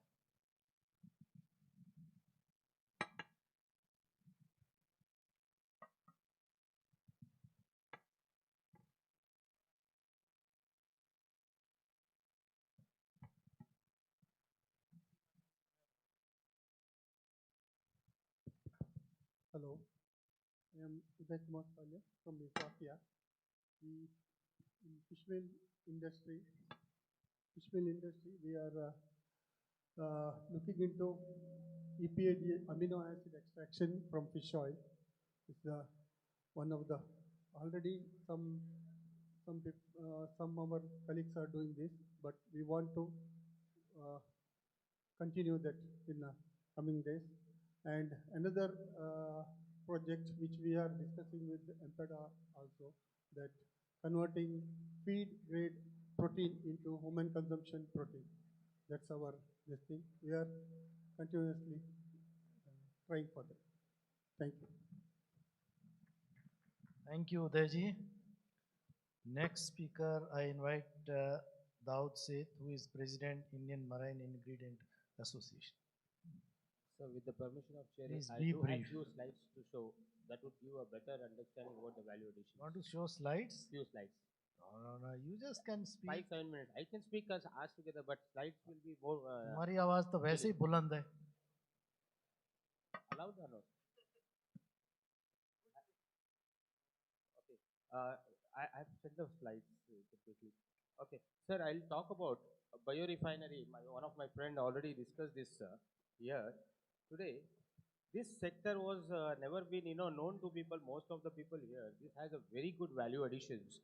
Today, fish meal, as he said, we can reduce this carbon footprint points also. Fish meal in the world, there is only 9%. 9%. India has currently 45% currently. And untapped zones, East Coast, Gujarat, and our inland, 4 million tons. What is happening is today, our fish meal is being taken from us, 2/3 we are exporting. And it is coming back to us branded as sustainable and the better value tax, higher prices. Those we are importing because we do not have certified fish meal. That is the big challenge for the value addition. Next, our oils are going to other countries for refining, omega-3s, and later it is coming back to us. Other than that, we do have value additions in protein hydrolysis, hydroxylate, then you can call as a protein bioactive peptide enzymes, which goes into cosmetic industry, collagen extractions, and we are searching people here, there, everywhere. We do have we are a biorefinery, I said. Every plant is 400 tons minimum. Every plant has skill, their, capacities. 5 tons can be kept separate for collagen, or 2 tons can be kept separate for protein bioactive peptide. So I'll quickly run. Next slide, please. Next slide. So you can see here, about India and Peru. Peru being just a small country, 2,500 kilometer coastline, and we have a 12,000 kilometer coastline. You can see the comparison. And we produce a small quantity, 0.5 million, 0.6 million tons, and they have 1.5 million tons. We are the largest producers in the world. We have a protein abundant country. We can become a global powerhouse because this 9% which I said, in next few years, it will become 5, 6, 7. In another 5 years, next 10 years, you can see 4%. World will use fish meal as a just palatability, like pepper and salt. They will come to our country and ask, give us some, because premium feed needs fish meal. Without fish meal, premium feed cannot be made. And these countries which we saw now, they are taking our fish meal and making premium feed, salmon, trout, black shrimps. That can be done. Not this one, sir. Next slide. No, these are the older slides. Yesterday's slides are running.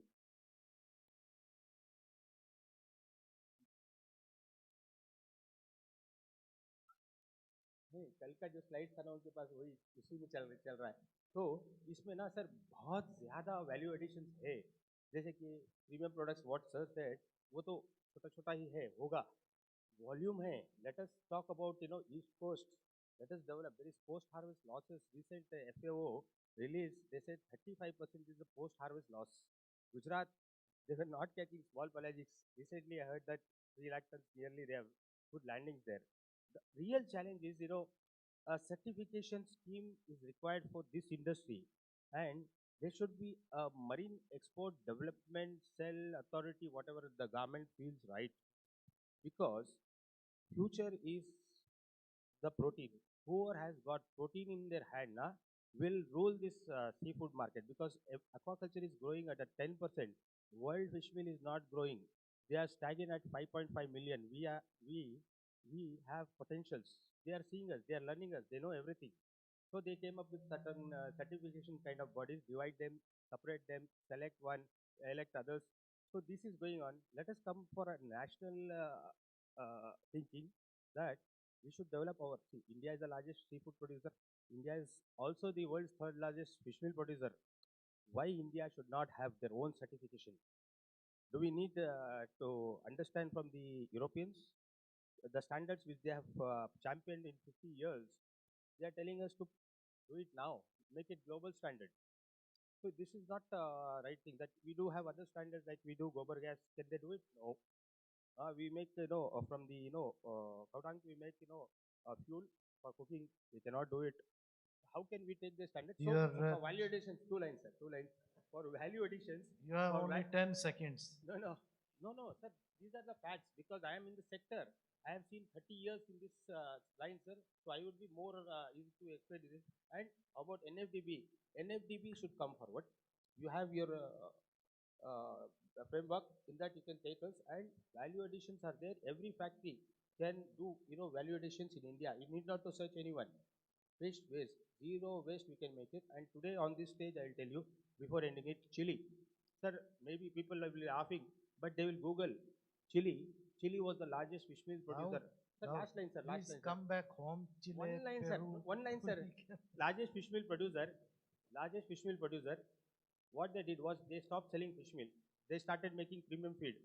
Then they stopped selling the feed. They started making salmon, trout, and other fishes. They multiplied the revenue into many. So we do have that opportunity. If we can go in that way, we can make lot of value addition. Thank you. Thank you very much. Now we move on to the government sphere, wherein there are a lot of capacities, capabilities, schemes and programs going on, through which we can do the hand holding. What kind of hand holding is already available for MSMEs, for startups to ensure their enhanced participation in the seafood exports value chain. So first I would like to invite Dr. Karthikeyan, Deputy Director of Fisheries from Government of Tamil Nadu. So good afternoon, sir. Thank you for the chair. Sir, having worked in MPEDA and moved into State Fisheries Department, I can put forth some points on the inland fisheries export potential. Like it has been talked about, like the production has increased, but the exports has not increased. Basically, the demand-based exports are happening. So from the inland sector, if you see the species which are getting exported, only tilapia has good export potential, Pangasius, Scampi, and maybe some other few species which has potential. But in Indian condition, if you see about the production of tilapia or Pangasius, we touched around 5 lakh tons of production now a few years before, but we couldn't export because of the Vietnam quality and the cost what they are supplying for. So, but when you talk about tilapia, like tilapia, again, the production cost in our farms are much higher than the export given prices. But wherein there are models which have been being tried to be replicated in India, wherein China 1+ strategy, where integrated fisheries development in reservoirs. Like the PMMSY scheme also supported the integrated fisheries development, but we should look into the value chain in the tilapia production, where we need to establish the cage farming in the reservoirs, and then support those cage farming with the land-based activities like hatcheries, processing plants, as well as the feed mill near to the reservoirs. I think the startups can be allotted some reservoirs wherein there are no conflicts with the fishermen, and provide the land near to the reservoir wherein we can develop all the related facilities, which will help in reducing the production costs, give uniform size and the quantity which is ready for exports. So that way, I think we should try at least one model in each state. So that will definitely help in promoting the export of the tilapia which is being produced in India, which can be produced in a large scale and exported. So this is on aspect of tilapia. The second is on the scampi, which we can try to increase the production and increase the export, because scampi has very good value in terms of like live or the chilled scampi in the Southeast Asian markets, so that we should focus. But when you talk about the marine aspect, marine already the species which are getting exported in frozen form, in the state which I belong to, there are a lot of potential for exporting the chilled and the live fish exports.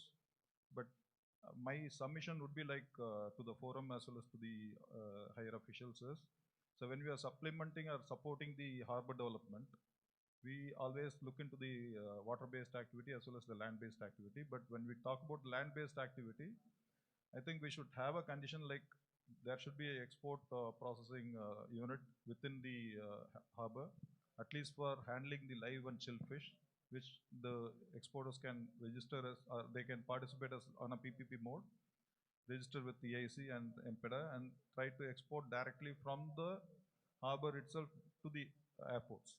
And airports also should have some cargo handling facility for the live fish or chilled fish, which can help in facilitating the exports. So this is what we are looking for from the central government to support the state, so that we can promote the value-added products in terms of live fish or chilled fish, and also from the freshwater sectors. Thank you. Thank you, Karthikeyan. Now, next I would like to invite Dr. Ram Mohan, Director MPEDA, to share his insights. Thank you.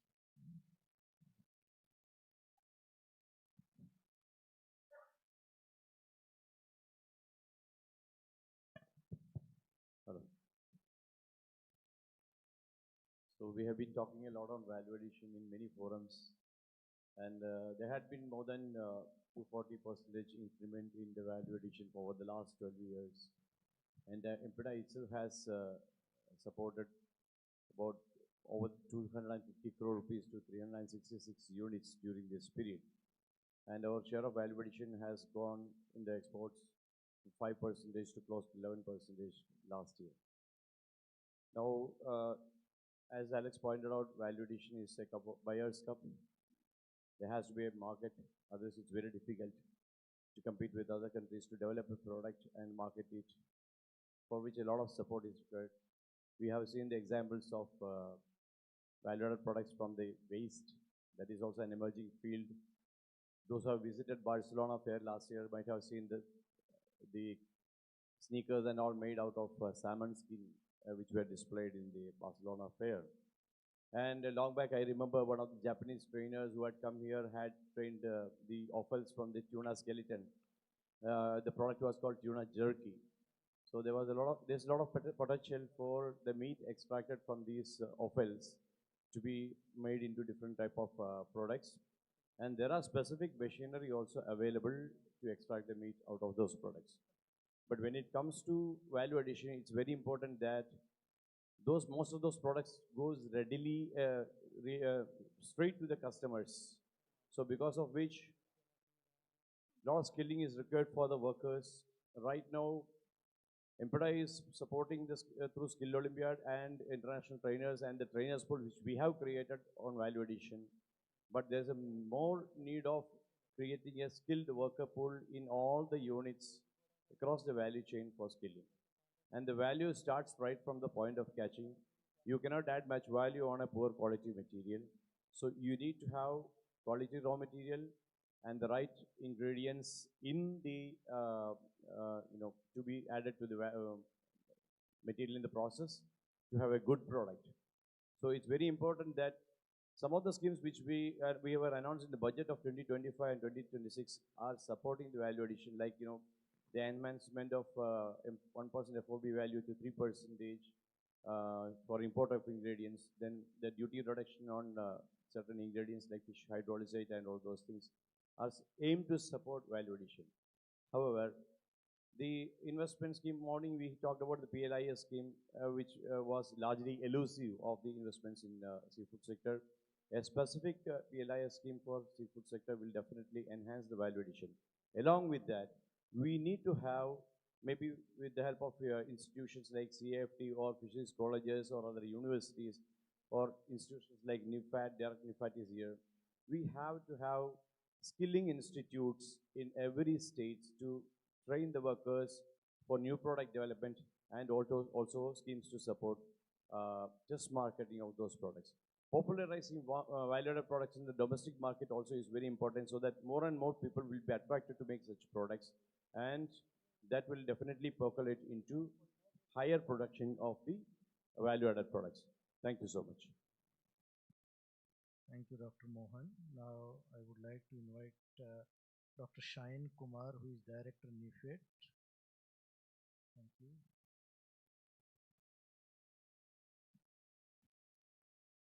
Thank you, Chair. I just want to technically approach the subject of value addition because we are mainly processing the shrimp in the country. That is, I think, comparatively easier, and it is a non-vertebrate animal without any backbone.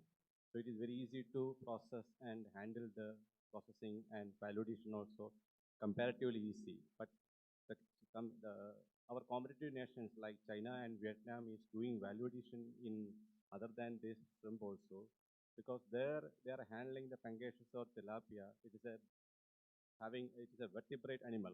So I think why we are not able to process this animal in our country, I was looking after, I brought these fishes into the unit and we were processing also.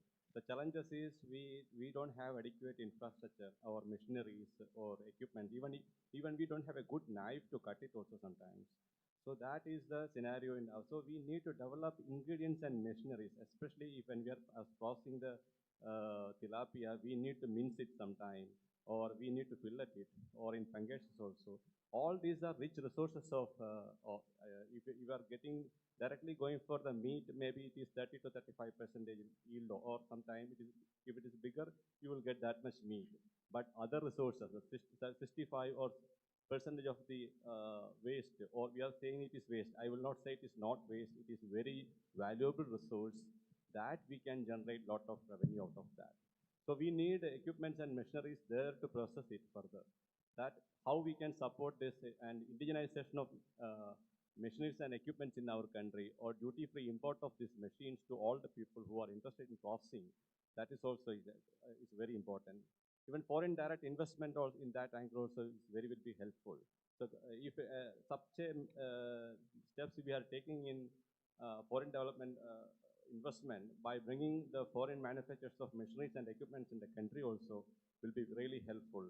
And in addition to that, tilapia is, even I will say just an example, after processing meat and everything is taking also, the skin, I think we have shown, different people have shown the bag and other things, and collagen also. Actually the skin itself, we can just bread it and make it as a valuable product. The skin itself, it's very quite tasty and it is very interesting also. So collagen is first, we need to go for extraction and other things. Even So there is nothing waste in this pangasius and tilapia. Even pangasius, I'll say that is highly rich in very good oil. We can extract, very rich fat is there, and we are blaming that fat because we are not getting the proper quality in the country and everything. That is, we are not doing the proper procedures and practices in that area. That is the reason we are not getting the right quality in the pangasius. We don't, and that fat which we are blaming is highly valuable. Even a small processing we have carried out in our plant, we got plenty of oil which we can extract it from that one.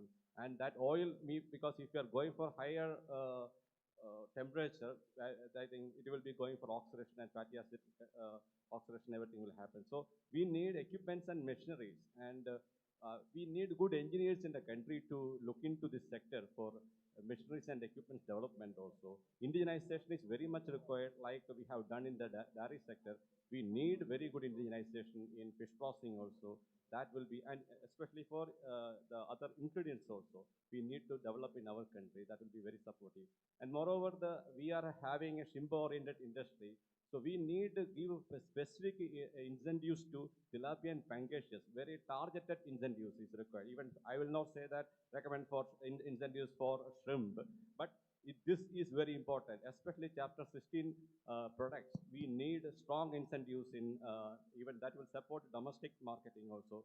Even in a cricket, we will say IPL is encouraging the international standards also. Like that, we need domestic sector to be encouraged for indigenization and marketing, and incentivization also need to be done in that one. That will helpful to really achieve the export objectives also. That's all I want to say, mainly focus in this area. Thank you. Thank you. Thank you, sir. Thank you, Shine. Now I invite Sri Jayapalan, who is in charge EIC Chennai. Thank you, sir. I will start from the word which is told by Mr. Alex Nainan, that the value addition is missing actually, then in our country it is missing, especially for the export. So we know that actually 2%, near about 2% globally, that means our share is actually then in the value addition nearly 2%. So another thing, if you want to pass 10th class, we have to first go to class 1. So after getting satisfied mark, then only we can go there. So I will share certain experience, my experiences as a person from industry as well as from the regulator also.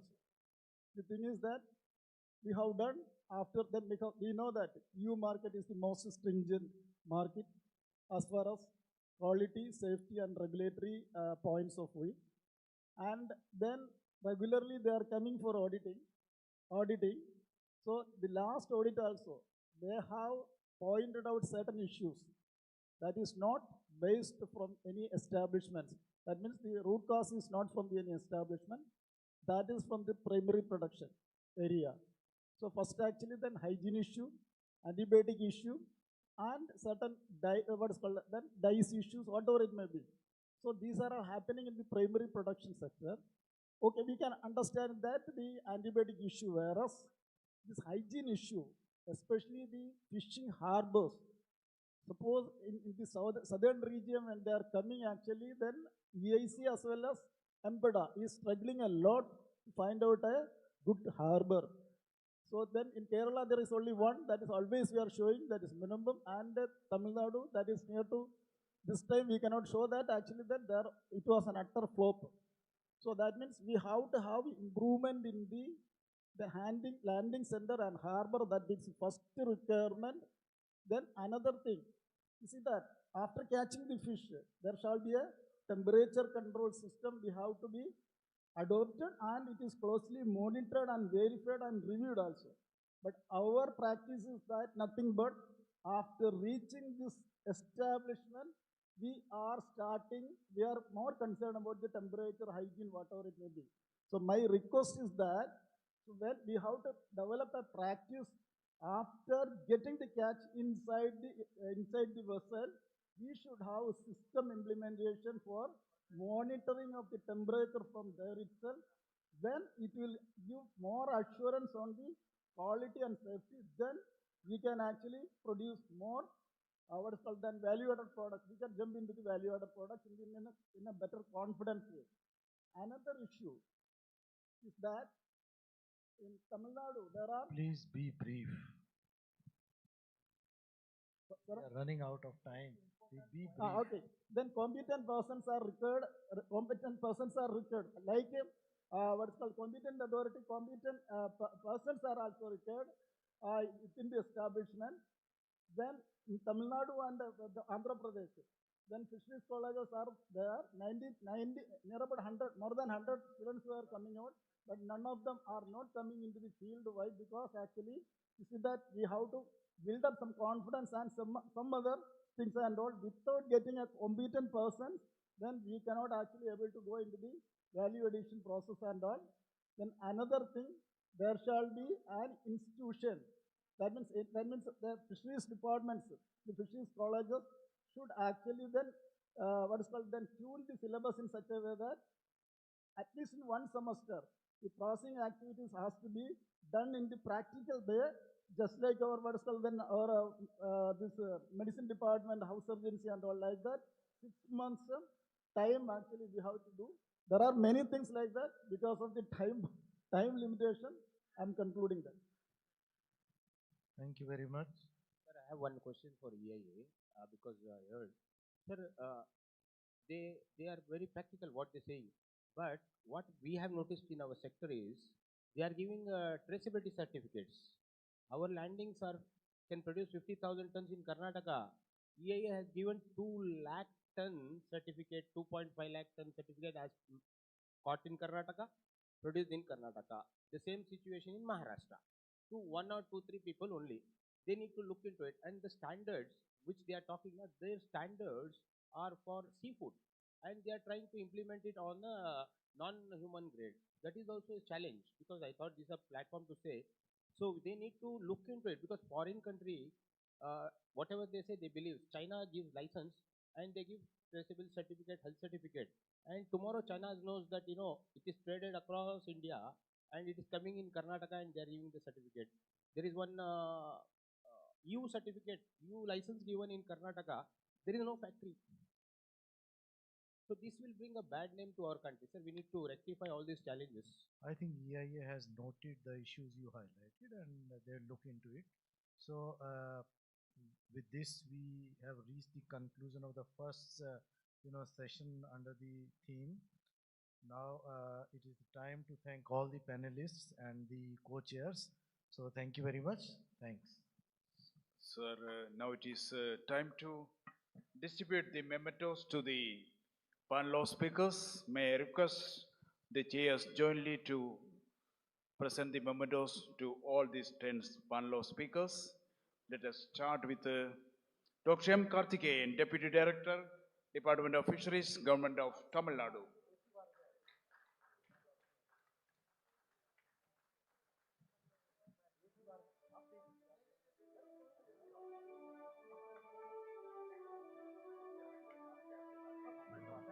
Next is Sri Unupam Kaushik, Managing Director, National Cooperative Exports Limited, New Delhi. Mr. Alex K. Nainan, National Vice President, SCAI.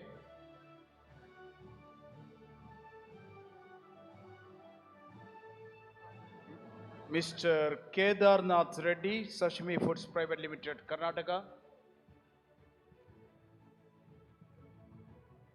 Dr. Ram Mohan M.K., Director MPDA. Dr. Shine Kumar C.S., Director NIFAT.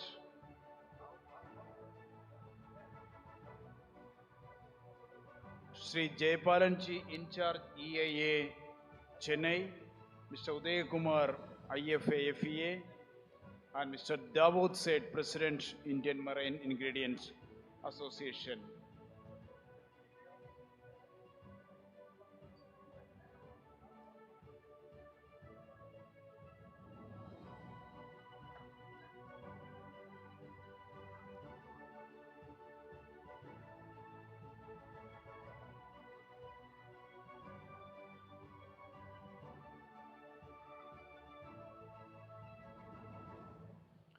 Thank you all.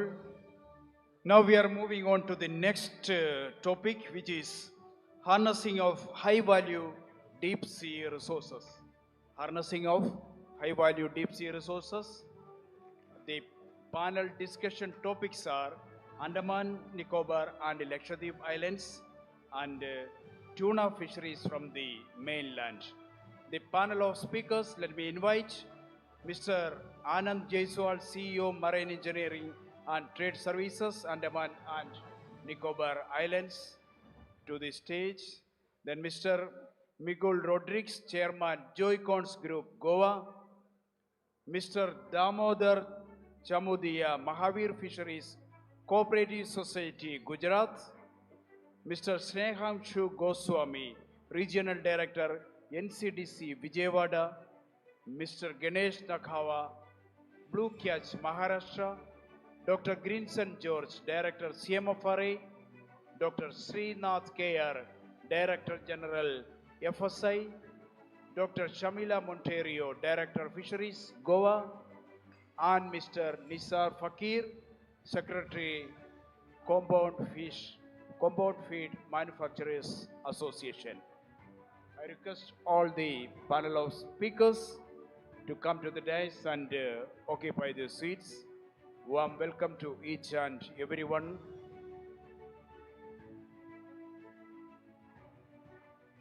Now, sir, over to the chairs, sir.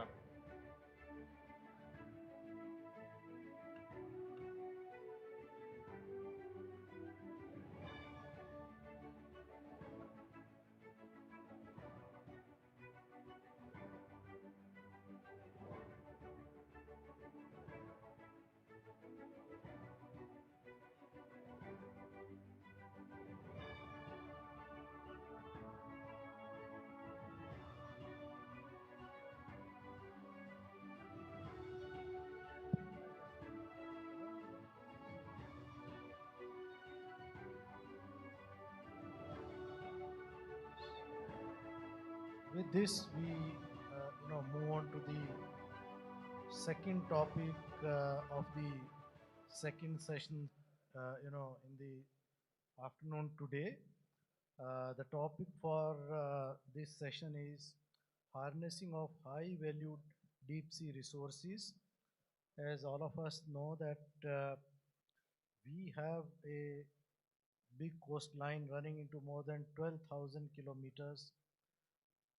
We have vast EZ area, and we have the potential, estimated potential of 53 lakh ton available in our marine waters, against which we are harnessing around 44 to 45 lakh ton. And there is a huge potential around our union territories, island territories like Andaman and Nicobar Islands and Lakshadweep Islands, which constitute more than 30% of our EZ area. But the harnessing of marine resources from both the island territories is way beyond their potential. So today we would be discussing that how we can promote the export potential of high value deep sea fisheries resources, especially from our both the island territories and our EZ and high seas also. Also, we need to figure out what are the opportunities available in both the island territories and how we can promote tuna fisheries from especially Andaman Nicobar Islands, which has been declared as the cluster for tuna fisheries. And while we are promoting all these resources, sustainable harnessing of the high value deep sea resources, how we ensure that the role of entrepreneurs, role of technology and enterprise models in this entire growth story can be leveraged to unlock the tuna resources potential and deep sea resources. And in this entire process, again, how the cooperative industry, cooperatives, fisheries cooperatives can be roped in, private industry players, private investment can be roped in, and how our institutions can strengthen the sustainable harnessing, hygienic handling, processing, value addition, and export linkages of these resources. So to discuss this topic, to have the insights on the subject, we have a galaxy of speakers with us from the private sphere also, from the public sphere also, and the government side also is there. We have experts also from our ICR family also we have. So taking this forward, uh, as a first panelist, I would request Shri Anand Jaiswal, who is CEO Marine Engineering and Trade Services Andaman Nicobar Islands, who is a known face in marine engineering already. So with this, I welcome Anand and request him for his insights and views. Thank you, Anand.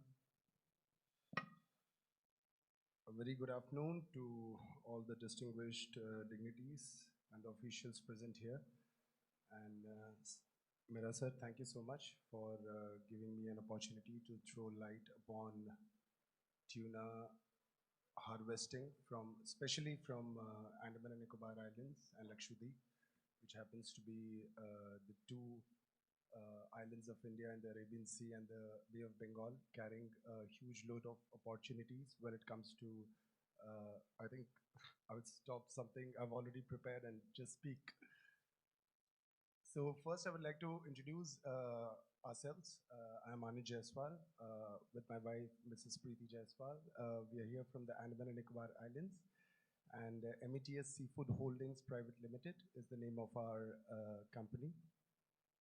This company was started back in 2020, and with a vision that was empowered by the Prime Minister's, our Honorable Prime Minister's vision of PMMSY and Blue Revolution, and also most importantly, the vision of focusing upon Andaman Nicobar Islands and Lakshadweep, and realizing and recognizing that we have got so much of, a majority portion of EZ coastline when it comes to the whole of India. And with that vision of the government of India, we started back in December 2020 was the first vessel that we purchased from Singapore. And followed by that, 3 months later, there was the second vessel which we procured from South Korea. And both of these vessels are super specialized longliner vessels with storage capacity of 300 tons each. Like we have been discussing about sashimi grade tuna preparation and also handling of catches on board. I absolutely agree to this. I mean, I'm really glad I got a chance to speak now because I've been observing everybody's comments, which are so valuable over here for people who understand and realize. We have been talking about the catch quality, the maintenance of catch. I totally agree because there's a catch on board, which when you have the catch on board, when you have that tuna on board, that tuna can fetch you $2 a kg if she goes to canning. But that tuna, if handled properly, can fetch you $22 a kg as well, right? So here we are with 3 categories of tuna that we are talking about, of $2 a kg going for skipjack, going for canning.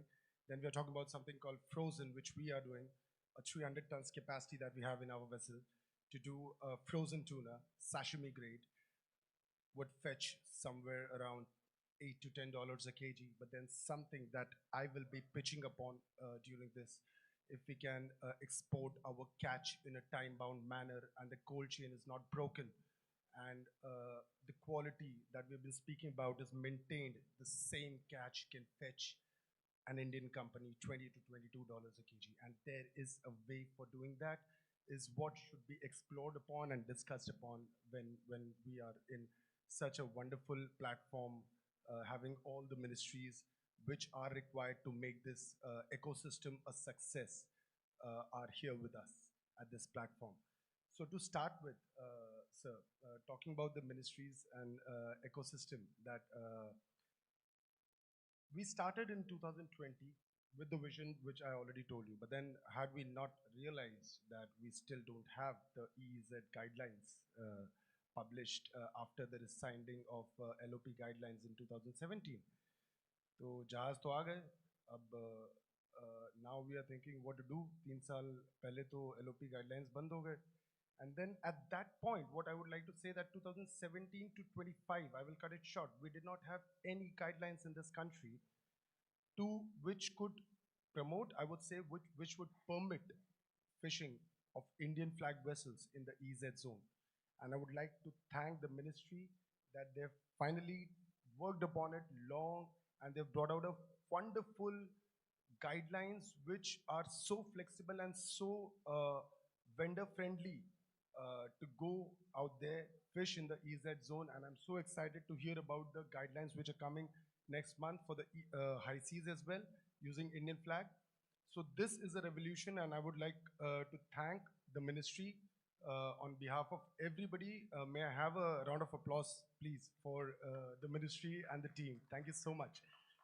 And also, ma'am, for the distribution of passes that we told, I was speaking to JS ma'am regarding this, considering Andaman Nicobar in the first batch of distribution of access passes in Verbal, that shows the government's vote in declaring Andaman Nicobar as a tuna cluster. It is not just declaration of Andaman Nicobar as a tuna cluster, but that is the government's vote into the vision that the Ministry of Fisheries has into Andaman and Nicobar and the Lakshadweep Islands towards tuna fishing and harvesting and exports.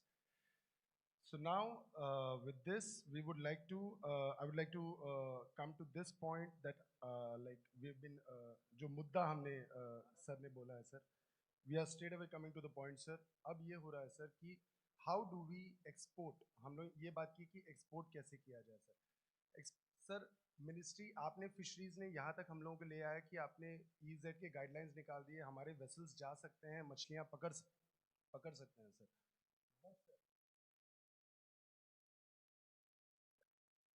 Sorry sir now it comes to value addition and exports ये दो चीज़ें रह जाती हैं sir.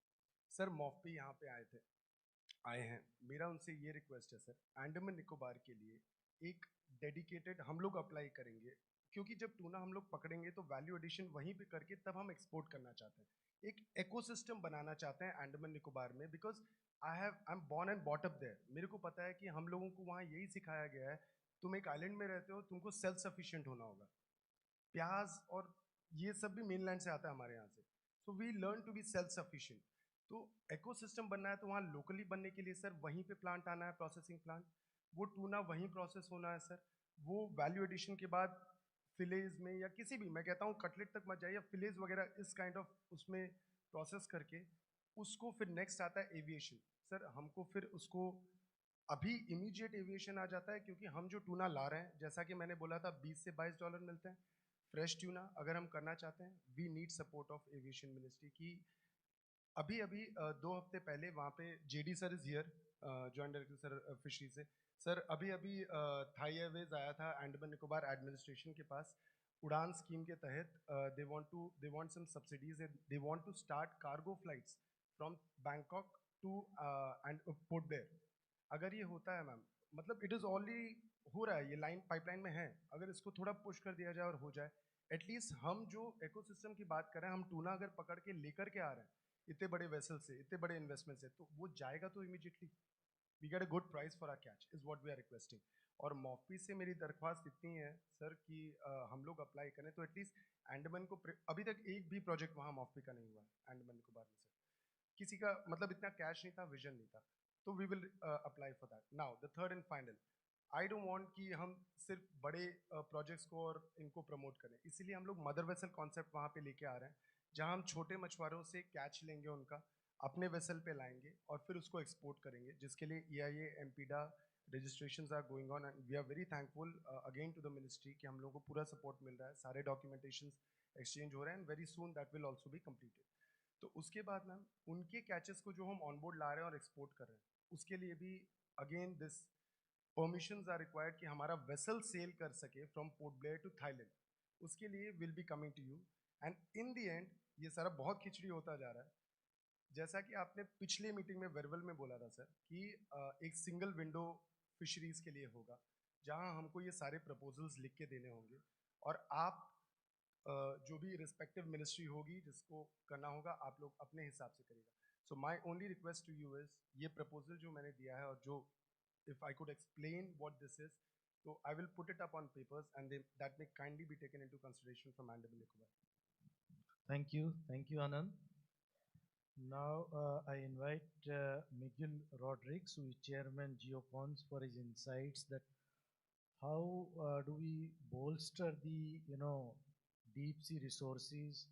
What are your insights, starting from acquisition of a vessel, then use of technology and marketing as well? That what do you recommend that in different verticals in the deep sea resources value chain, how do we proceed to harness the potential?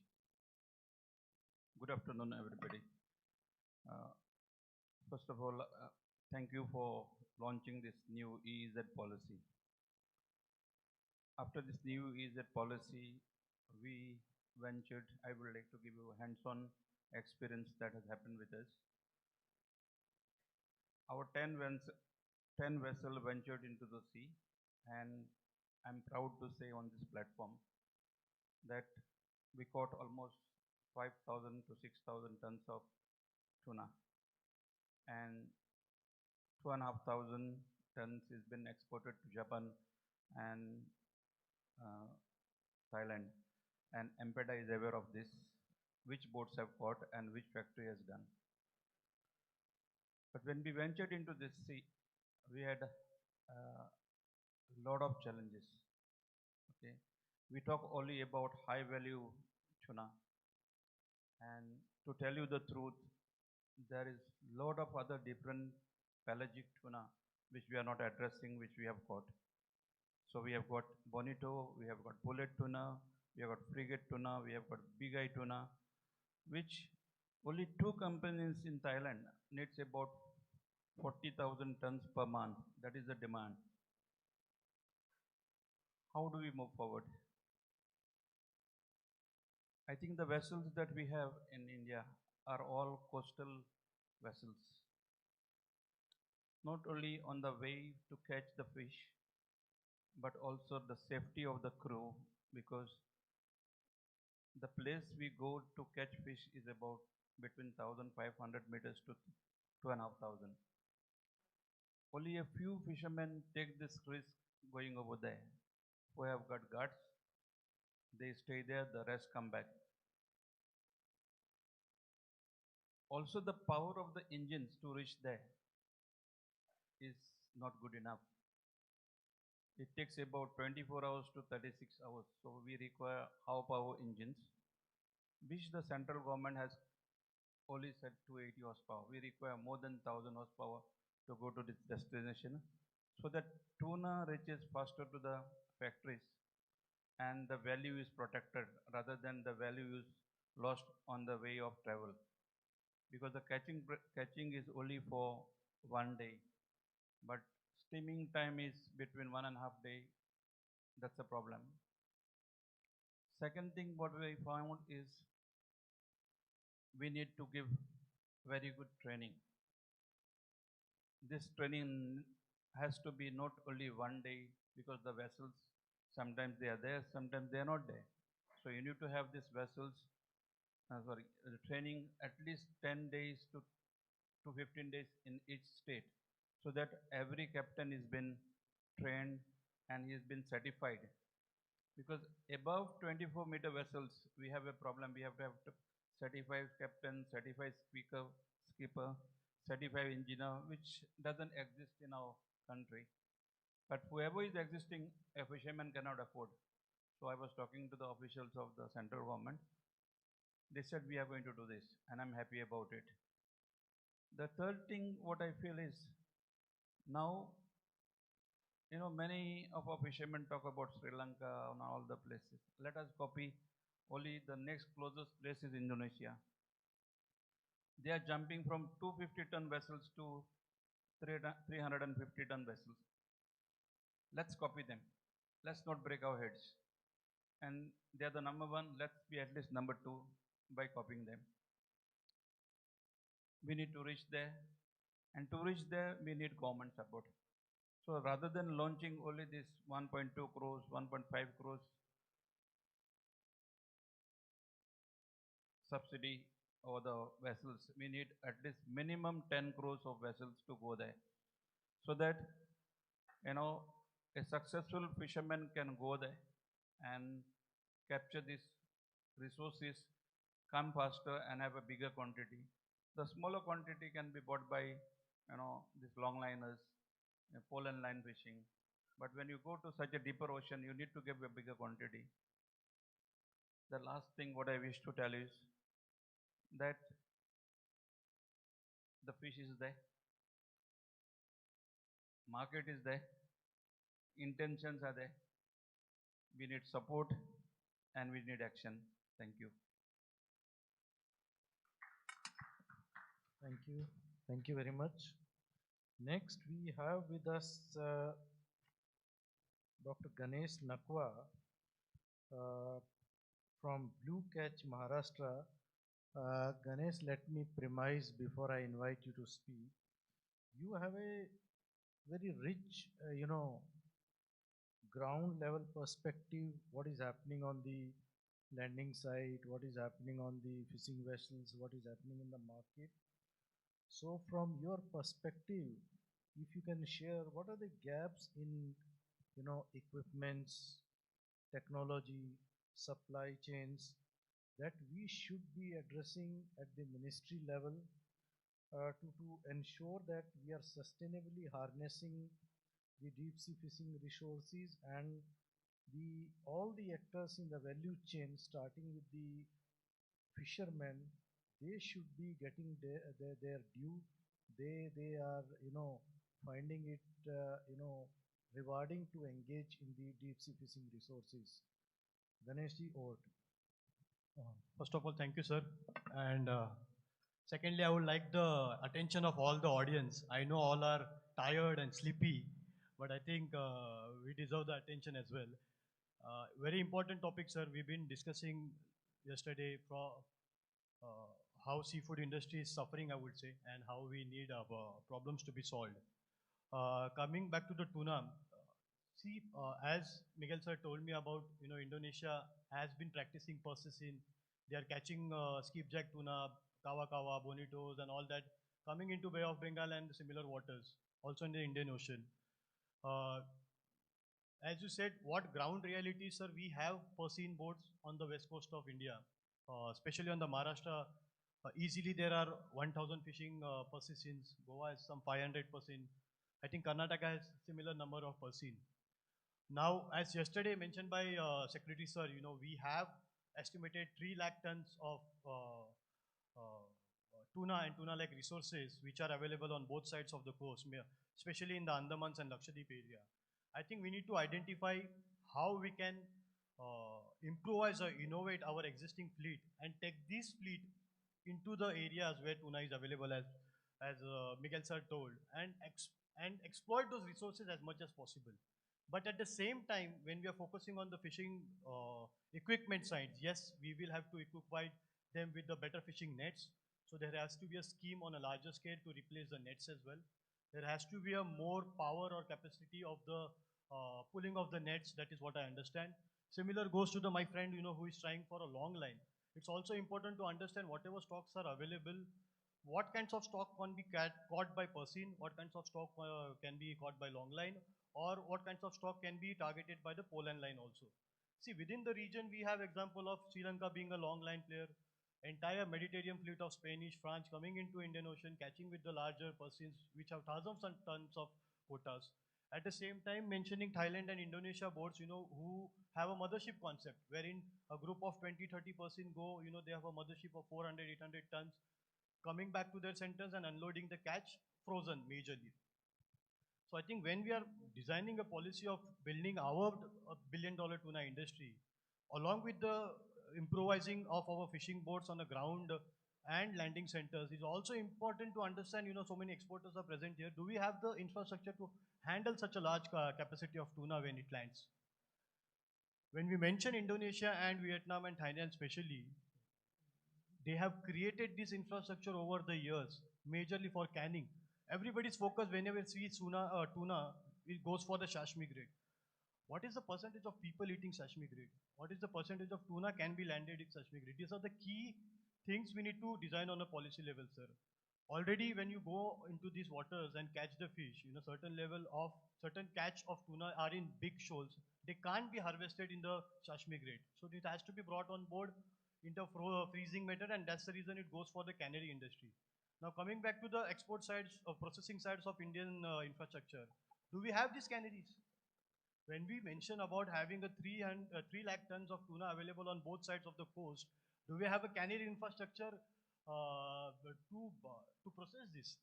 So why do we sell it to Thailand as a whole? Why do we sell it to Vietnam or Indonesia as a whole product? Why can't we process it in our country?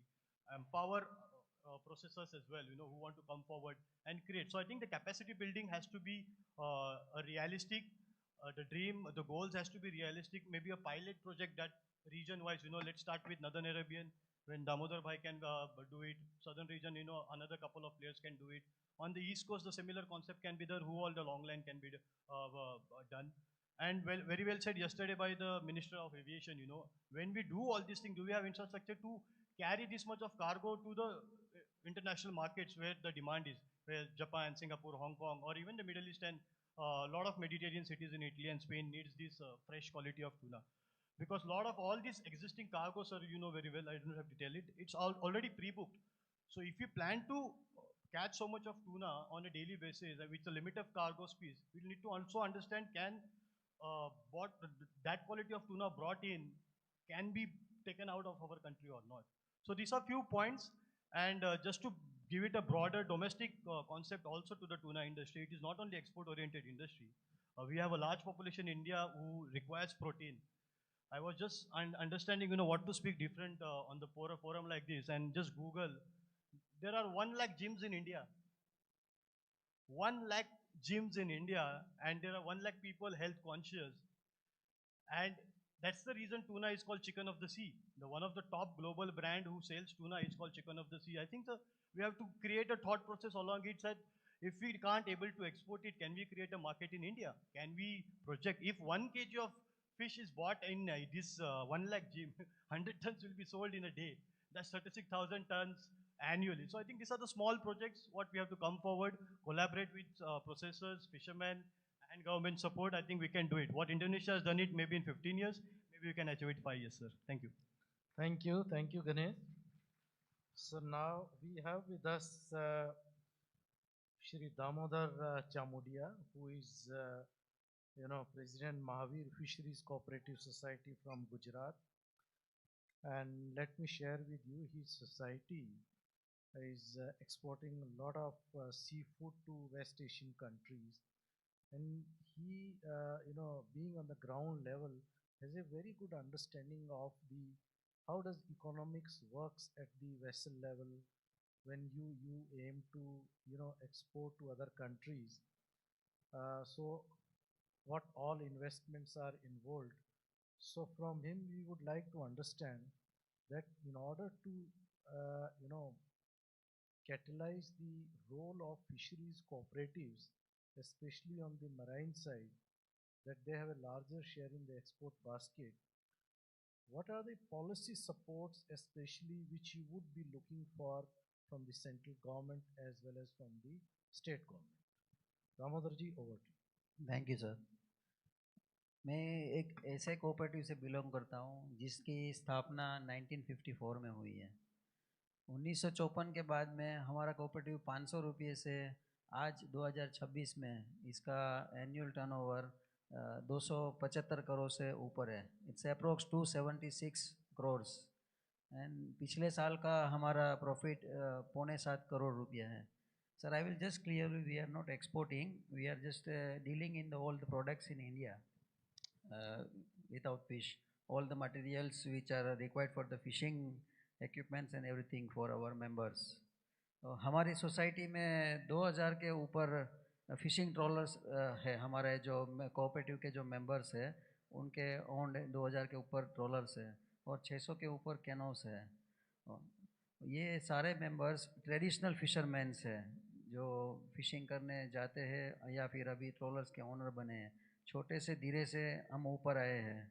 हमारी सरकार से यही request है कि we should change the policy change we need in boat construction. जैसे हमारे deep sea boat बना PMMSY में, पहले जब ब्लू रेवोल्यूशन में हमने बोट बनाया, ब्लू रेवोल्यूशन में बोट में slurry ice machine, refrigerated cold room compulsory था, लेकिन वो कॉन्सेप्ट चला नहीं क्योंकि हमारा बोट थोड़ा छोटा था। तो थोड़ा डिज़ाइन चेंज हमारे लिए कंपलसरी है। डिज़ाइन चेंज हो रही है। 24 मीटर के अंदर का बोट में हम लोग जो करना चाहते हैं, जो क्रांति लाना चाहते हैं डीप सी फिशिंग करके, वो नहीं हो सकता है क्योंकि जैसे मिगेल साहब ने बताया उसमें क्रू को रहने के लिए जगह नहीं है। And we can not take more fish also in that because बर्फ़ लेके जाते हैं तो ज़्यादा फिश भी प्रिजर्व नहीं कर पाएंगे। तो हमें थोड़े बड़े बोट्स चाहिए जिसमें बड़े बोट्स में हम लोग ज़्यादा फिश इतने डीप में जाएंगे, कम से कम 200-300 नॉटिकल माइल्स जाएंगे तो ज़्यादा फिश भी लेके आए और इनसाइड स्टोरेज होना चाहिए जो रेफ्रिजरेटेड है, तभी हमारा जो हेतु है वो हम पार कर पाएंगे। साथ में मैं हमारा जो नेशनल कोऑपरेटिव एक्सपोर्ट्स लिमिटेड है NCEL, ऐसे सहकारी जो इंस्टीट्यूट है उनके साथ में अगर टाई अप होके कुछ मदर वेसल्स लाए जाए देश में या पायलट प्रोजेक्ट के तौर पे, तो उसमें कोऑपरेटिव साथ में वेंचर करके, जैसे हमारे कोऑपरेटिव में बहुत सारे बोट्स है ऑलरेडी है, तो ये सारे बोट उनको उनके साथ में जुड़ के बहुत सारा मटेरियल समंदर में ही फ्रीज करके वहीं से उसको एक्सपोर्ट करने के लिए जोगवाई कर सकते हैं। उनके लिए जो चाइल्ड वेसल बोल सकते हैं हम, मदर वेसल के तौर पे आए तो हम लोग उनके चाइल्ड वेसल बन के उनको मटेरियल प्रोवाइड कर सकते हैं। साथ में सर इतना बातें हुआ 2 दिन से मैं आज से फिशरमैन सुन रहा हूँ कि एक्सपोर्ट्स में हमारा जो समंदर का फिशरमैन का जो पार्ट है वो 95% है, लेकिन रेवेन्यू हम नहीं दे पा रहे हैं। तो सर ये बहुत हमें थोड़ा नीचा लग रहा है। सो हमें कैपेसिटी और ट्रेनिंग बहुत ज़रूरी है सर। We need trainings, our fisherman needs training. हमारे पास FSI के वेसल है, CIFT के वेसल है, ये सारे वेसल्स है जो अगर रीजन में आ सके, हर एक स्टेट में या कोई महीने का प्लानिंग हो, जो जैसे गणेश ने बताया का ऑन बोर्ड 10 दिन का ट्रेनिंग हमें मिले तो हम कर सकते हैं और वो बोट वहाँ पे आए। सर इसमें मैं भारत सरकार के फिशरीज डिपार्टमेंट से रिक्वेस्ट करूँगा तो स्पेशल बजट इसमें अलॉट किया जाए सर। FSI को भी स्पेशल बजट दिया जाए, CIFT को भी, CMFRI को भी स्पेशल बजट अलॉट किया जाए कि फिशरमैनों को ट्रेनिंग करें, क्योंकि डीप सी में जाने के बाद में सर फिश तो हम बहुत पकड़ लेंगे, there is no issue of catching fish, we are having a lot of stock of fish also. Just a few days before I have shared a video with our joint commissioner sir and fisheries director sir that what fish we have caught. Every tuna is below, it's not below 90 kg, it's 90 kg, 90 kg, 91 kg, more are there because 100 kg up we are not able to take it up. उसको समंदर से बाहर निकल नहीं पा रहे क्योंकि ज़्यादा वेट है, उसका ताकत ज़्यादा है, और ऊपर आने के बाद में हमें पता नहीं है इसका क्या करना है हमारे फिशरमैन को। वो तो उसको ऊपर लिया, कोल्ड रूम में डाल दिया, बस खत्म हो गया काम। सो अगर ट्रेनिंग मिलेगा इसको कैसे प्रिजर्व करना है, इसका हाइजीनिक कैसे मेंटेन करना है, तो यही टूना जो आज हमारे यहाँ से 150 रुपये में बिक रहा है, वहीं हार्बर पे आके हमारे एक्सपोर्टर उसको 250 रुपये में बेच पाएंगे, वो हमें लग रहा है। ये 2 दिन का वर्कशॉप में ये मैंने बराबर देखा है कि हमारे एक्सपोर्टर्स मेहनत कर रहे हैं लेकिन हम कहीं पीछे हैं, फिशरमैन कहीं पीछे हैं उनको सपोर्ट देने में। तो आई विल रिक्वेस्ट कि थोड़ा सा हमें फिशरमैनों को ये सपोर्ट दिया जाए ट्रेनिंग का, तो हम थोड़ा अच्छा कर पाएंगे। और साथ में एक चीज़ और बताऊंगा कि जो हमारे छोटा फिशरमैन है उसको भी हमें पीछे नहीं छोड़ना चाहिए। बहुत सारा एक्वाकल्चर का बात हुआ, तो I will talk about the cage culture also in the marine, because this is also a very big field. हमारे देश के पास सबसे बड़ा समंदर कोस्ट लाइन है और बहुत सारे ऐसी जगह है कवर्ड ओशियन से जहाँ पे सी केज कल्चर हो सकता है। तो मैं सरकार से रिक्वेस्ट करना चाहूँगा, डिपार्टमेंट से रिक्वेस्ट करना चाहूँगा कि जो मरीन पॉलिसी अभी तक नहीं बनी है उसके ऊपर थोड़ा गंभीरता से काम किया जाए. Sea cage culture policy is very important sir, because without that we are not able to give anywhere space of to a fisherman, because problems comes when छोटा फिशरमैन जो कैनोस लेके फिशिंग करने जाता है और अगर आप केज डालते हैं तो वो कल जाके बोलेगा कि ये तो मेरा एरिया था, यहाँ पे मुझे रोज मछली मिल रहा था, आपने यहाँ पे केज डाल दिया. तो उनको साथ में जोड़ के अगर ये पॉलिसी को जल्दी से इम्प्लीमेंट किया जाए तो इसमें जो केज में जो प्रोडक्ट होगा वो सीबास है, कोबिया है, पोम्पेनो है, ये सभी हाईली वैल्यूड प्रोडक्ट है और एक्सपोर्ट हो सकता है, वो अच्छा खासा रेवेन्यू भी दे सकता है. तो इसके ऊपर भी थोड़ा फोकस किया जाए तो हमारे देश का रेवेन्यू भी बढ़ सकता है और अच्छा खासा कॉन्ट्रीब्यूशन हमारे छोटे फिशरमैन भी कर सकते हैं.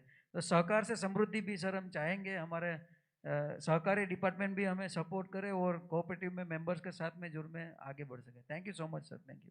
Thank you Damodar ji.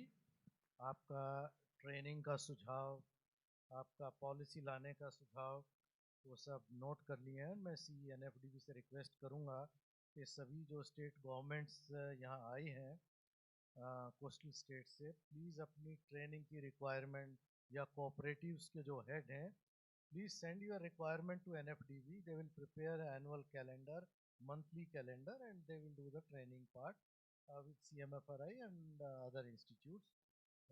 Policy also will work upon. FSI will also chip in. So, as all of us know that after the Ministry of Cooperation came into existence, lot of good things are happening in the sphere of cooperatives and especially in fisheries cooperatives. So now, what are the support available under the various schemes and programs of the Ministry of Cooperatives for fisheries cooperatives? We have with us Snehangsu Goswami, who is head NCDC office Vijayawada. So I'll request him to share his perspective on the fisheries cooperatives. On the marine side, what are the components available? Hand holding is available from NCDC side. Thank you. Thank you, sir. Very good afternoon to all of you. So, sir, from NCDC, we are mainly to capture this marine fish resources in the deep sea. We are promoting the deep sea fishing vessels, and we have set a target of 200, promoting 200 deep sea fishing vessels by 2930. And towards this target, we are making efforts. We have conducted several awareness cum interaction programs across the coastal states and UTs also, as well as the islands with fishermen and cooperative societies to know what are their issues and what do they want and how we can help them to acquire such deep sea fishing vessels. So after these efforts, we have got about 192 interests or willingness for 192 now deep sea fishing vessels from across various states. And out of those, so far we could materialize 27 such projects. We have sanctioned them and they are at various stages. Some are in the manufacturing and others are in the process of legal vetting and other things. So I would also like to highlight that among these 27, 2 are women-led cooperatives, which is very delightful thing for us as also the fishermen. It will be very encouraging for other fisheries cooperatives also. So this total 27 projects that we have sanctioned at a project cost of around 4,400 crore, and then NCDC commitment is 3,300 crore. Apart from that, presently we are in discussion with Andhra Pradesh government and Andhra Pradesh Fisheries Federation for an integrated project covering both inland and marine aspects covering from seed production to marketing, logistics, cold chain, processing, and deep sea fishing vessel. And I am very glad and happy to announce that, of course, it is still in discussion session at advanced level. But there are proposed, and there is proposal for around 200 deep sea fishing vessels under this project. And the project cost is more than 1,500 crore. Apart from this, sir, we are also planning to organize 20 awareness programs on deep sea fishing vessel alone during this current financial year in the coastal states and UTs, as also the islands. And we have also conducted some training program for the beneficiaries who have received the deep sea fishing vessel earlier at CIFNet, CIFT Kochi. And the support that we are looking for to materialize these interests into projects is that inclusion of these particular projects in the annual state action plan of PMMSY, and speedy approval of these projects. We have already communicated this to the respective state governments. And my previous speaker has already spoken about the training requirement.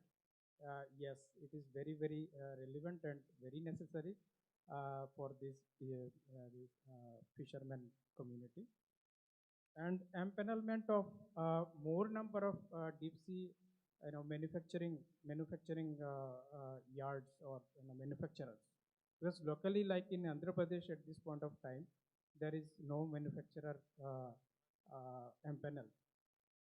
So they have to go to Tamil Nadu to get their boats manufactured.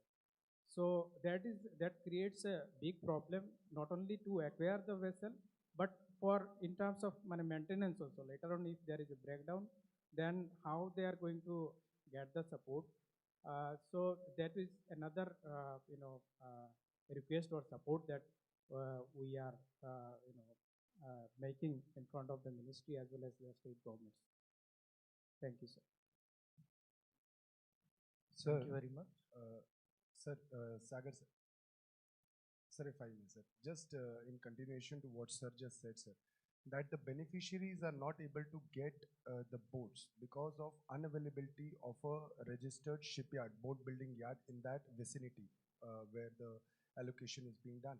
The same problem is being faced in Andaman and Nicobar Islands, sir.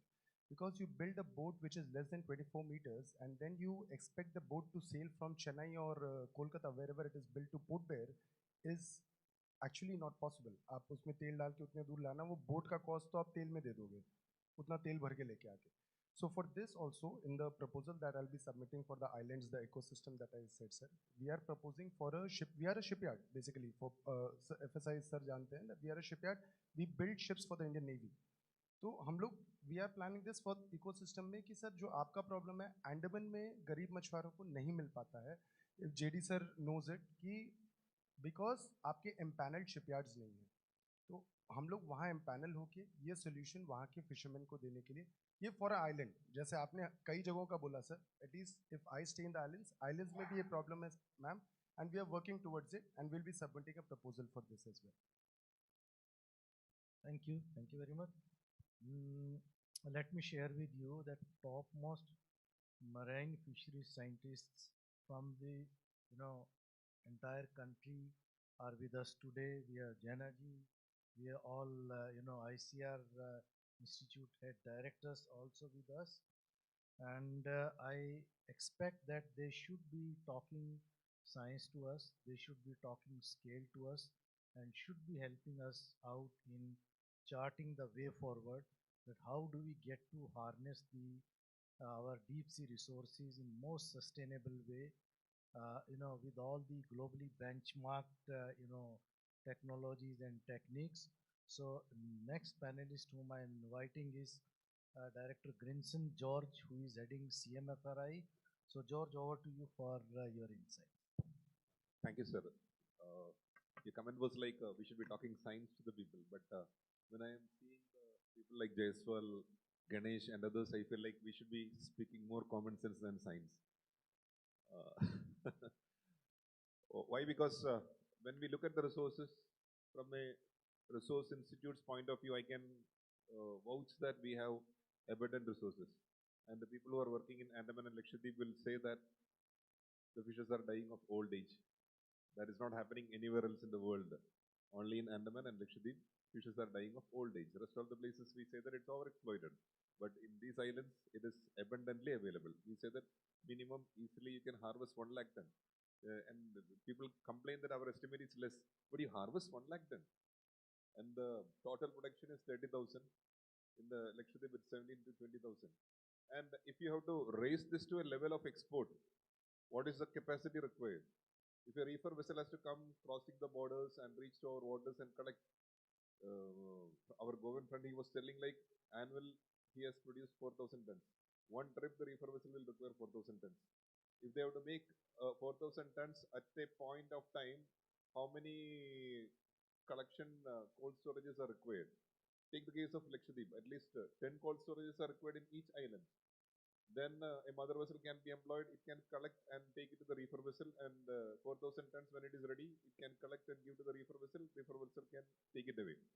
Leave the dreams of high quality grade tuna. It is not going to be a low hanging fruits. If there is so much of difference between $2 and $22, that costs. So we have to realize that to reach from $2 to $22, you have to really. Sir, I believe you are exactly right, because again, we are talking about the quality of the catch only, $2.20.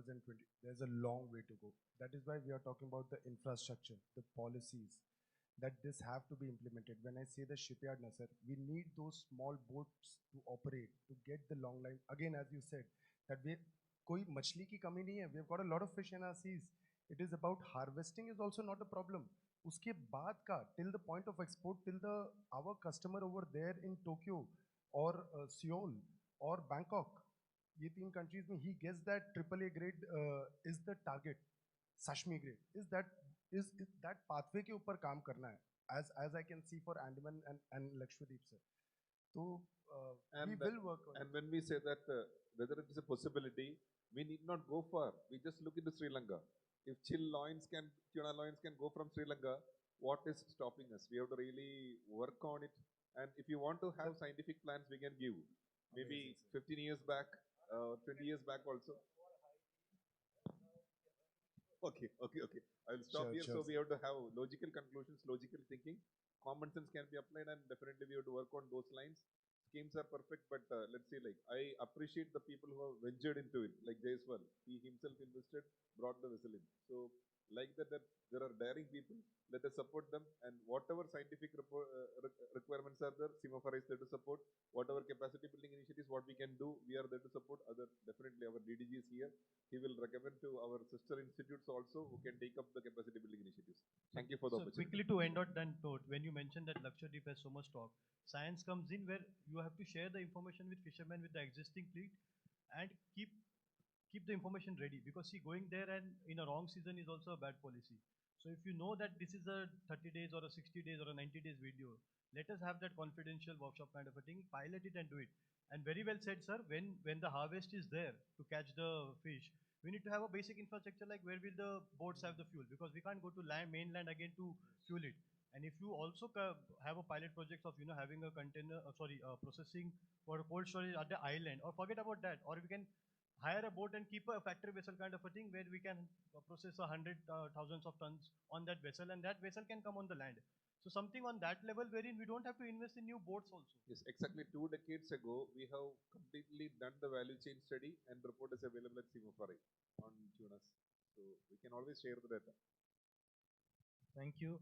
Now we move on to the next speaker, that is Dr. Srinath, who is Director General Fisheries Survey of India. Dr. Srinath, over to you. Yeah. Thank you, sir.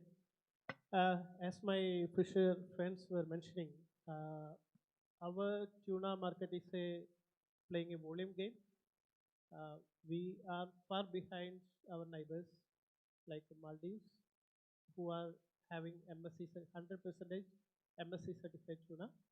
Sri Lanka, where they are particularly focusing on the chilled tuna. They will not go for catching 20 days. They will be going for 5 days, 2 days, 5 days, bringing in the chilled tuna. These two countries are supported by the external markets, by the funding. And then comes the Indonesia, who also has a major footprint. But Indonesia has the benefit. They are also doing the rolling game, but they have the benefit of domestic markets. There, each and every school, the tuna is being provided as a protein source during the lunch. And the next step Indonesia has taken is that when this volume is coming in, they are treating it, CO treating it, and selling it to the US markets. The CO treated one is banned in EU, Japan, and Canada, but US it is not banned, and they are selling it to the US and Middle East markets. So coming to India, India is somewhere stuck down below all these our neighbor countries, and we are looking ahead to efficiently tap this resource. As earlier it was mentioned, approximately 2.669 lakh tons tuna resources are there. So what we shall focus is not the volume again, it is a value. So what we need is a kind of mission from the government, an India premium tuna premium quality mission.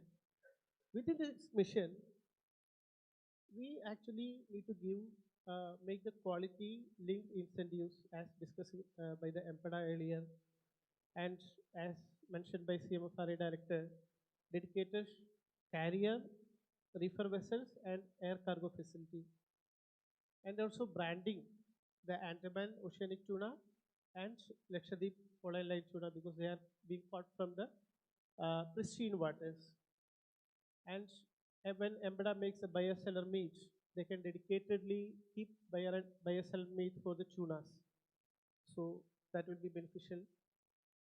And so that the KPIs of this mission, the India Premium Tuna Mission, shall be target unique value, export grade share, certified volume, fisher income, traceable loss, and but not the production volume. And coming to the institutes, we are here to support, like we have been giving the capacity building activities, and in the coming PMMSY, it will be enhanced. We will be giving it nationwide.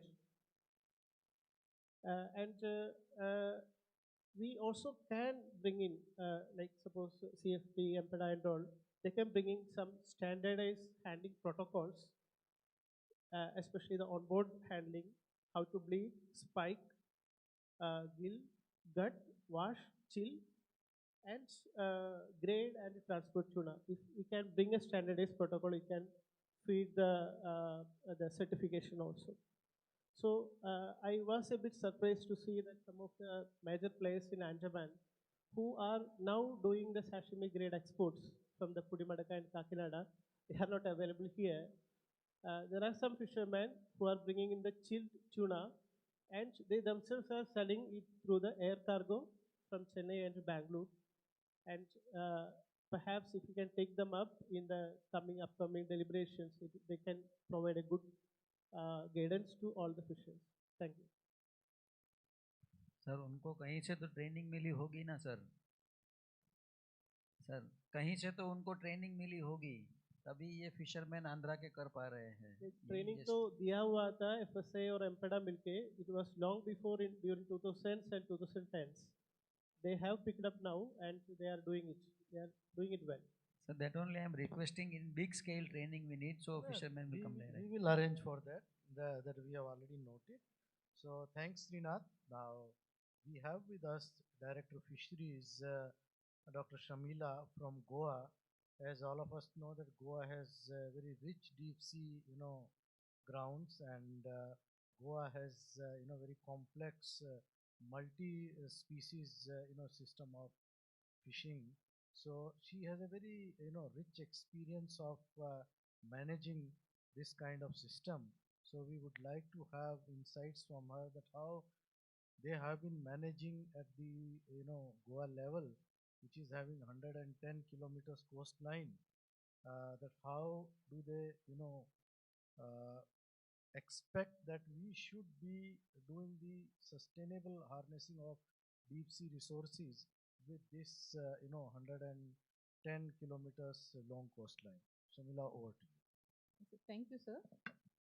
A very good afternoon to all of you.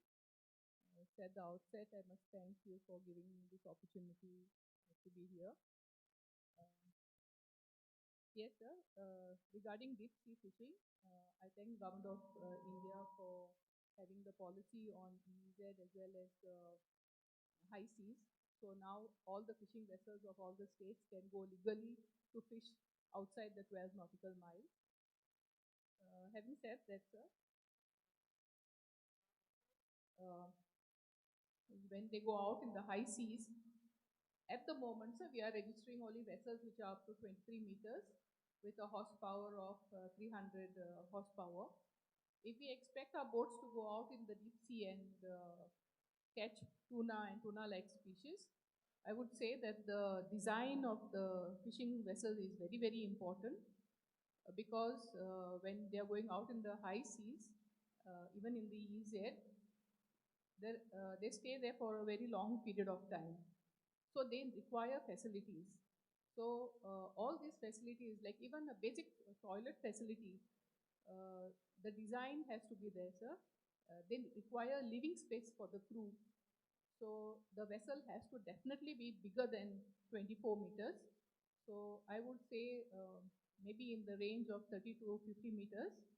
And when we are talking about 30 to 50 meters vessel, we cannot expect them to have a horsepower of engine of 300 because it doesn't make sense.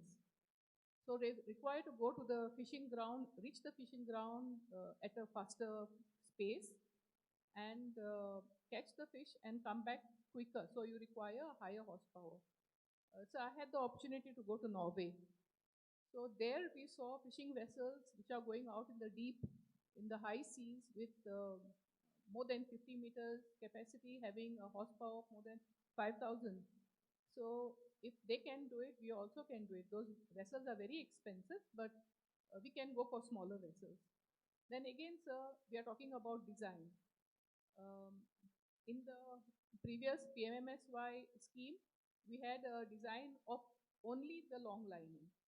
So tuna, if you're targeting tuna, tuna can be caught even by purseine vessels. And unfortunately, we couldn't avail, in Goa, we couldn't avail the benefit of the deep sea fishing vessels because my fishermen didn't want to go out with a long line because they were not accustomed to fishing with long line. So they wanted and they literally were pressing so hard to get it approved for purseine. But unfortunately, we lost the bus. So I hope we can get it in the new PMMSY 2 and scheme comes for tuna purseine as well. Or then this is one thing, sir. So the fishing vessel design can be got from any other countries which are doing the deep sea fishing vessels because there are a lot of countries which are doing deep sea fishing. So you don't have to reinvent the wheel, like saying like, okay, let us start designing a vessel for the deep. It is already available in other countries. We can just simply get it from there. Then secondly, sir, we have so many colleges of fisheries. We have got students coming out with capabilities. Maybe we can empower them to do better processing of tuna and pre-processing of tuna because bleeding of tuna is very important. So these students which are passing out could be employed in this big tuna vessels when they are going out because if you have a better vessel, better living spaces, there is dignity in that work. So these students can then be like at the managerial level there and they can then train the crew looking at them just like how you have in the processing plants. So they also get an opportunity to have employment because now employment is very important for the students who are coming out from so many fisheries colleges. So that is also important. So that is another one thing I would say, sir, is be associated with the Ministry of Shipping, because infrastructure is very important. When we are talking about big vessels, they need to have draft. So the small harbors, what we have in Goa, or the landing centers, cannot cater to this kind of vessels because we don't get that big draft. So that draft can be available only in big harbors. So we require to request them to give space there for infrastructure. That's all. So thank you. With this, we come to the concluding part of the session, the second session under the theme. So now, before I would request, and at the end we can take the questions. We'll keep some 15 minutes dedicated for taking the questions and answer.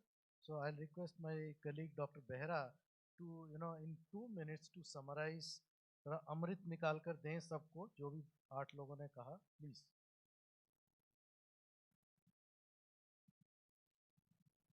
Thank you very much.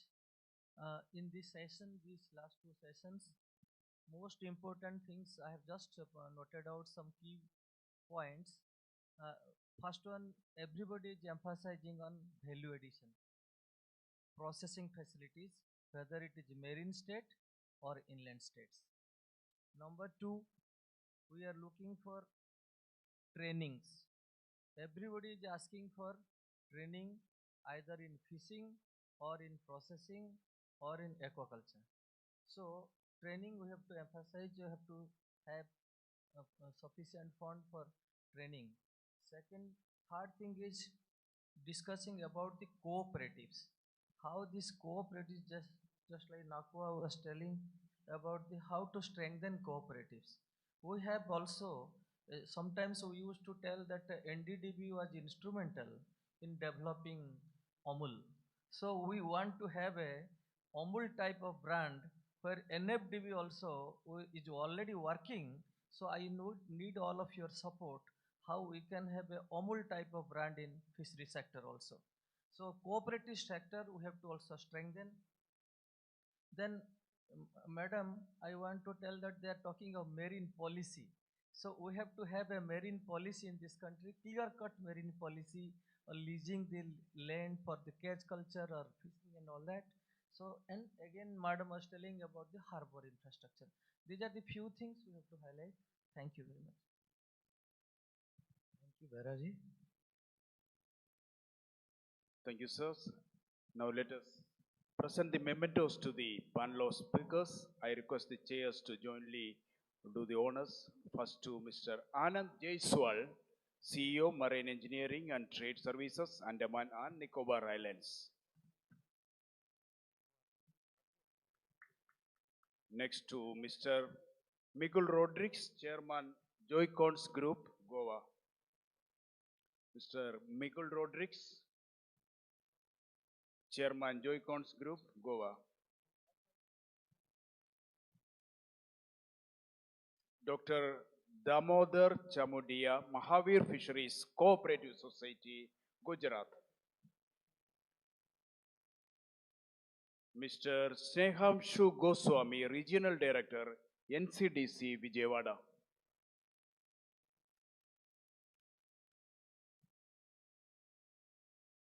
Mr. Ganesh Nakhwa, Blue Catch, Maharashtra. Dr. Grinson George, Director, ICAR, CMFRA. Dr. Grinson George, Director, ICAR, CMFRA. Next, Dr. Srikanth KR, Director General, FSI. Dr. Srikanth KR, Director General, FSI.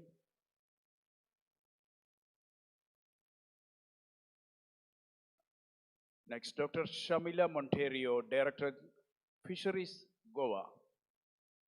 Dr. Shamila Monterio, Director of Fisheries, Goa. Then Mr. Nisar Fakir, Secretary, CLFMA. Mr. Nisar Fakir. Okay. Moving on to the the final session. The topic is diversified export opportunities. Subtopics: seaweed cultivation, ornamental fisheries, pearl culture, and cold water fisheries. The panel of speakers may I invite Mr. Aditya Ritvik Nara, MD, Smart Green Aquaculture Private Limited, Telangana, to the stage. Then Mr. Sanjay K. Khandgwale, SAMS Discuss India, Maharashtra.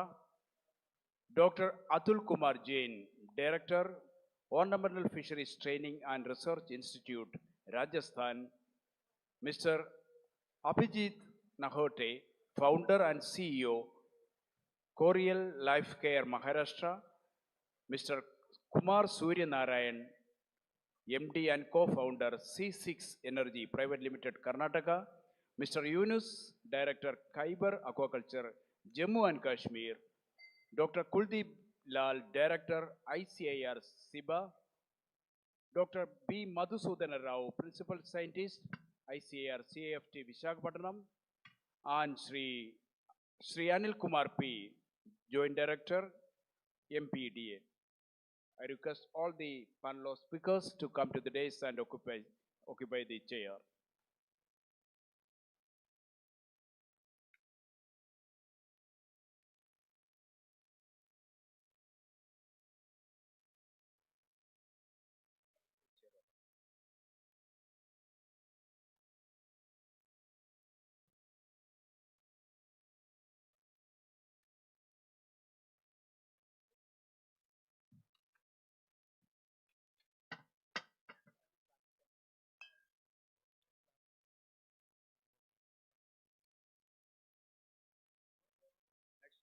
I also invite Mrs. Lali Saini.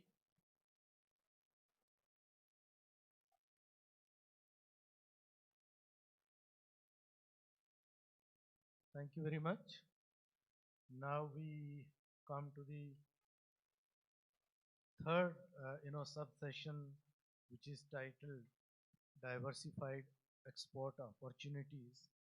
You must have seen through these speeches and presentations yesterday that our seafood, mainly composes of shrimp and fish are the, major share in the export basket.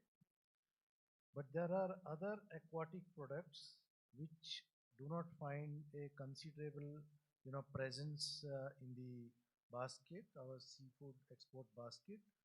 And this covers seaweed, ornamental fisheries, pearl culture, and cold water species from our highlands, our Himalayan states. Although in last 5 years, or maybe, if you go back to Blue Revolution days, the Government of India through Blue Revolution, Pradhan Mantri Matsya Sampada Yojana, FIDF, Sahy Yojana, have been emphasizing on diversification of aquaculture, or we can say the alternative livelihoods, and have been emphasizing on, picking up of pearl culture, ornamental fisheries, seaweed cultivation, especially amongst coastal communities, and that too amongst women folk, have been, approving projects, proposals, emphasizing private investments. In addition to this, the latest, is the cold water fisheries. In last 5 years, production has picked up. Jump plasm we have brought in, and there have been 3 times jump in the production of cold water species. So now, there is good prospectus that in next 5 years we would be producing enough, volume which can be exported after value addition to the, various markets. These possibilities are being explored in association with MPDA, and the states like Uttarakhand are in the forefront. So to discuss the issues various aspects related to diversification of exports in aquaculture, in the seaweed area, ornamental fisheries and pearl culture, cold water fisheries. We have invited the experts from private sphere as well as government sphere also. And in this series, the first startup whom I'm going to invite, who has done good amount of hard work, innovation in the area of cold water aquaculture, that is rainbow trout, is Aditya Ritvik Nara, who is Managing Director, Smart Green Aquaculture Private Limited, Telangana. So I'll request him to share his perspective of doing the cold water fisheries in unconventional areas and how to scale it up and put it on the way forward for export opportunities available, and how do we harness the opportunities available for export of our cold water fisheries. Aditya, over to you. Thank you, sir.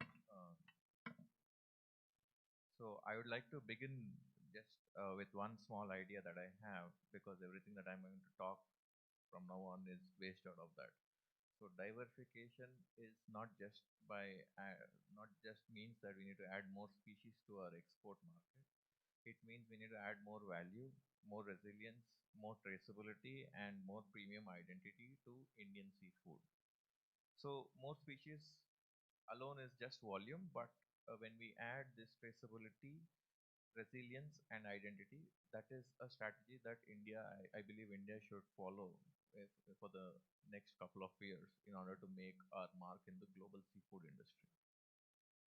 We are currently in second largest fish producers. Last year we exported a record of 1.7 million tons of seafood. It's about $7.5 billion.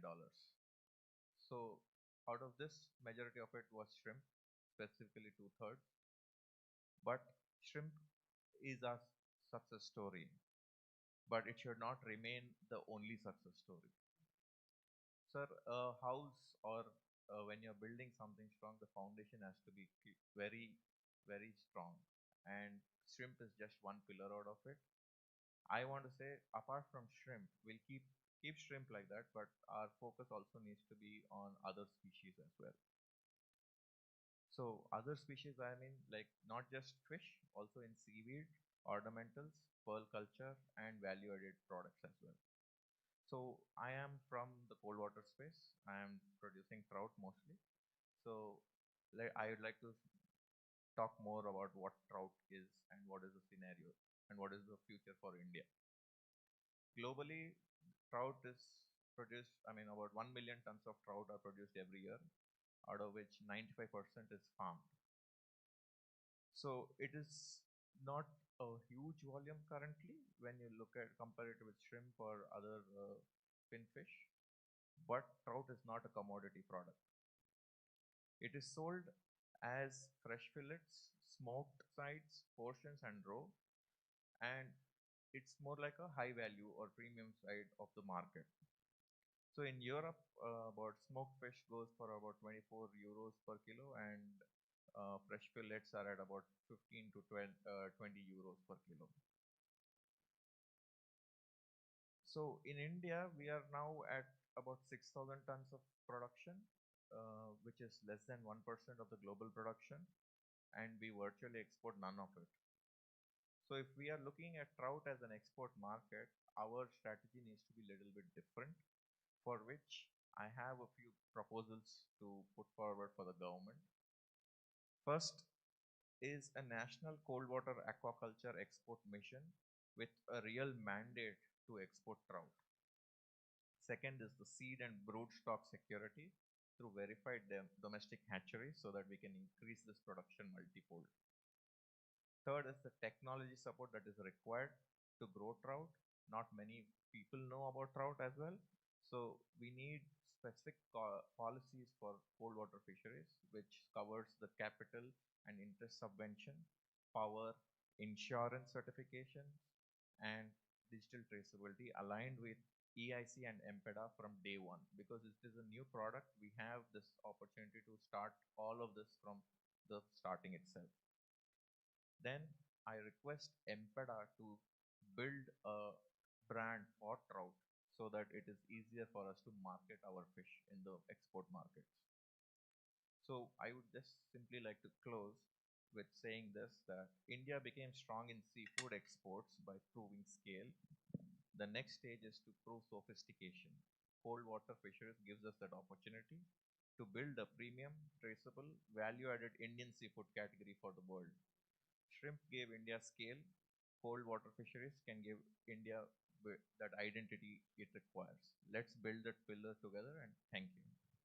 Thank you, Aditya. I'll request all the panelists, please respect the time limit of 2 to 3 minutes because already people are feeling going away. So if we keep it crisp, they would find it interesting and informative also. So I invite our next panelist, Dipankar Mandal, who is MD Mandal Manit Aqua Genetics Technology Research Private Limited from Chhattisgarh. He's not there. Okay, okay. So if he is not around, then I invite Sanjay Khandagale, who is SAMS Discuss India, Maharashtra.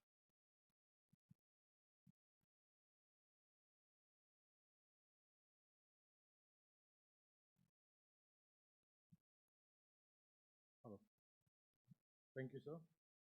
I'm Sanjay Khandagale of SAMS Discus India. I'm an ornamental fish farmer and an exporter. We are breeding about 25 types of species of popular ornamental fishes at our farm, and we are exporting the most high-value fishes like discus fish and altum fish, bantam fish. Now, what happens is most of our Indian export of ornamental fish is based on wild-caught fish species. Now, that is not sustainable. So what the need of the hour is that we have indigenous fish breeding centers which supply the fish to the exporters. This is much needed. The other aspects are that the fish exporter needs to have a very advanced collecting facility of different source of fish so that collectively that fish export can be done successfully. Just exporting is not the only goal. After the fish reaches live and in a good condition to the importer of different country and he appreciates and values it, then is what is he will reverse back and also order again. So that is another very important factor. So if we have specialists into collection centers for export, that will be a big boost to it. Cluster approach for breeding of exotic popular ornamental fishes is another aspect. I think this should be established in all the ornamental fish producing states like West Bengal, Kerala, Tamil Nadu, Maharashtra, and more. Now, what the current scenario is, Indian ornamental fish market is flooded with imported fishes. The Indian breeders' fish is not preferred. I would request the government authorities that if it is possible, if we can restrict the fishes which are bred successfully in India, those are not imported and our breeders are given some boost so that their fish catches value and their farm sustainability continues. Other aspect is the fish import is permitted for 92 species. Earlier, before the start of the sessions, I had a brief discussion with Sagar Mehra sir on this, and he has assured that we will work towards that. Breeders should be able to import the fish. Currently, the traders can very easily get volumes of fish. A breeder would require small quantities, which I request the Department of Fisheries to look into this, where breeders like me can selectively go to different countries and be able to import small specific brood stock for our fish. R&D for quarantine, color morphs, rarity, what actually catches value for ornamental fish is its beauty, shape, the way, the patterns, colors it swims. So we need to have a training center as even the seafood industry has requested. So ornamental fish training center, if it is established and experienced people from CIP and other experienced breeders can come forward and contribute for this training centers to be established in every state so that the ornamental fish farmer get to know the know-how and have their problems resolved.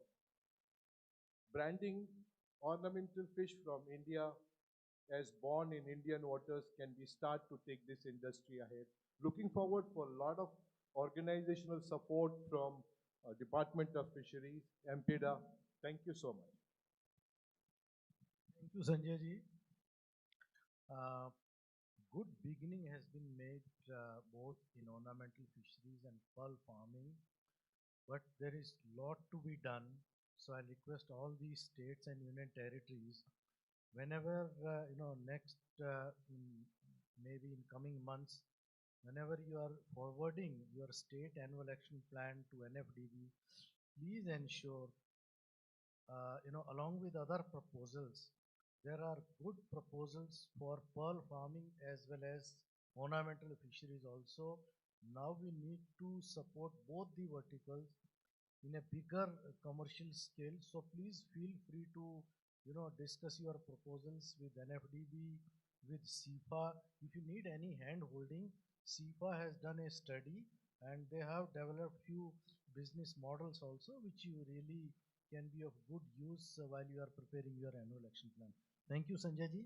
Now, I have the honor to invite Dr. Atul Kumar Jain, who has a extensive and rich experience in the field of ornamental fisheries, and he's running an institute that is Ornamental Fisheries Training and Research Institute in Udaipur.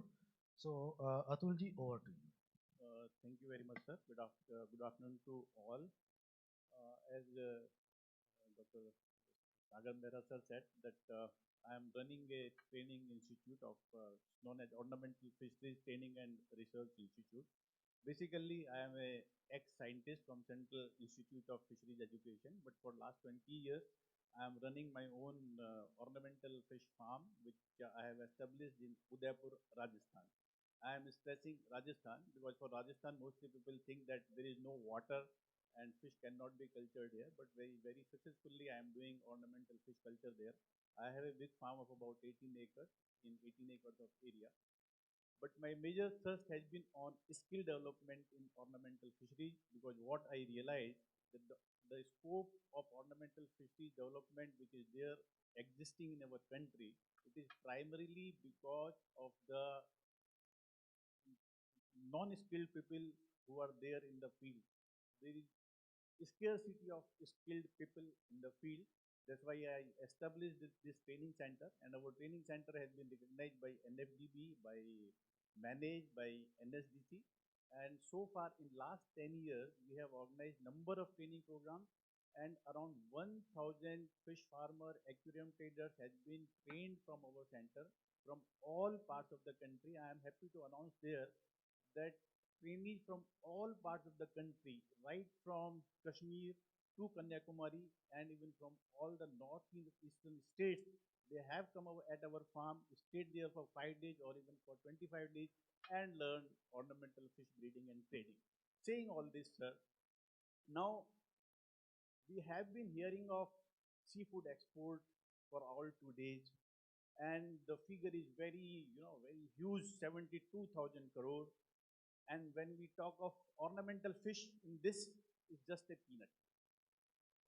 But what I say about ornamental fish, when you talk of edible fish, you buy a fish of 500 rupees a kg, which will satiate your hunger for half a day.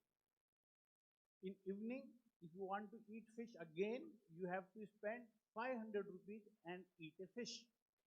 But in our case, you buy a fish for 50 rupees and it brings you happiness for 5 years. Now, if you measure our industry, if you value our fish in terms of this, that our contribution, our domestic market is 1,000 crore, our contribution to export is very, very less. It is less than 1% of the total global export. If you value our field sector like this, you will find it is insignificant. But if you measure the happiness the fish bringing, if you measure if you measure the economic in terms of the happiness index, it is definitely above 72,000 crore. Sir, when we calculate human development index, in human development index, happiness index and health are very important criteria, and our ornamental fish is contributing to that, sir. Now, our domestic market, when we talk of ornamental fish, our domestic market is huge, but somehow our export is very, very less. So what has happened over the last 30 years? The government, our all agencies, developmental agency has concentrated to develop the export only for last 30 years. But 20 years back, our export contribution was less than 1%. Somehow, after COVID, when I say less than 1%, it was around 10 crore. After COVID, for the first time, we achieved the value of 32 crore. But again, in 24, 25, sir, I'll take one more minute. It reduced to 16 crore, sir. What I am trying to, what I want to emphasize upon, sir, for ornamental fish export, we have the target. Under PMMSY, it has been fixed at 100 crore. We have the regulations to export and import ornamental fish. But right now, we don't have any agency who is supporting development of ornamental fish export. Earlier, we were having MPDA. Now, MPDA has disowned ornamental fish. When MPDA was there, under MPDA umbrella, it has developed a lot. And for one thing, I want to congratulate MPDA, sir. Because of MPDA scheme, the Kerala has become one of the very important center of ornamental fish production in the country. Before that, it was not known. So now, so many things has been already told about the technology by the Sanjay.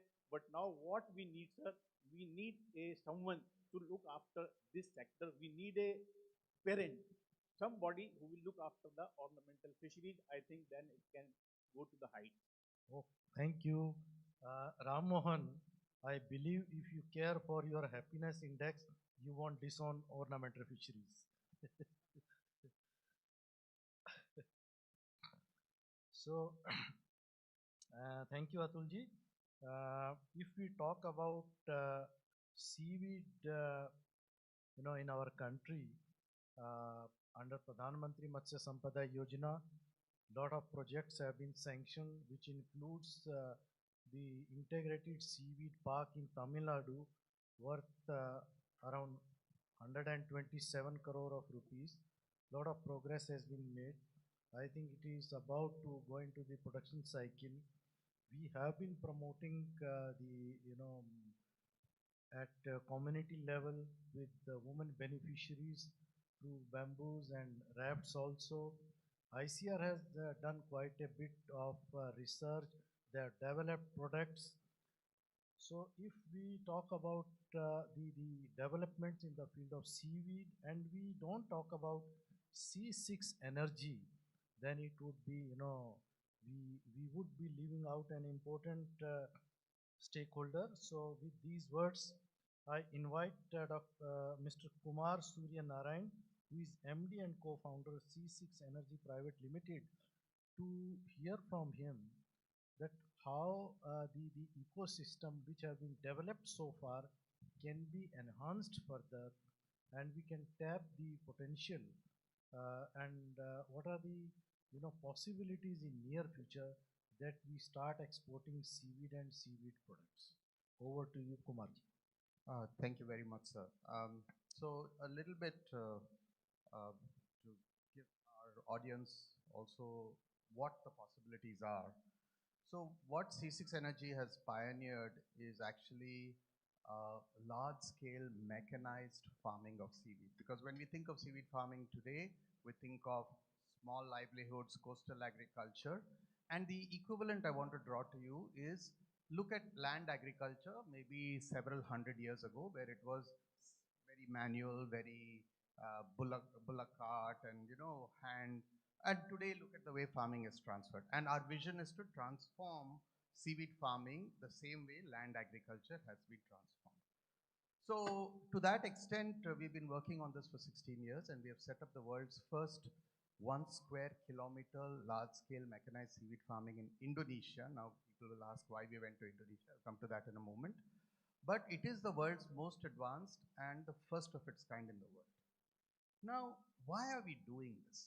I mean, people are happy with the seaweed, they're exporting, because we believe that and we know, not we believe, we know now, that if we can farm seaweed at an ultra large scale, then the costs come down. And when the costs come down, there are new applications of seaweed beyond food and beyond the traditional food ingredients. For example, you can now use seaweed-derived products as very important agricultural inputs that can provide climate resilience to crops, improve food productivity. It can reduce fertilizer usage by as much as 20%. And then you can make things like biodegradable plastics. And the real ambition that we have at C6 Energy and for the country is that we can ultimately make India completely energy independent by making crude oil from seaweed. Now, all this sounds like science fiction, but it is not. It is true. But before we go there, we can ask ourselves, what is the value of doing all this? Now, some are obvious, and what some are near term. Reducing fertilizer usage by 20%, that straight away will save $2 billion a year in fertilizer subsidies. India subsidizes 90% of its fertilizer. If we replace fossil fuel with crude oil, just for the jet fuel purposes, right now the whole world is looking at sustainable aviation fuel, that is $10 billion immediately. And it's beginning to rival the kind of stuff that we are seeing with our fisheries export. And of course, if you talk crude oil, we're talking about $100 billion a year. Massive. But what's needed?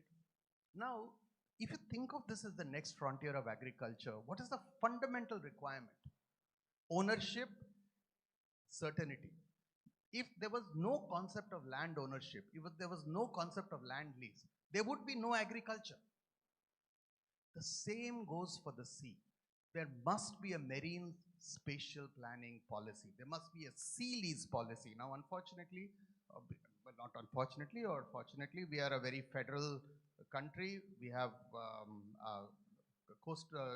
much of the important areas of the sea, the first 20 odd kilometers are all subject to coastal jurisdictions, state jurisdictions. So we must have a uniform sea leasing policy, whether it is for cage culture, whether it's for seaweed culture, whether it's for wind farming, whatever it is. We don't have that in our country. That is why we had to go to Indonesia to practice our seaweed farming. Because Indonesia is the most advanced country in the world with fantastic sea leasing policies. I can go as a company and lease 1 square kilometer, pay a lease, and I'm done with it. So if we can do that, we can bring all of these benefits to India. And of course, there are many other things, but I will stop right here. A small thing like agriculture, the way we have agriculture universities and the amount of research we have done, nobody has focused on the science of seaweed agriculture. Just like in agriculture, when you'll have diseases, pests, you have on large scale seaweed farms, you will have diseases and pests. You'll have to find out ways of managing these. Zero research. India can become a leader. I'll stop right there. Sure. Suryanarayan Garu, I want to inform you that actually I can see your enthusiasm to develop the seaweed sector in this country. Definitely all the top officials are here. They will definitely support you, for number one. Number two, recently NDDB is going to have a MOU with NFDB to promote the seaweed also. Then why NDDB is requiring MOU for seaweed cultivation? Because they are telling in Gujarat, hundreds of FFPOs are there, women-centric FFPOs. They are running dairy farms. They need fodder. India is 40% only we have got the fodder, 60% fodder deficient country, India. So they need fodder from seaweed. So can you give me as much as of seaweed we can supply to Gujarat for fodder industry, for dairy industry? There is a lot of demand. For sure. I mean, the seaweed is very versatile. We know it can be animal feed, but I may not have said the full story. we have received an enormous support already since the last 2 years from the government of India. I mean, the amount of action that has taken place, I have not talked about, we are talking about the future. And I know that I have had private conversations and people are very aligned with whatever I'm saying. But I must tell you that this is an interdepartmental thing. At the highest levels of the government, we have been coordinating. I'm very proud of this as a country. Thank you very much. Thanks. Now I invite Shri Abhijit Nohate, who is founder and CEO Coral Life Care Maharashtra. They specialize into various products for pond management or your aquaculture production system management. He'll talk more about his products. So Abhijit Nohate. Thank you so much, sir, for giving this opportunity and fantastic gathering, fantastic set of speakers and panelists gathered in the past 2 days. Now, I happen to be a part of a panel who is discussing the diversification, species diversification. I happen also to be not the accurate piece of the puzzle. And this is what I actually want to bring to the notice of all the officials and everyone in the room, that when we talk of diversification, like we are discussing trout, every species which is being exported, I was speaking with Nicholas Garu from Avanti Feeds, one of the biggest exporters of seafood from India. I asked him, what is your biggest challenge? And he said, antibiotics. So when we are preparing the foundation for new species, we also need to understand that in the first place, why farmers are using antibiotics. Because the health solutions have failed in the first place. We or the system could not provide effective solutions which can take care of the fish and shrimp health, because of which, as a last resort, the farmers are using antibiotics. Now, at Coral Life Care, we are trying to deliver these high quality solutions at very affordable prices to farmers. But then if you look at PMMSY or even NFDB, we fail to find space that funds healthcare research, preparation of healthcare manufacturing units, and even we do not incentivize farmers. So unless and until we bring glory to the part of health management for the shrimp and fish farmers, we cannot have, we cannot curb the use of antibiotics. This is one. Can I interfere? You are telling that we have failed in getting funding, but that's why I'm telling. So we have got two schemes. One from Government of India, that is under FIDF. You can apply for any, that's a loaning facility. In 6% loan, you can get 3% subvention will give. And that you can take as much as money you require for establishing a project for development of medicines and drugs, number one. Number two, if it is a smaller project worth maximum up to 5 crores, you can apply to NFDB for entrepreneur model project where you will get 25% subsidy. These two already in active position, you can apply anytime. Yes. So no issue. Thank you so much, Behra sir. My request is, this is there, but this is not clearly written. I just want it to be a part of PMMSY 2, that we incentivize healthcare and focus it from an angle that we curb the use of antibiotics. Thank you so much. Thank you very much. From the cold water fisheries, we have an important stakeholder who is Dr. Yunus, who is Director Khyber Aquaculture, Jammu and Kashmir. Yunus, over to you. Thank you, sir. Good afternoon, all. It's been very insightful to be amongst industry veterans and fellow entrepreneurs. We are fairly new in this industry, so I'm going to just take this time to introduce ourselves. We are from Kashmir. The company is Khyber Aquaculture. We produce and process rainbow trout. The production facility is put up in Kashmir, spans over 3.5 lakh square feet of land, around 8 acres. And we're fully vertically integrated. We have our own hatchery, our own grow out system, and also coming up with the processing unit August onwards. Currently, we're producing at around 1,200 metric tons with an aimed capacity of 5,000 metric tons, which will make us Asia's largest farm. And if the chair allows me, I'd like to play a 2-minute video so that the audience can get a better understanding of the brand and what we're about, if that's okay. Thank you.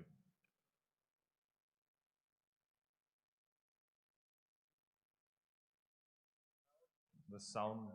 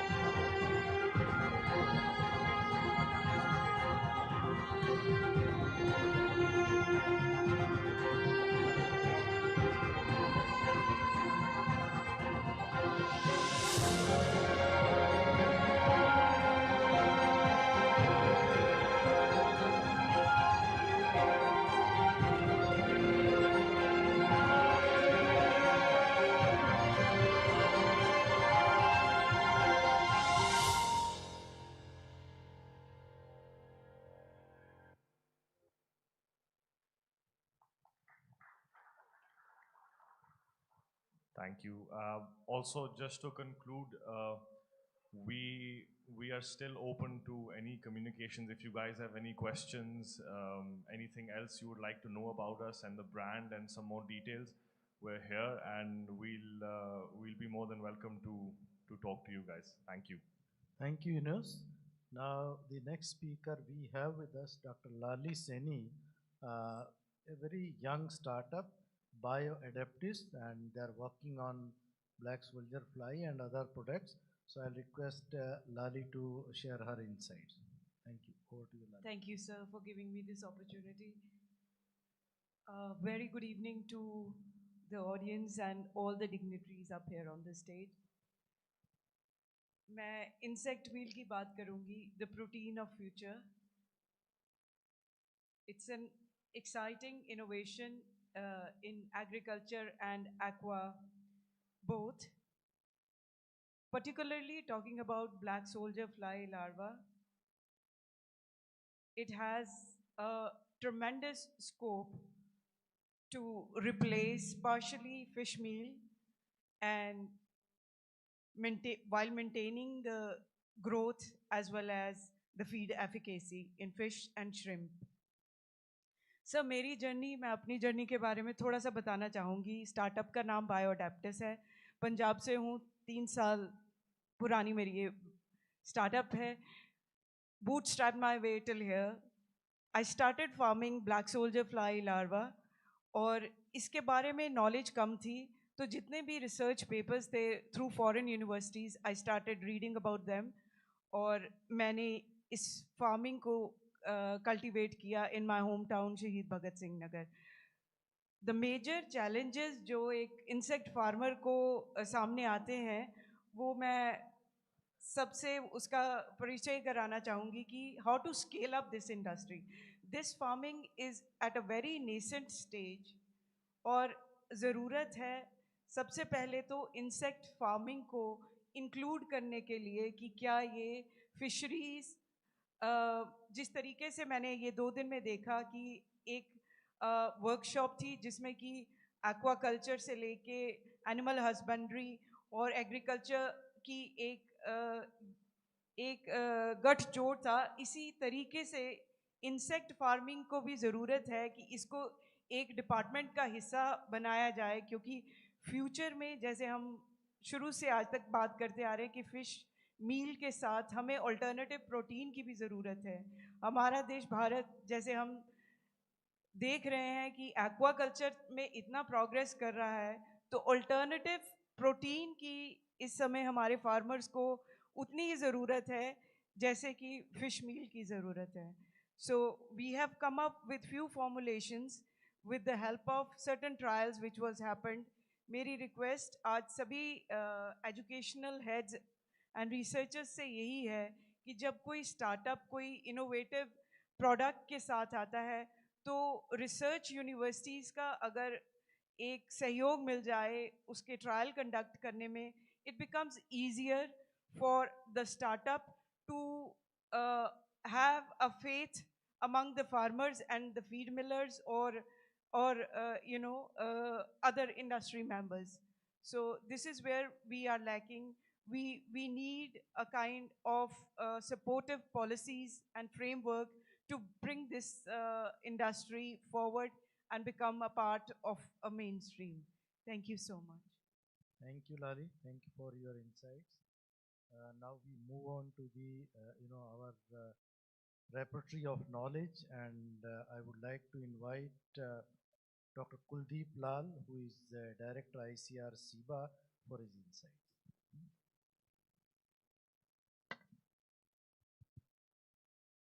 Thank you very much. Our aim is to have more earnings from exports at present with this. So shrimp is definitely the driver, but it cannot remain always the driver.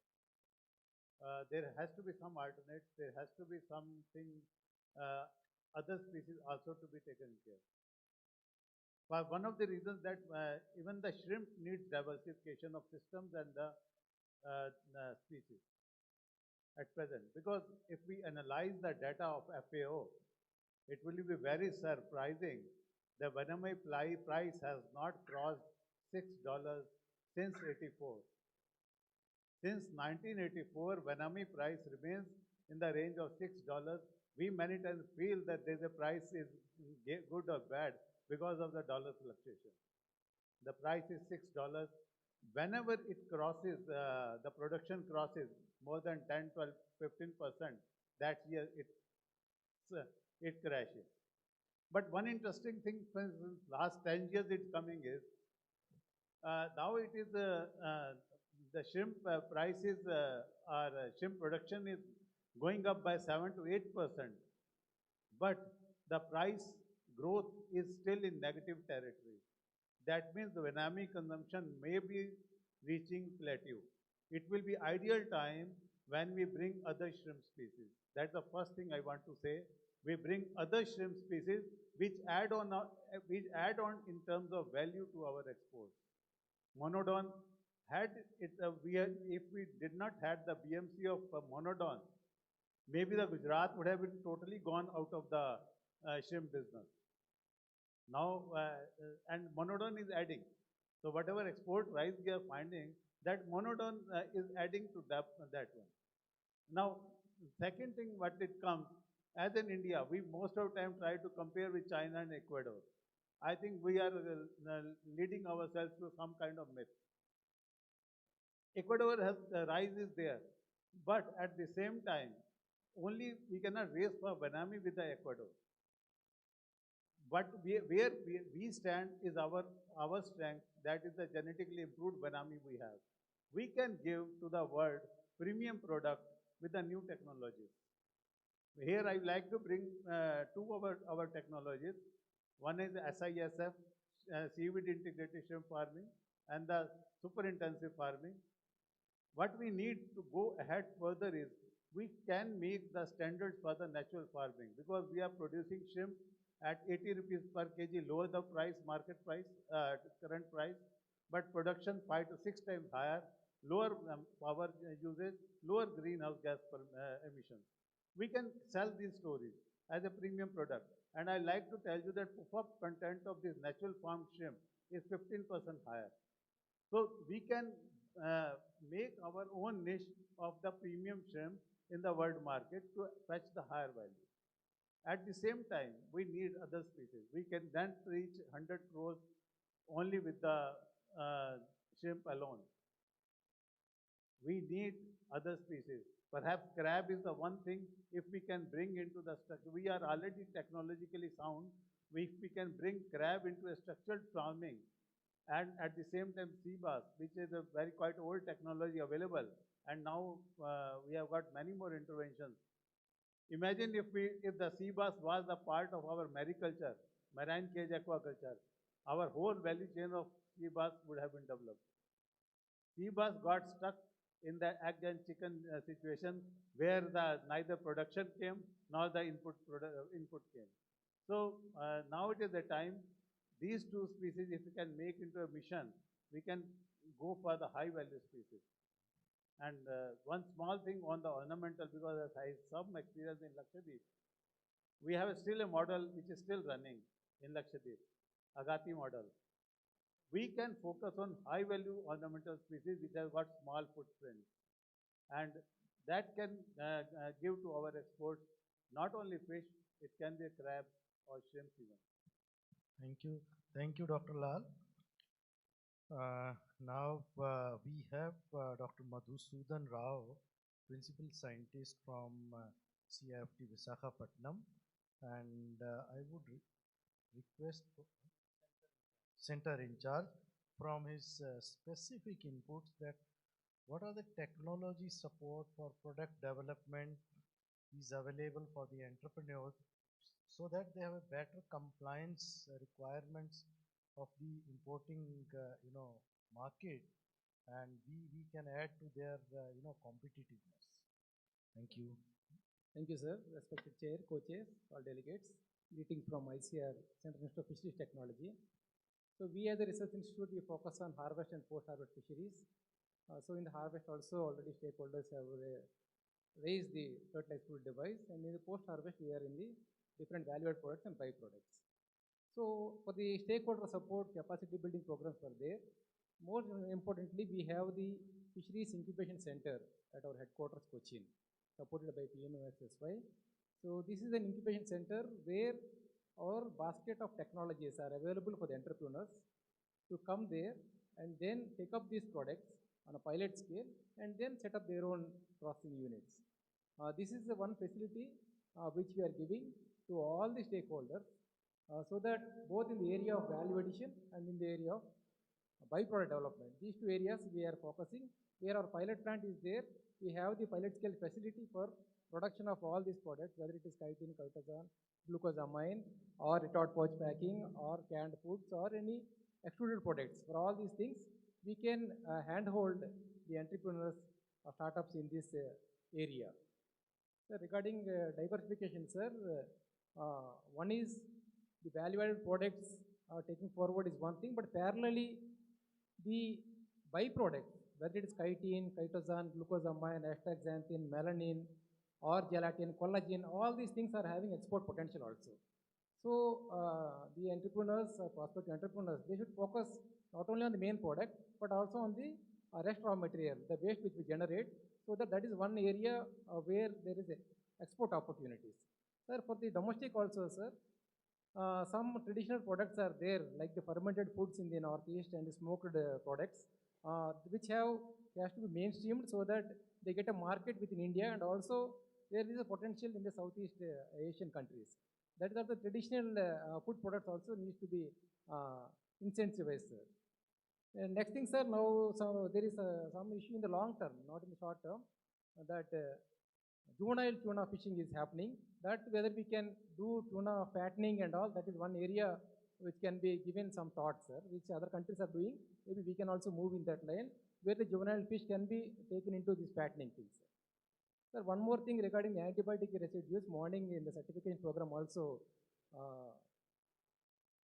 our Chairman Empeda was raising the issue. One thing in the chain, sir, one thing we are missing is the export level, we have the pre-export test. and at the farm level we have the pre-harvest test. Maybe we need to see that whether we can introduce one pre-stocking test at the hatchery stage, so that at the hatchery level and at the farm level and at the export level, we can assure that our product is antibiotic free, and we can influence upon the importing countries to reduce from 50% to 10% based upon our chain. These are our my only suggestions. Thank you. Thank you, Dr. Rao. And now we move on to Shri Anil Kumar, who is Joint Director Marketing from MPDA. I request Anil ji to share his perspective that are the supports already available, say for ornamental fisheries and pearl exports, and probably if there are any support available for seaweed. I think though it may be too early to expect any such support, but still you can discuss the ecosystem and what other support which can come forward from schemes and programs may in months to come, so that all these verticals can be supported. And specifically because you MPDA team has already visited Uttarakhand, so how we can expedite the process of putting rainbow trout especially on our export consignments. So Anilji, over to you. Thank you. Thank you, sir. As you have suggested, I'll focus on this ornamental fish and the branding or marketing of the high value species. These 2 points I'll focus, and I like to share with all of you, many of you may be knowing, there was a comment here that MPDA has disowned ornamental fish. I like to tell all of you that we started the first ornamental fish production subsidy program way back in 1999, and which was revamped in 2006, and we operated it until 2012.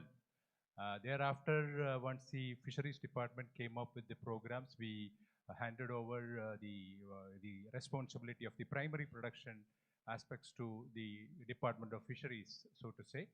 So, but we are still active in helping the exporter level issues to be sorted out. Now, coming to during our that handling of the ornamental fish production program, we came out with a certification program, and there was a publication published way back in 2009-10, if I remember, on the certification of ornamental fish also. Then, if you look at the ornamental fish export, unfortunately, the scenario is not good. If you see the last year, 2025-26 ornamental fish export, it was $2 million. If you see the previous 4 years ago, what was the export? It was around $4 million. So we have come to half of what was our export into 4 years ago. Now, the question is, why is it coming down? What is the reason? The reason is very simple. Most of our ornamental fish export, like the frozen seafood export, is dominated by one single category. Frozen shrimp is this, the major category in terms of frozen seafood exports. In the case of ornamental fish, it is wild-caught ornamental fish which we are exporting. So we are dependent on wild-caught ornamental fish. But if you look at the global ornamental fish market, it is exotic ornamental fish which is dominating, which has a major share. We are very weak in that. 90% of our ornamental fish exported is wild-caught, while the global market is 90% is exotic ornamental fish which is captively bred. Now, how do we increase our exports? We need to focus on breeding indigenous ornamental fish. I'm sure many of you know that NBFGR, National Bureau of Fish Genetic Resource, is focusing on indigenous fish, ornamental fish breeding. We need to have a better focus on that, and that is one aspect. Second is we need to focus on breeding, broodstock development, availability of clean broodstock of exotic ornamental fish to the farmers. That is the key. Without that, the production of quality ornamental fish exotic ornamental fish, which can compete in the international market, is impossible. And the third thing is that we have to have a cluster approach. One best example is China, where how they have produced one particular type of goldfish, Blackmore. They have been very successful in that. So we need to adopt, learn from successful examples and adopt that kind of cluster approach in India. So coming to, before I go into the high value ornamental fish, high value other fishes, I would say that, fisheries department has had organized one, meeting with all the representatives of foreign embassies in Delhi last year. One of the countries, Singapore, which is a leading exporter of ornamental fish in the world, they had expressed a tie-up with India to develop their ornamental fish export because they don't have land, we have land and we have water. So this is something which department can explore so that we can scale up our ornamental fish quality as well as production. Now coming to the trout and other high value items like seaweed, what we have done with Uttarakhand Fisheries Department is we are helping them in developing trout processing units. Our experts are going there along with CIFT to help them to develop very good export-ready trout processing units. And we have also helped the state government in marketing their trout by helping them to participate in international trade show. This year in February, they came to Gulf Food Show in Dubai, and they had very good experience with that. And what we can do is to promote such high value products is to have a branding. For example, we can have a GI tagging for branding of Himalayan trout. That is going to give us an edge in the market. Now, by just saying branding is not a logo, we need to build a strong system to make it credible branding.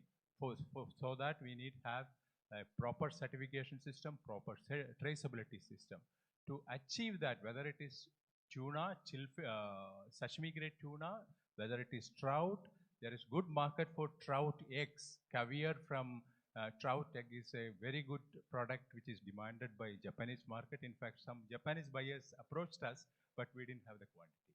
So similarly, what we need to say is that we should have a premium seafood program, something like a mission mode program, which will incorporate not only trout, tuna, even ornamental fish can come, because ornamental fish unit value is much higher than any seafood we are exporting. So we should have a premium seafood program, premium aquatic product program that will help us to promote all these high value items.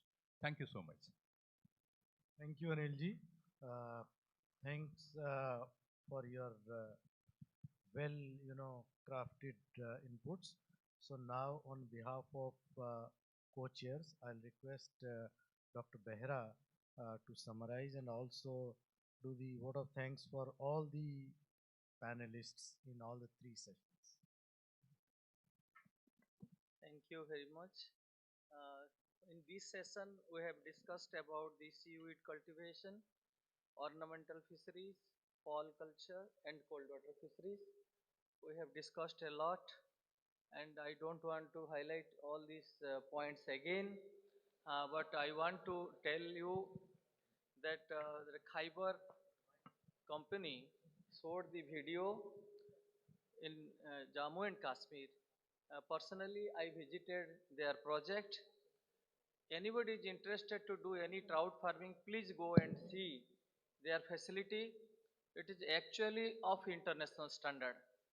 There is no need of going to Norway, America and Canada. People are in India already doing like that.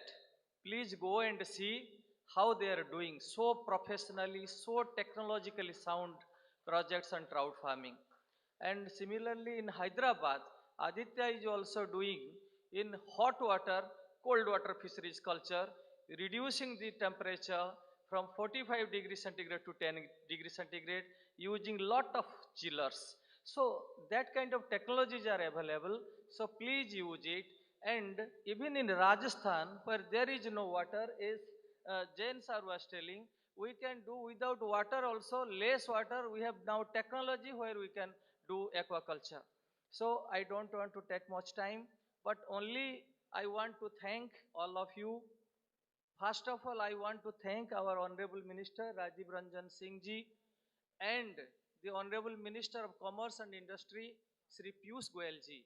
These two ministers crafted this workshop on seafood exports.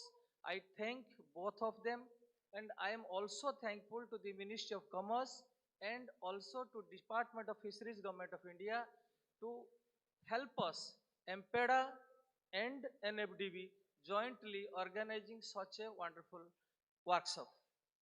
Priya Madam is here. I want to thank her also from the Ministry of Commerce. I want to tell you that this is the beginning, because for a long period of time, MPEDA is working for seafood export. We are working for seafood production and productivity enhancement, but never conversed like this type of meeting. So this is the first time of its nature.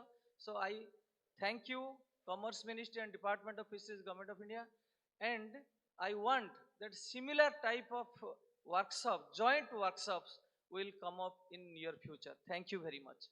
Thank you, Bhairaji. And before we invite Priyaji to summarize the proceedings for the day, I would like to invite Dr. Jaina, to share his thoughts on the proceedings in the afternoon sessions. Thank you very much, sir. Most respected both Joint Secretaries, Dr. Vijay, and all panelists of the three different subsections, rather I would say. Let me tell you, last so many years, 20, 30 years of my maybe association with the science meeting and all, I find this is one of the best maybe platform I have seen. So much of interest, starting from the Honorable Chief Minister till the last presentation. I won't say that which one most important. Every speaker's view, whether it is 1 minute or half an hour, was so much learning.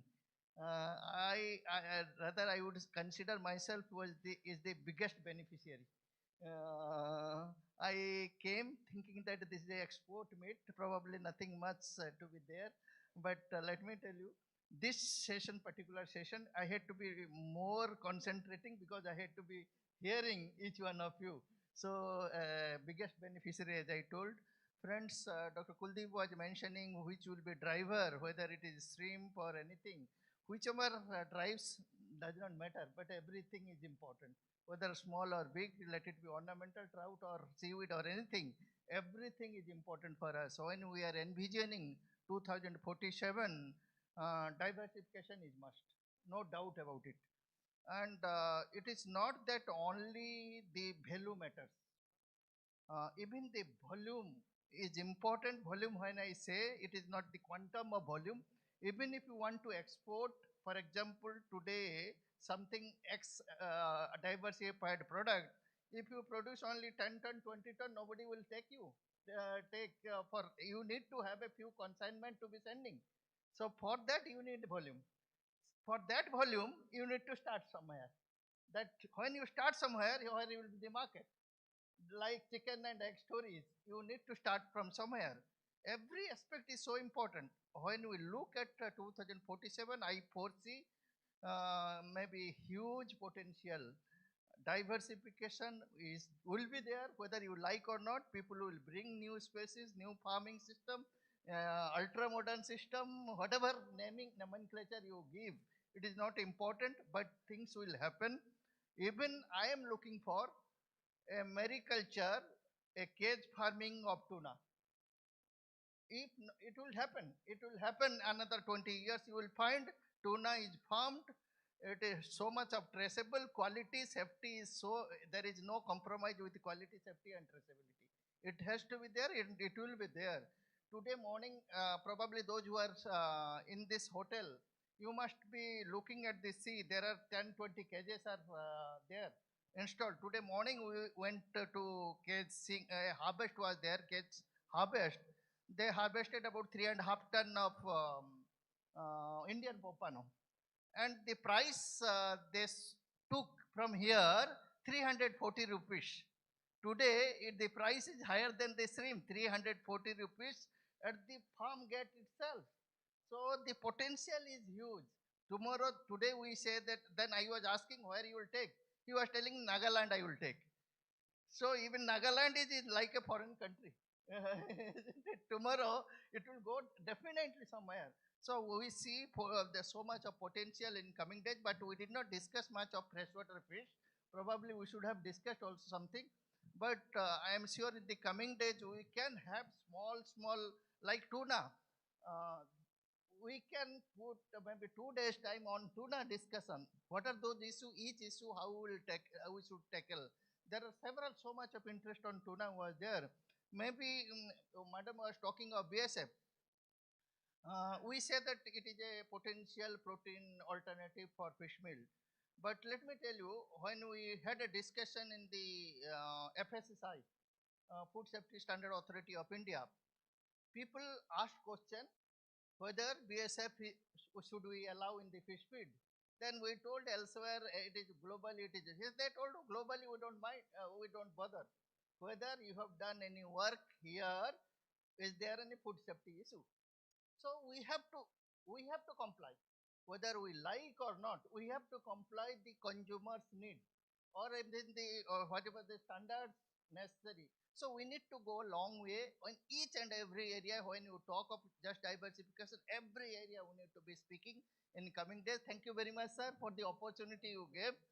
It has been a wonderful learning experience for me, and hopefully in coming days we will have another other opportunities. Thank you so much.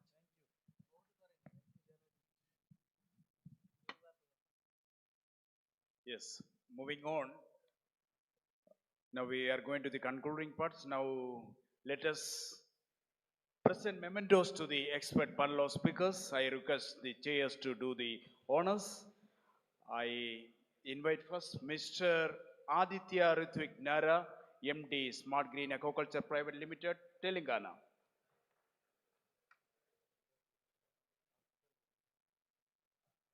Mr. Sanjay B. Khadgale, SAMS Discuss India, Maharashtra.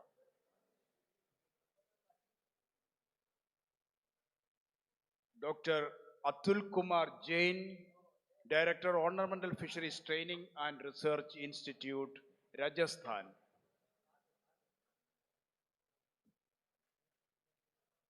Then Mr. Abhijit Nahote, Founder and CEO, Coral Life Care, Maharashtra.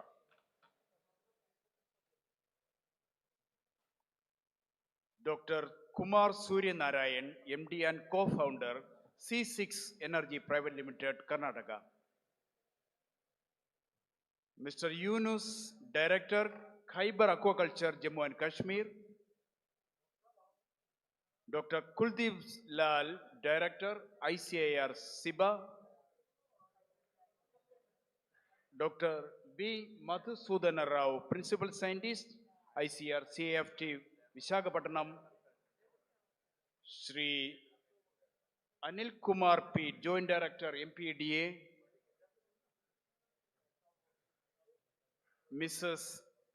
Lali Saini, Founder, Startup BioAdaptics.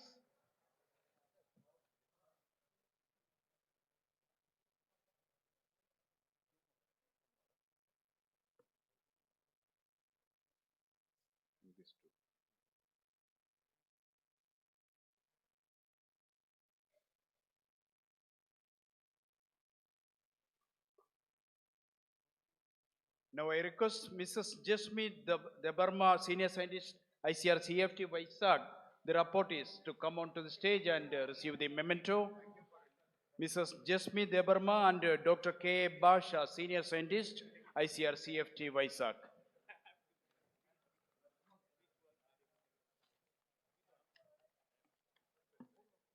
Ladies and gentlemen, now it is time to present the memento to the chairs. I request Mrs. Priya P. Nair, Economic Advisor, Department of Fisheries, to excuse me, Department of Commerce, to present the memento to the experts.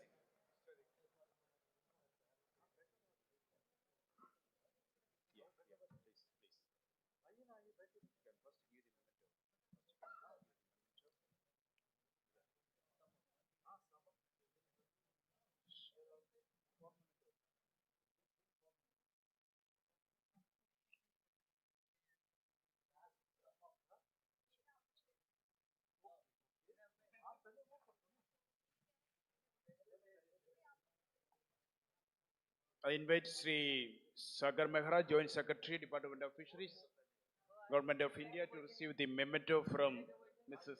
Priya P. Nair, Economic Advisor, Department of Commerce. Next, Dr. J.K. Jena, DDG Fisheries, ICAR, New Delhi.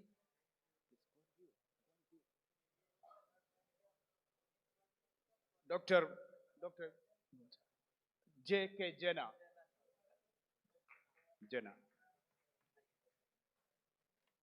Dr. B.K. Beheras, Chief Executive, NFDB, Hyderabad. Dr. Surabhi Rai, Joint Secretary, DOF, Government of India.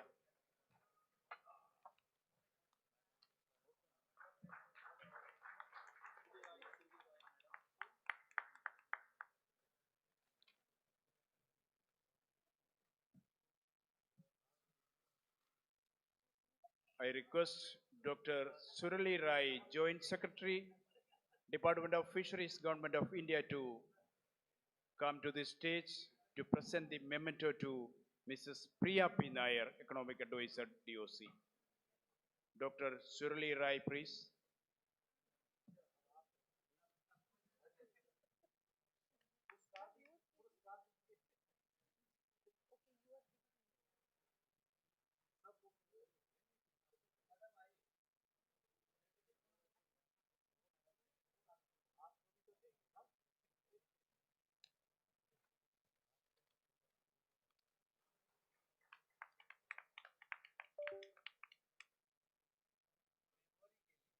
Now, ladies and gentlemen, for the concluding and sum up, I invite Mrs. Priya P. Nair, Economic Advisor, Department of Commerce.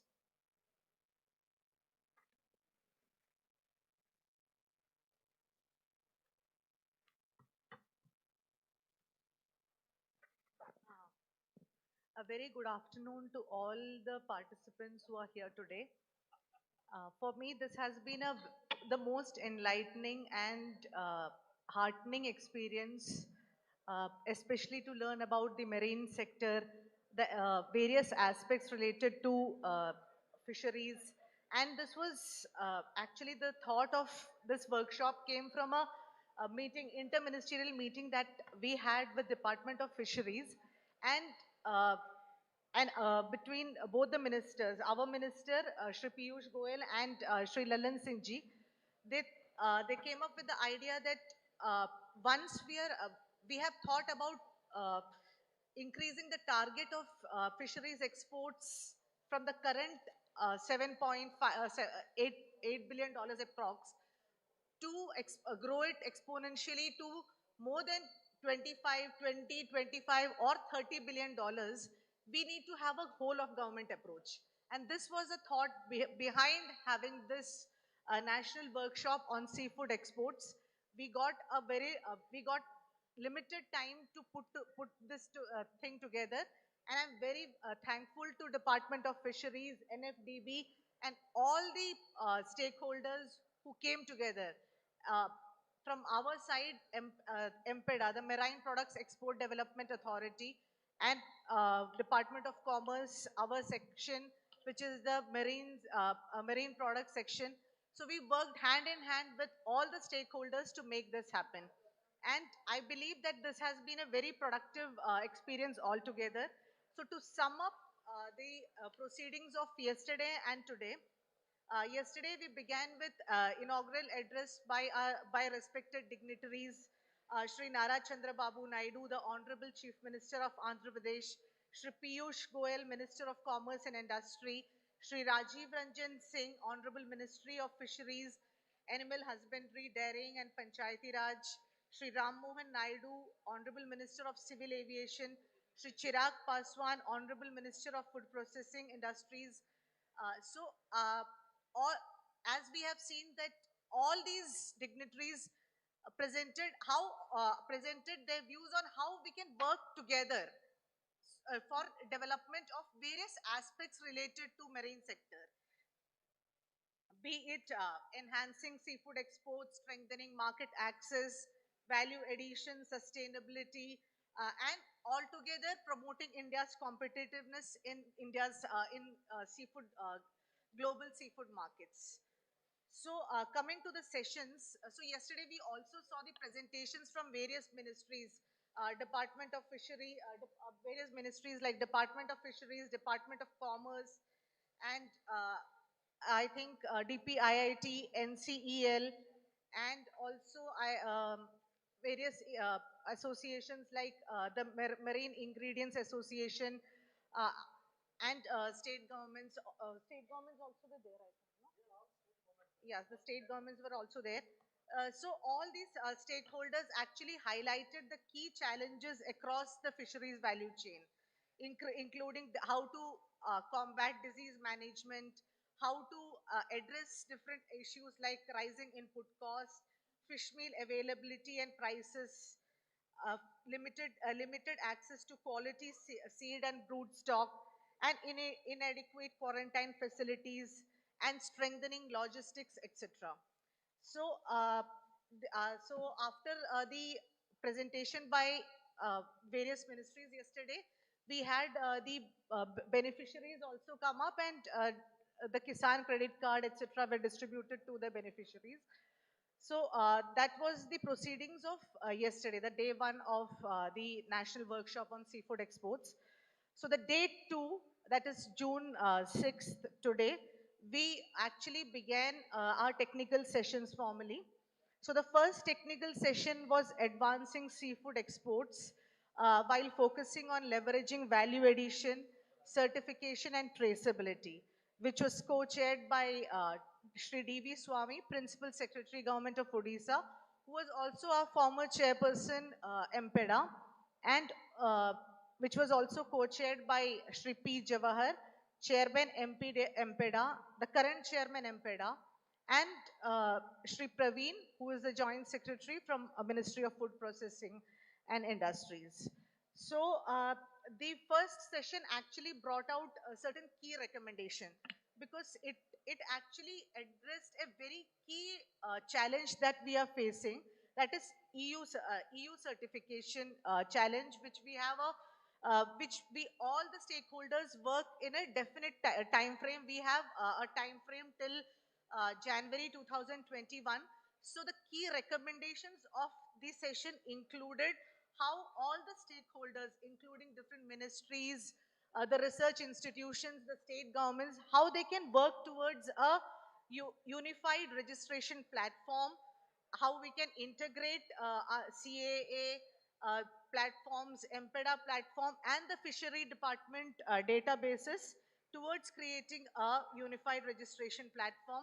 We also deliberated on creating a working group for specifically addressing the EU CAT certification implementation issue. So our additional secretary, Shri Ajay Bhadu, stressed on the need to have this working group created with Department of Fisheries, MPEDA will be there, the Department of Commerce will be there, and we can identify the other stakeholders who are actually vital to creating making this happen. So we can plan because and our additional secretary also stressed on the need to come up with the solution within a time frame of 3 months, creating awareness through state level workshops. I think fisheries department, Mr. Sanjay Panda, the commissioner from Department of Fisheries, also highlighted how they are doing different workshops in different regions across the east coast and the west coast. So we can actually work with all different stakeholders to create awareness and work with a definite timeline. Maybe we can do workshops in 15 days. We can have interministerial coordination meetings maybe twice in a month to make this happen. Since this is, I think this is the first job that we are looking at after this national workshop concludes. Secondly, we also thought about how we can improve the farm registration and mapping across states, how we can improve the CAA, and how Department of Fisheries is thinking about giving a bigger mandate to CAA to carry out or to bring about a unified registration process. And this session also talked about strengthening digital infrastructure at fishing harbors and landing centers. Then we moved on to our second, I think in the same session, we had a panel discussion on exploring PLI framework for seafood sector to increase value added exports and support MSMEs. So this was a thought which came up during our interministerial discussions, that since PLI has been used to improve domestic production as well as improve the export infrastructure and export potential of different sectors, why can't we use it more meaningfully in the fisheries sectors? We actually, MPEDA and Department of Fisheries analyzed how we can do it. And MPEDA actually told us that the current PLI, because most of the stakeholders in fisheries sectors are MSMEs. So the current guidelines of PLI sector, we need to rework it. We need to rethink those guidelines. Of course, Ministry of Food Processing is working on PLIs in a big manner. They are also doing marine projects, but that is not enough. We need to actually support more and more farmers, for which we need to rethink and actually come up with amended guidelines in the PLI framework. We also thought of actually working with DPIIT, and yesterday, as you would have noted, we also brought scale committee.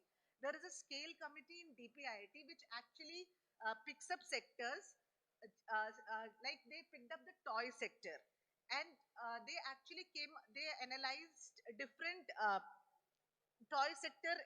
Maybe 5 years back, it was not a thriving sector. So they brought out, and it is a MSME driven sector. They wanted to promote indigenous production, leading to indigenous export from India.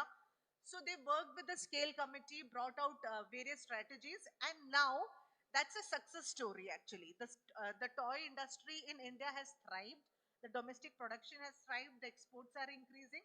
So our Honorable Minister said that why can't, as an experiment, we bring about this scale committee to analyze the issues in the marine sector and work with the Department of Fisheries. I think they have spoken to the Minister, Department of Fisheries, and the officials of Department of Fisheries, and they'll be coming up with a concept paper on how to implement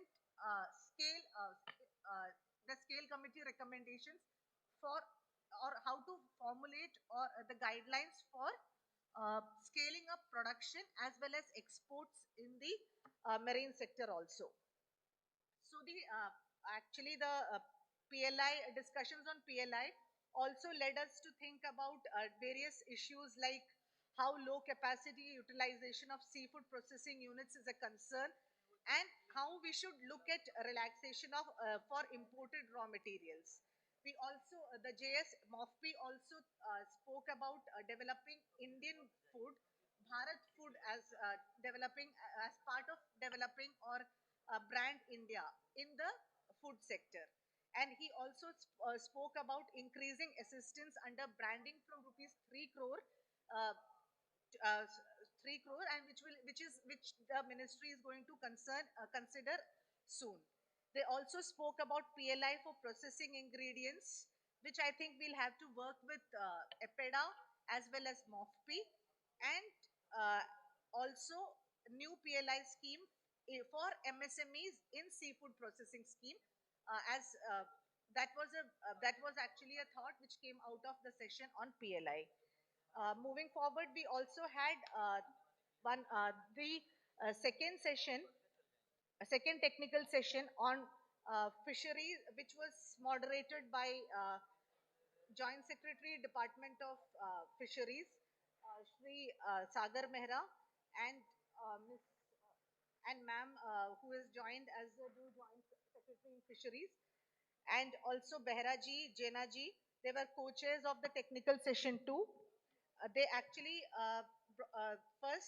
in the first panel, the discussion was on value addition and export promotion, in which there were a discussion on inland aquaculture and marine capture fisheries, and major outcomes of the session was setting up training cum incubation center in all the states for vocational training and value addition, enhancing the cold chain in fishing vessels and harbors to ensure quality, support for new product development, promoting ingredient manufacturing industry, bringing in sector-specific PLIs that we have already spoken, value addition of processing waste, which can like promoting nutraceuticals, which can be an important objective when we think about our circular economy goals.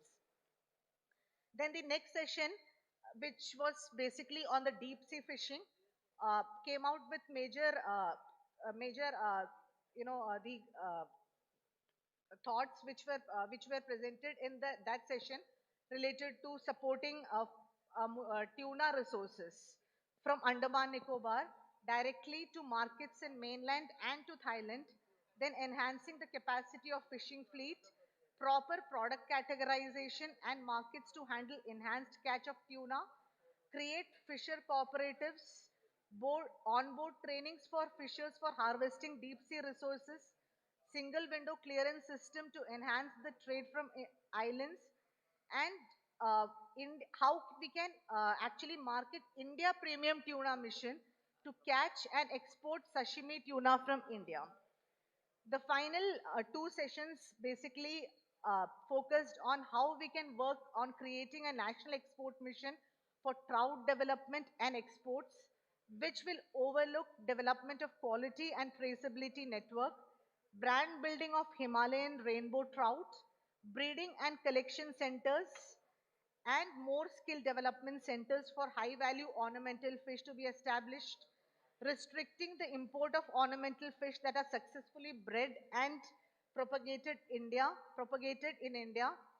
And we also thought about states to include proposals for pearl and ornamental fish in the annual action plan, thrust on development plans in the ornamental fish sector, and we also the one more suggestion was on national sea leasing policy to enhance mariculture of fishes and seaweed. Then there was a suggestion on need for advanced research in ornamental fish sector to bring out high yielding varieties and to tackle diseases, oversee tie-ups in ornamental fish, and premium seafood program to promote high value items. I think most of the items, most of the issues have already been summed up by Dr. Behra and Dr. Jinnah. So to conclude, I would just like to say that it has been a very productive, and I was telling my colleagues here that this is the first time that we are saying that अगर मंत्री जी चले गए फिर भी attendance उतनी ही है, और हम ही लोग बात कर रहे हैं, बाकी सब अच्छे से सुन रहे हैं, and everybody actually was so attentive, and so I think there is a genuine interest in all the participants here, and actually I think that whatever we have been able to achieve, like yesterday, the minister said how the last 12 years journey, the last decade journey, I think we may think that, workshop like this, मतलब उसका क्या इतना value होता है, but I think the growth that the sector has seen is is actually an outcome of workshops like this, because इन्हीं workshop से सबको idea मिलता है कि हमें आगे क्या करना है. Now we also have our actually action laid out कि हमें किस aspects पे काम करना है and हमारे stakeholders के issues क्या हैं. So like yesterday our minister was saying, based on the stakeholders only we could actually speak to our FTA partners कि हमें कहाँ किस market में हमें कितना actually open up करना है. So that is why we could actually bargain and get the market access in our FTAs. Because of the stakeholder consultation, we could get our listing in EU. Because of the stakeholder consultation, I think we could do we could actually complete a big task, like we could ban a majority of the antibiotics, because of which we could get ourselves listed in EU. We have been able to list ourselves increasingly in EU, in Russia. So I think all these achievements have actually come out of deliberations like this. So we look forward to more such deliberations, more such participations from all stakeholders um, in this sector. And one more issue which our minister has been increasingly emphasizing in all our meetings. अभी हमने export promotion mission launch किया है. If you have just Ministry of Commerce, Department of Commerce, Ministry of Commerce Industry, we have actually launched an export promotion mission, under which we are actually supporting delegations to go out and to venture out. तो कल जब अगर आप लोगों में से कोई थे, जब हमारे मंत्री जी थे, तो we are actually promoting, we want actually most number of delegates to go, exporters to go out, venture different markets. And अगर आपको support चाहिए, तो हम export promotion mission also, and I think PMSSY 2 जो आ रहा है, उसमें भी export promotion का एक बहुत बड़ा chunk है. So we would actually request all our exporters, all our stakeholders to make use of the existing schemes, the coming schemes, which will actually help you to go out with आपको value addition, market access, सारी चीजों, and all the schemes will have different components. So I would urge all the participants, all the stakeholders to make use of the schemes in Department of Fisheries, in Department of Commerce, और मतलब ministry के I think कि जितना आप ministry से मतलब how much you will consult with the ministry, that much your output will be, because that I have seen in different sectors. So we would request you to come to speak to us, to bring all your concerns to us, and we would always have a welcoming and open door policy to all delegates. So, and we have also urged MPEDA to take out most number of delegations this year, the coming year, and for the coming 3 years, जितना भी support export promotion mission में आपको चाहिए, वो हम Department of Commerce से देंगे.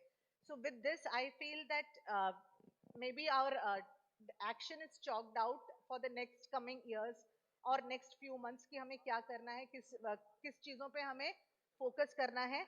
So my heartfelt gratitude to all of you, to Department of Fisheries, Sagar Mehra sir, to ma'am, to Jena sir, to NFDB, and to my colleagues in MPEDA for such a wonderful session over the last 2 days. And I would also request Nilesh, the Deputy Director from Department of Fisheries. I think he was one of the backbones for this national workshop. So I think he deserves a memo, not memento, more than any one of us. So I think I will just, from my behalf, from my ministry's behalf, we would like to thank Department of Fisheries. We would like to thank Sanjay ji, Nilesh, and I think Nilesh has given me a big list. I think I would request Nilesh, आप आएं और आपको जिनको भी thank कर रहे हैं, आप thank करिए. Thank you.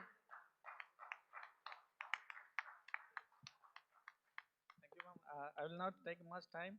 On behalf of Department of Fisheries, Government of India, Department of Commerce, I extend my sincere gratitude to all the distinguished participants and stakeholders for this meeting, for making this national workshop on seafood export at Visakhapatnam a grand success. I thank to the officials of Department of Commerce and Department of Fisheries, Marine Product Export Development Authority, and National Fisheries Development Board, ICR Subordinate Institutes, CIFT, CMFRI, Department of Fisheries Subordinate Institutes for their excellent coordination and the support. And I also thanks to the chairs and panelists for these sessions. Special thanks to the Department of Fisheries, Government of Andhra Pradesh for their coordination and support. I place on record our special thanks and appreciation to the license officers and the organizing team for meticulous planning coordination and smooth conduct of this workshop. I thanks to the event manager. Finally, I thank to all the stakeholders who come and travel across the India, including the all startups, MSME, industry associations, exporters, fishers, fish farmers, other industries partners. Your valuable insight, suggestions, and active engagement have greatly enriched this discussion and outcome of this workshop.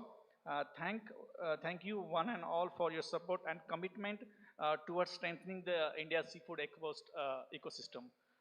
Now I request. Yes. And now I request Sri N.K. Santosh Empeda Netfish for to come forward. I request Sagar Mehra sir to give a token of appreciation to him. Finally, I request DOF officials, Department of Commerce officials, Empeda and the ICAR Institute officials to come on this dais for a group photo.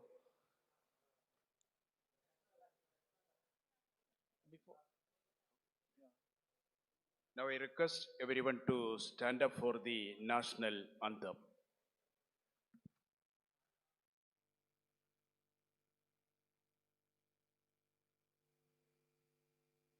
जनमन अधिनायक जय हे भारत भाग्य विधाता पंजाब सिंध गुजरात मराठा द्राविड उत्कल बंगा विंध्य हिमाचल यमुना गंगा उच्चल जलधि तरंगा तव शुभ नामे जागे तव शुभ आशीष मांगे गाहे तव जय गाथा जन गण मंगलदायक जय हे भारत भाग्य विधाता जय हे जय हे जय हे जय जय जय जय हे